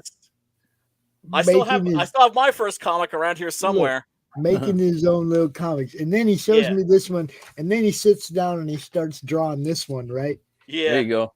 And I was like, all right, now look, we have to have a talk about copyrights, Jimmy. Pretty much. Oh, that's so awesome.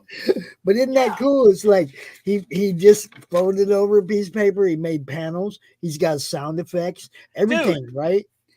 He's 6 years old. If you expose kids to comics, kids love comics. Yes. It's just that they're not getting. Yeah, it's just that they're not getting. Let me tell you something else that happened. We got a book from Michael Gotti, The Earth's Best Friends, the little graphic novel, right? You've probably seen the guy around recently in CG and whatnot. He was on the show today, but we got the book the other day, and Sophia snatched it like within minutes of me opening it, right? Yeah. It was gone. Okay. Yeah, wow. And she comes down a little while later and she's, Grandpa, can I take this to school tomorrow? And I was like, yeah, you can go show it to your friends at school. So I got her a box, like a box that fit the book perfectly to carry it in her backpack with so it don't get messed up and everything. And then I had Michael on earlier today. And I'm going to show everybody the book that I got the other day. Sweet. Freaking Sophia's at her dad's. She's got that book with her, dude. Oh, that's cool, man. You just got to give the kids.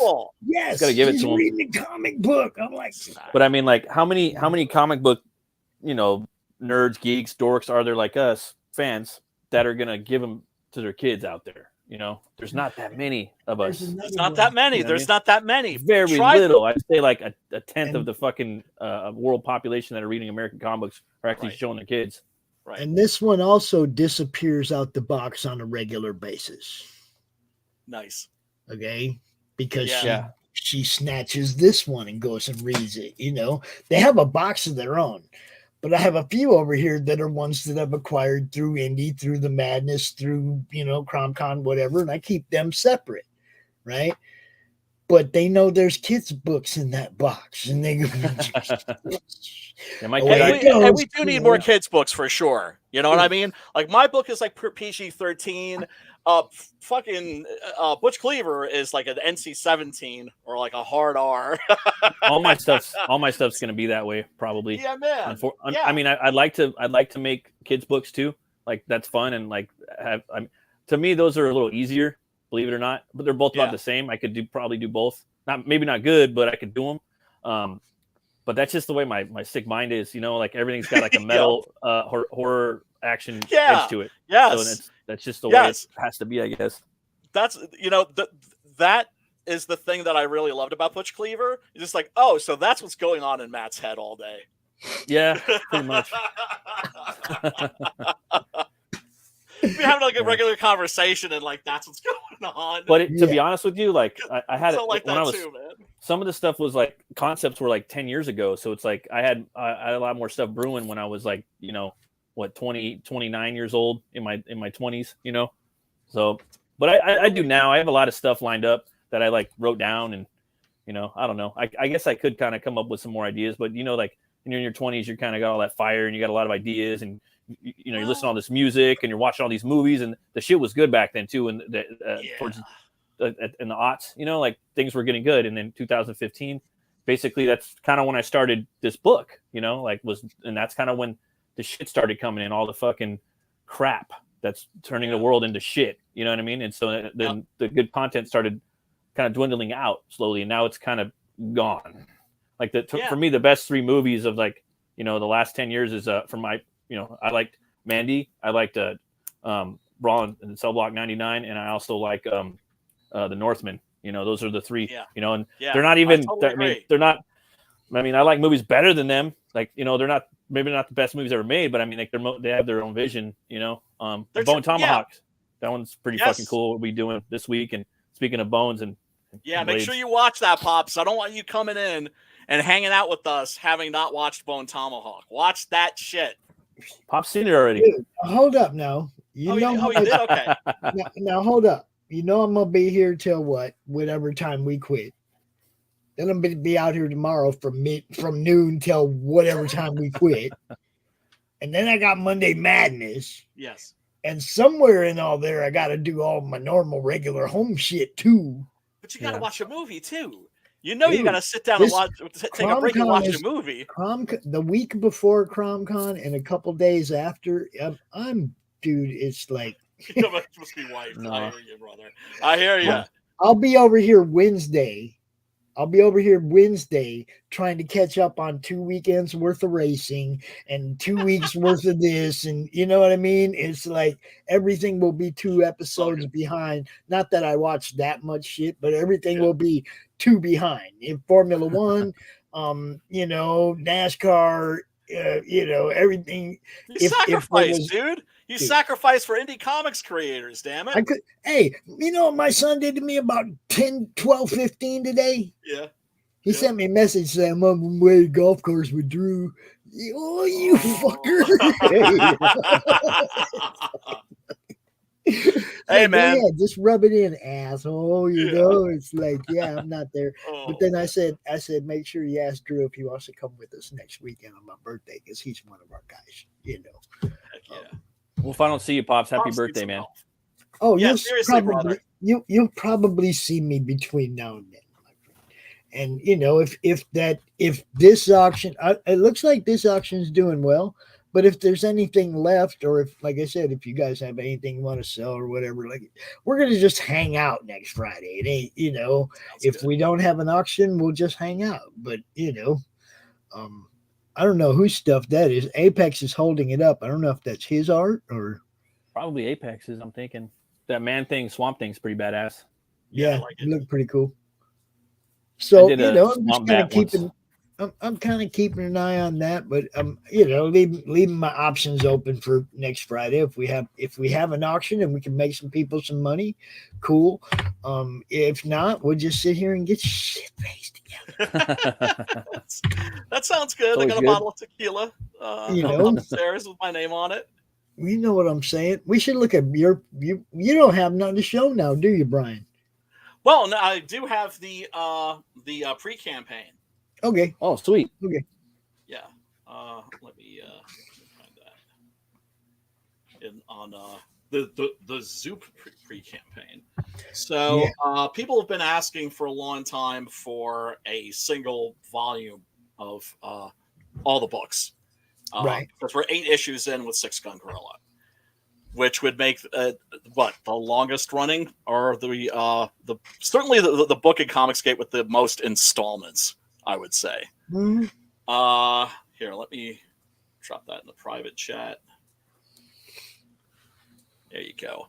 And so the guys at Zoop, I contacted them and to see if they were interested in making a omnibus edition.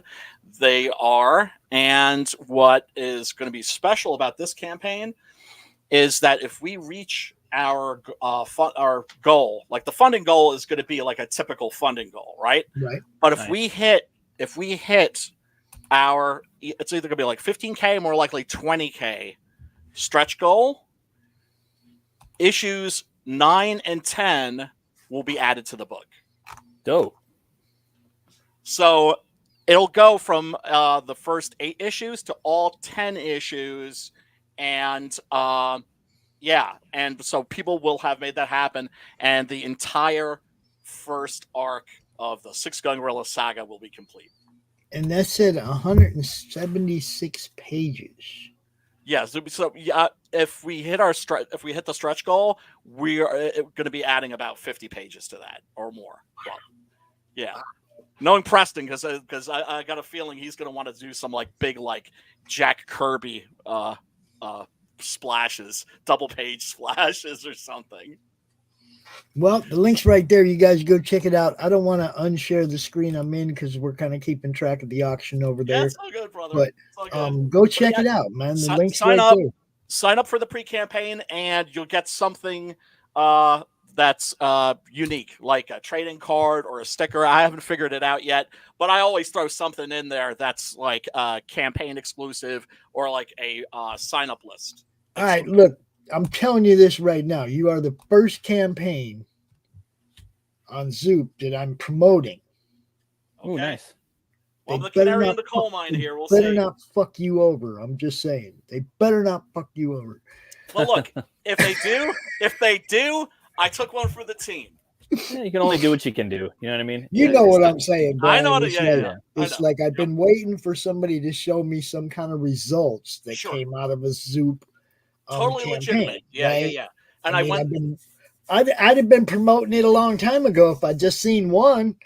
I haven't seen one. That's made it, as long as they've been talking about this, that makes it really hard to get behind it, because I haven't seen a single book that somebody's unboxed anywhere. Yeah. But they're fairly new. I mean, they're actually very new to the scene, and I don't think they have. I don't think they have any like books that are like a year or two late yet, do they? Yes, that's what I mean. Well. I've been paying attention to for a while. I watched when they first popped on the scene because I had just gone through that with Indie Crowdfund.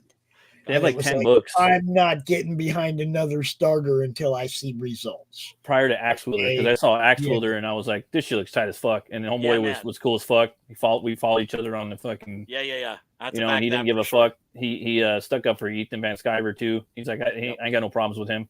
You know what I mean? So he doesn't give a fuck either way. Those like he's just real. You know. Yep. Yeah. Well, so that the part book for looks me tight. didn't matter. Because I was all good. I was all good to go until Pops was just like, yeah, but they haven't delivered a book yet. I was like, oh shit. Yeah. Right. So I'm going into this knowing, you know what I mean? I'm basically going into outer space, but I've got like, you know, a rope tied to me and y'all are hanging on. You to know it. me, Brian. I'm the guy telling everybody, I'll promote your book anywhere.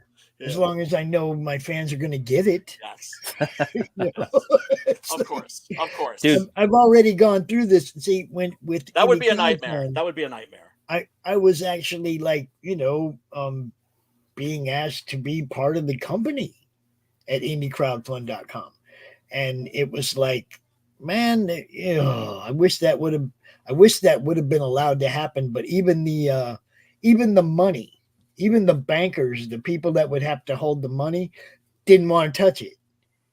Interesting. You see what I'm saying? There wasn't enough big name behind it, whatever. Right. So you couldn't get PayPal to get behind it, couldn't get Venmo, couldn't get Stripe, couldn't get nobody to get behind it. And it just, imploded between that and bickering people and all kinds of crap. And it was like, okay, I'm not getting involved with one of these until I see results from Yeah, no, that's totally legitimate. Totally legitimate. And like I said, I'm going in there just like, not knowing what's going to happen. And, but hopefully it'll be a positive thing. Because if it succeeds as a platform, that's the whole thing, is that it's an indie crowdfunding platform specifically for comic books. Yeah. Because Indiegogo and Kickstarter don't give a damn shit about us. Exactly. Right? The concept in theory is sound. Like 5%? Yeah. 5%? The amount of money that we make for them is negligible compared to like everything else. Oh yeah, they're making money hand over fist, man. That's what makes me mad when they just like, come on, man. There should be like a if you made this much, we're gonna charge you this much type of thing. And when you're down here and you're not making no fucking money, they shouldn't be all up your ass. Yeah, pretty fucked up, man. That's my problem, because I'm thinking, look, when you have a campaign that does $10,000.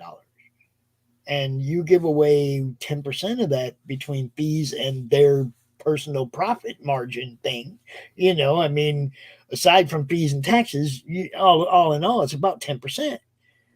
10% of $10,000 to build a badass website and pay for some marketing.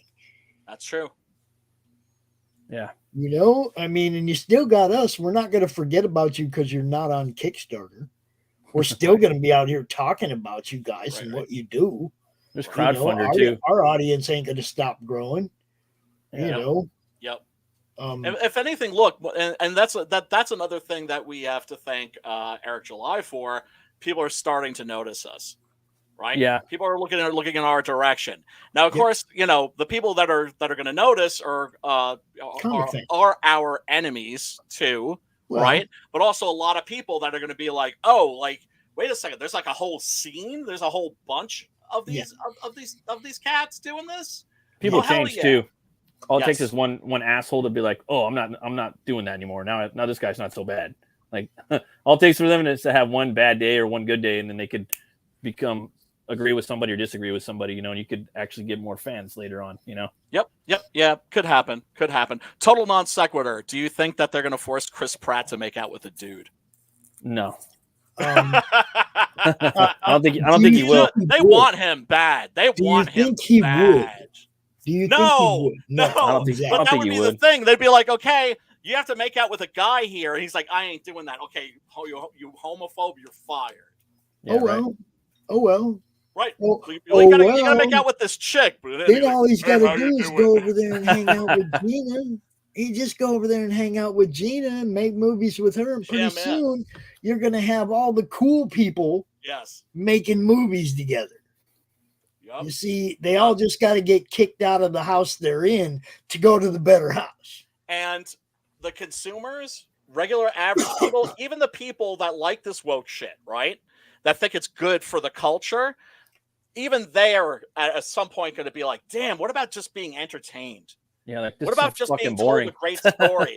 What about escapism? What about getting outside of my head for a little while by just being completely engrossed in this story and these characters? Well, yeah, I mean, even a story that's based on a place or a person or whatever that has a, let's say, political subject matter. Sure. Doesn't necessarily mean it's going to be a political story. Right. I mean, it's like a lot of times we're the ones that politicize something. No shit. It's not so much what we, what I mean? It's like, vigilante kills bad guy. Well, in Right. today's society, vigilante is the bad guy. No matter Yeah. what the bad guy was doing, Yes. right? No matter what the bad guy was doing, the person that killed them is worse. Okay. And it's gotten to the point where there's no villains. Oh yeah, There's no yeah, hero. yeah, that's true. Yes, yes. Okay. Everything, Yeah, they the don't believe lines in are heroes. blurred on both sides Yep, because of politics. Quit that shit. yep. Just read the story. It's a bad guy got fucked up for doing bad things by a good guy. He might have the word vigilante in his description, but what's a vigilante? In all of comics, all the heroes basically Yeah. take the law into their own hands Yep. and handle business that the government or the law or whatever can't handle. Yeah, well, I mean, Six Gun, for instance, is a revenge western with a gorilla, right? But it's a revenge western. But he's a pissed off gorilla. Exactly. He's a pissed off like gorilla who knows how to use a gun. I seen a comment the other day when I played your trailer, Brian. Somebody I can't remember who it was, but they were like, "This is what Planet of the Apes should have been." That'd be pretty cool. A Western version of that. Oh my God, man! Oh yeah, look, you know, and the thing is, my own personal feelings, and I make this kind of clear in the book, is that like revenge bad? Yeah, right. Revenge bad. But dude's still hero. But dude's still a hero, exactly. Because also he's like this is wrong, and I know it's wrong, and Somebody's got to handle it. I'm still gonna do it, knowing that it's wrong. Yeah, because somebody's got to handle it. Because there have to be warriors of the light, or the meek will never inherit. Exactly. Because there is such a thing as, and that's the thing also. That's one of the things that's fucked up about young people these days. They don't believe in evil. Ooh. Yeah, that's why. Like, they don't I believe think in evil. Every book I make now, it's gotta have like the everything's villain, watered dude. down. Gotta have the bad guy, you know, like the fucking asshole. Like, there's no like. That's how I'm gonna make my villains going for. I mean, because Butch, he's Butch, but the villains in my stories, they're fucking evil, and there's no redemption for them. I don't want to have because I have him for that. Yeah. He's the motherfucker of redemption. You know what I mean? So That's what I want. I don't want. gonna have I don't want villains to in my feel book. sorry for the villains. No, and I They're gonna don't be want to bad. be and I don't want to be need to go. conflicted about my heroes. Yes. yeah, like he's cool, dude. Yeah. You know what I mean? It's always very clear. It's certainly in my book, that the people that need to go need to go. Yes. Yeah, they gotta go. Yeah, definitely. Gotta go. You know? Until they glow. Oh, Yeah, jeez. exactly. Oh man. Yeah, no, I mean, that's the tragedy of the death of classical storytelling, right? Yeah. And you know, when I say classical storytelling, that doesn't mean you can't do stuff that's different, right? But you got to learn the rules before you break the rules. And these people know jack shit about storytelling. They really don't. They've, and I could even give them a basic education, like offer, recommend certain books. Here, read Aristotle's Poetics. It's 50 freaking pages, right? Joseph Campbell, a hero of with 1,000 faces. It's like 300 pages. Just read the damn thing. One of our buddies does a regular show, or does regular short clips on his show about writing. And I share them all the time. Every time I see one, Mike Barron's always educating people in his knowledge in storytelling and writing. Yeah, I love those. I mean, great. Eisner Award winner. You can't, you know what I mean? You can't, dude's just fucking badass. Everything I've ever read that he wrote, I was like enthralled with. Nothing ever took me out of the story. And this is my biggest problem with comic books or any book. Fuck it, any book or any movie. If you throw something in there that's purposely designed to take me out of the story and make me think about something else, I'm going to have a hard time getting back into the story. Oh, it's so true.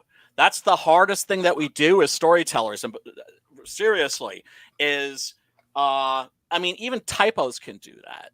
Right? Oh, dude, they're the worst. Dude, a misspelled word jumps off the page at me like it's bold and italicized in a different font. Boom, that word's spelled wrong. Boom, because they hit me in the face, dude. It's horrible. Yeah, as Bruce Lee said it, it's called spelling. for a reason, right? And that's what you're doing. You're trying to put your reader into a trance. I offer right? to proofread for people that I like. You know, Me too. Me too. I inbox with people a lot, right? Yeah, yeah, And yeah. some of them are writers, and some of them have pretty bad fucking spelling. I'm just saying, it's like I throw it out there, yo, man, I do proofread. Right, or something, or if I read dialogue and it just lands on the ear the wrong way, right?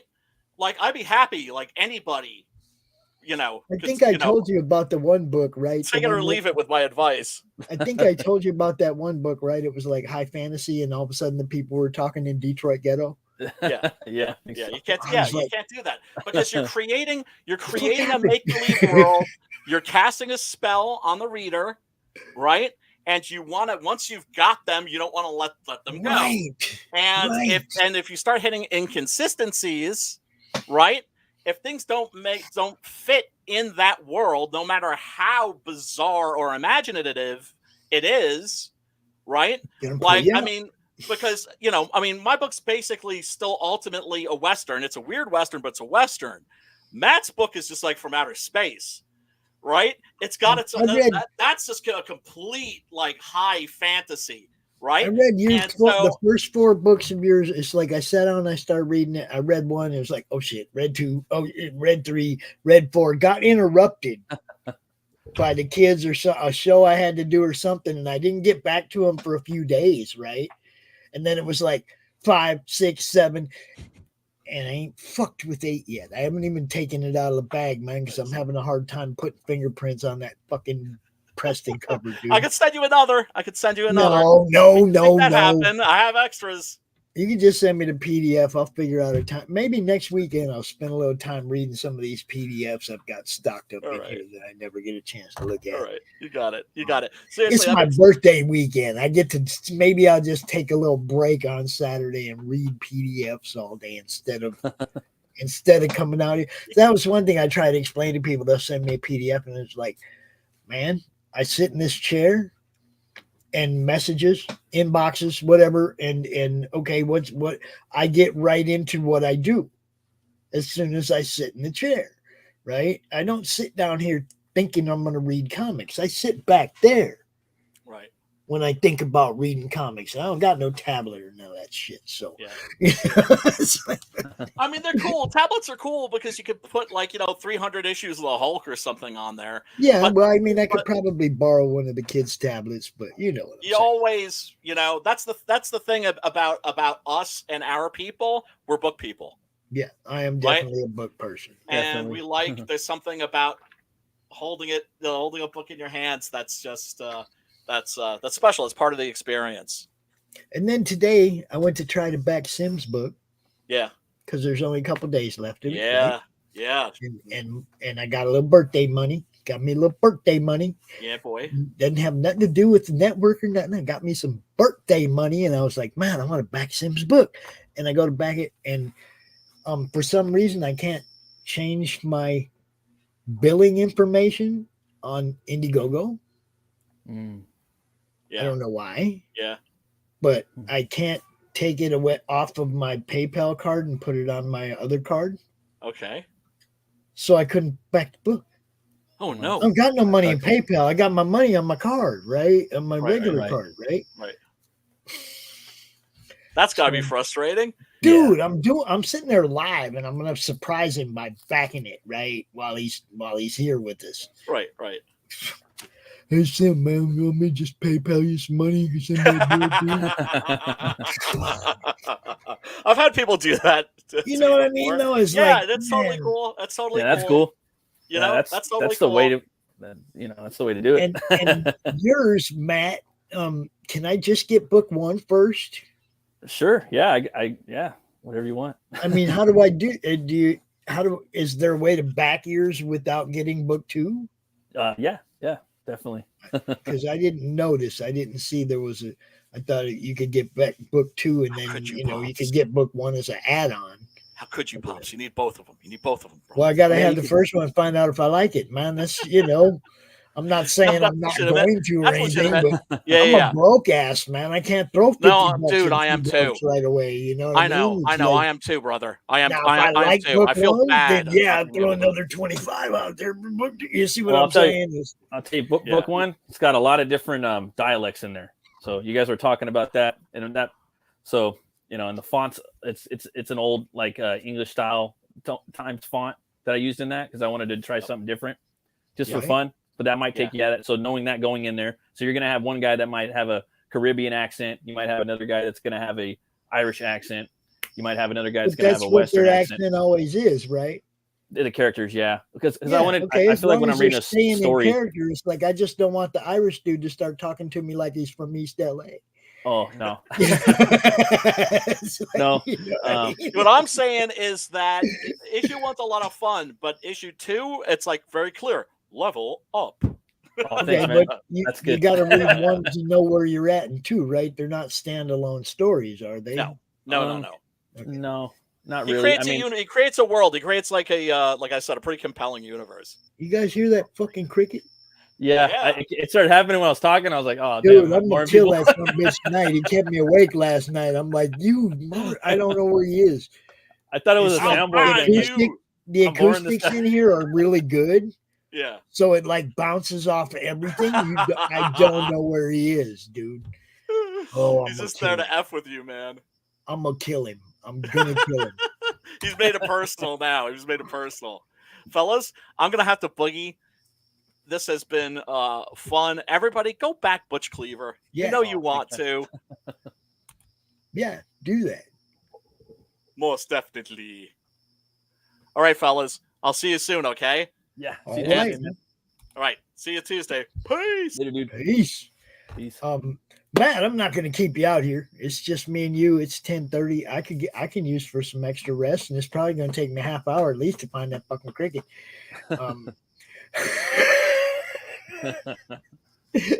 I hope Doc gets his tech fixed for tomorrow, but we got a good show for tomorrow. We'll have our normal draw stream, and Rex and Dave will be doing the show offs, and our regular day. RJ's got the final panel tomorrow night.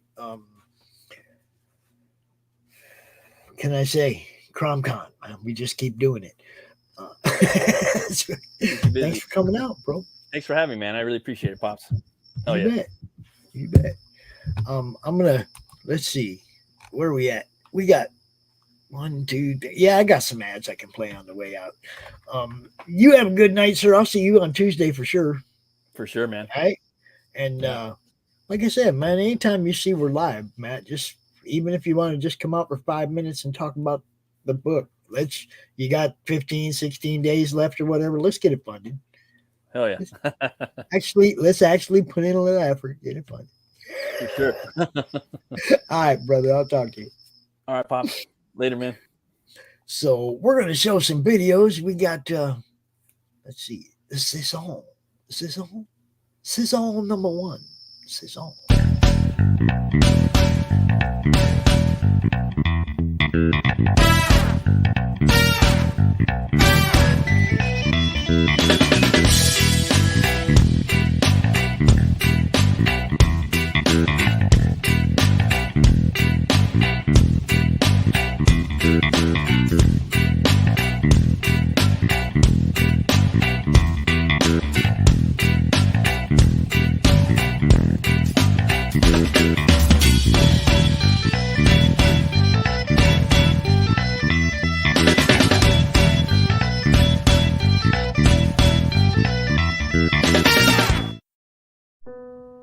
Bringing you sex, sass, and style. Buckle up and unlock your imagination for a fun adventure with these death-dealing dames. They sail the galaxy in search of spoils. The most dangerous acquisition, and the most fruitful, are the legendary Splinters of Yggdrasil. The Splinters are magical artifacts forged from the Tree of Life that wreak havoc on the universe. The missions are perilous, but the bounty is glorious. Enjoy our hyper-fictional wonderland. How is a pirate ship sailing through space? 'Cause magic. How do they heal so quickly after battle? 'Cause magic. How are they able to communicate through jewelry? 'Cause magic. It's all about the characters. Abo, rough, robotic, ready. Mo, carefree, callous, courageous. Mistress Graven, daring, diplomatic, dominating. Betsy, academic, accountable, aristocratic. Nefara, ancient, assured, adrenaline junkie. Bruto, proud, prominent, protective. Fisty, independent, incendiary, invigorating. Roxy, superficial, scarred, secretive. Once you get to know this diverse crew of mythical miscreants, you'll be anxious to find out what trouble they'll get into on the next episode. Go to abogrizzly.com and order both halves of the first episode today.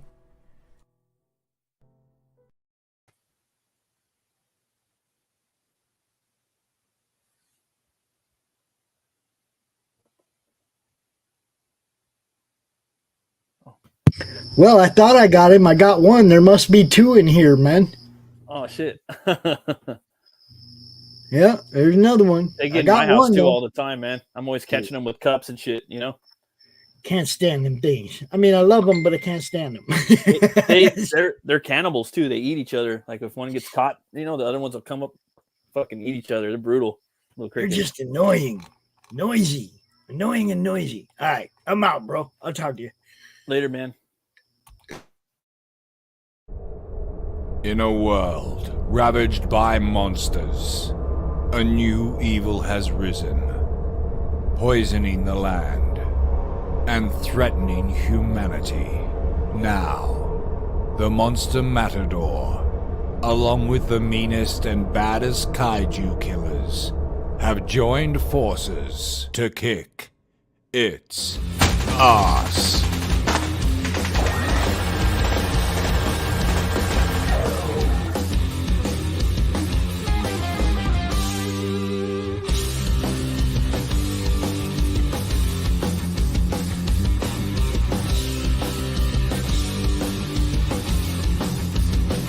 Monster Matador, after Apocalypse.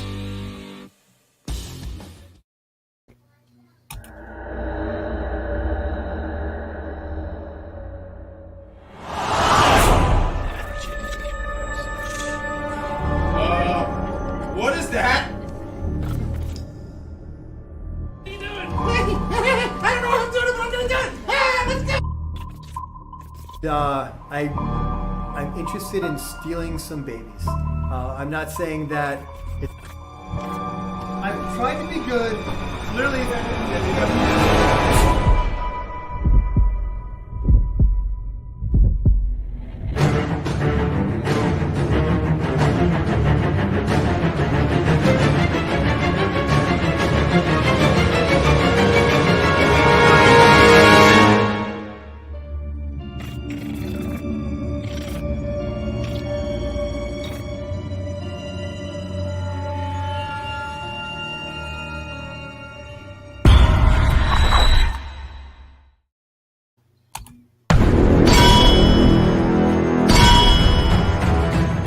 From author Brian K. Morris comes an epic tale of armor forged by a god, a hero forged by courage, and an ancient menace poised to re-emerge and threaten our world. Volcana, Rebirth of the Champion, is available on Amazon.com. Get your copy today.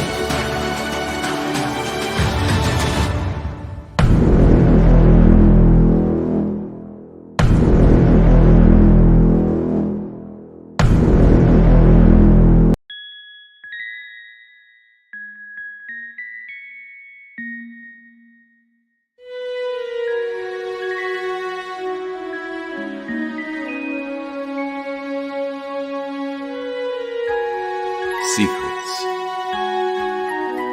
trust, worth. The bond between souls intertwined within otherworldly intrigue. Michaela J. brings forth the Elite Warrior series, a collection of dark fantasy romance novels set in a twisted world where power lusts in the hearts of men and devotion seduces the souls of women.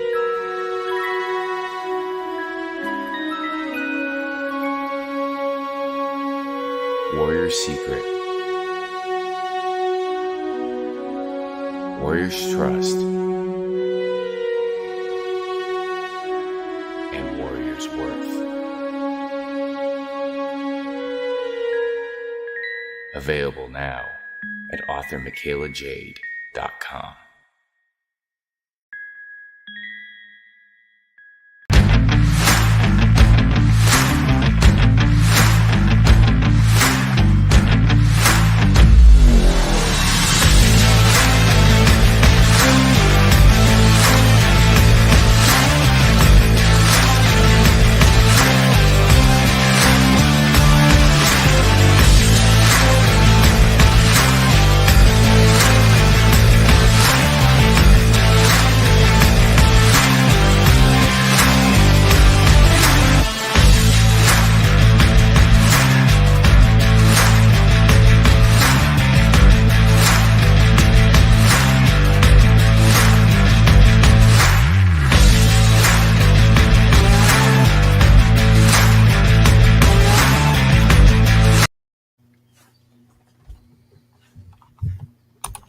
How do you end this thing? How do you put the where's the brakes on this bus? I forgot. Jazz how to drive. hands. Jazz.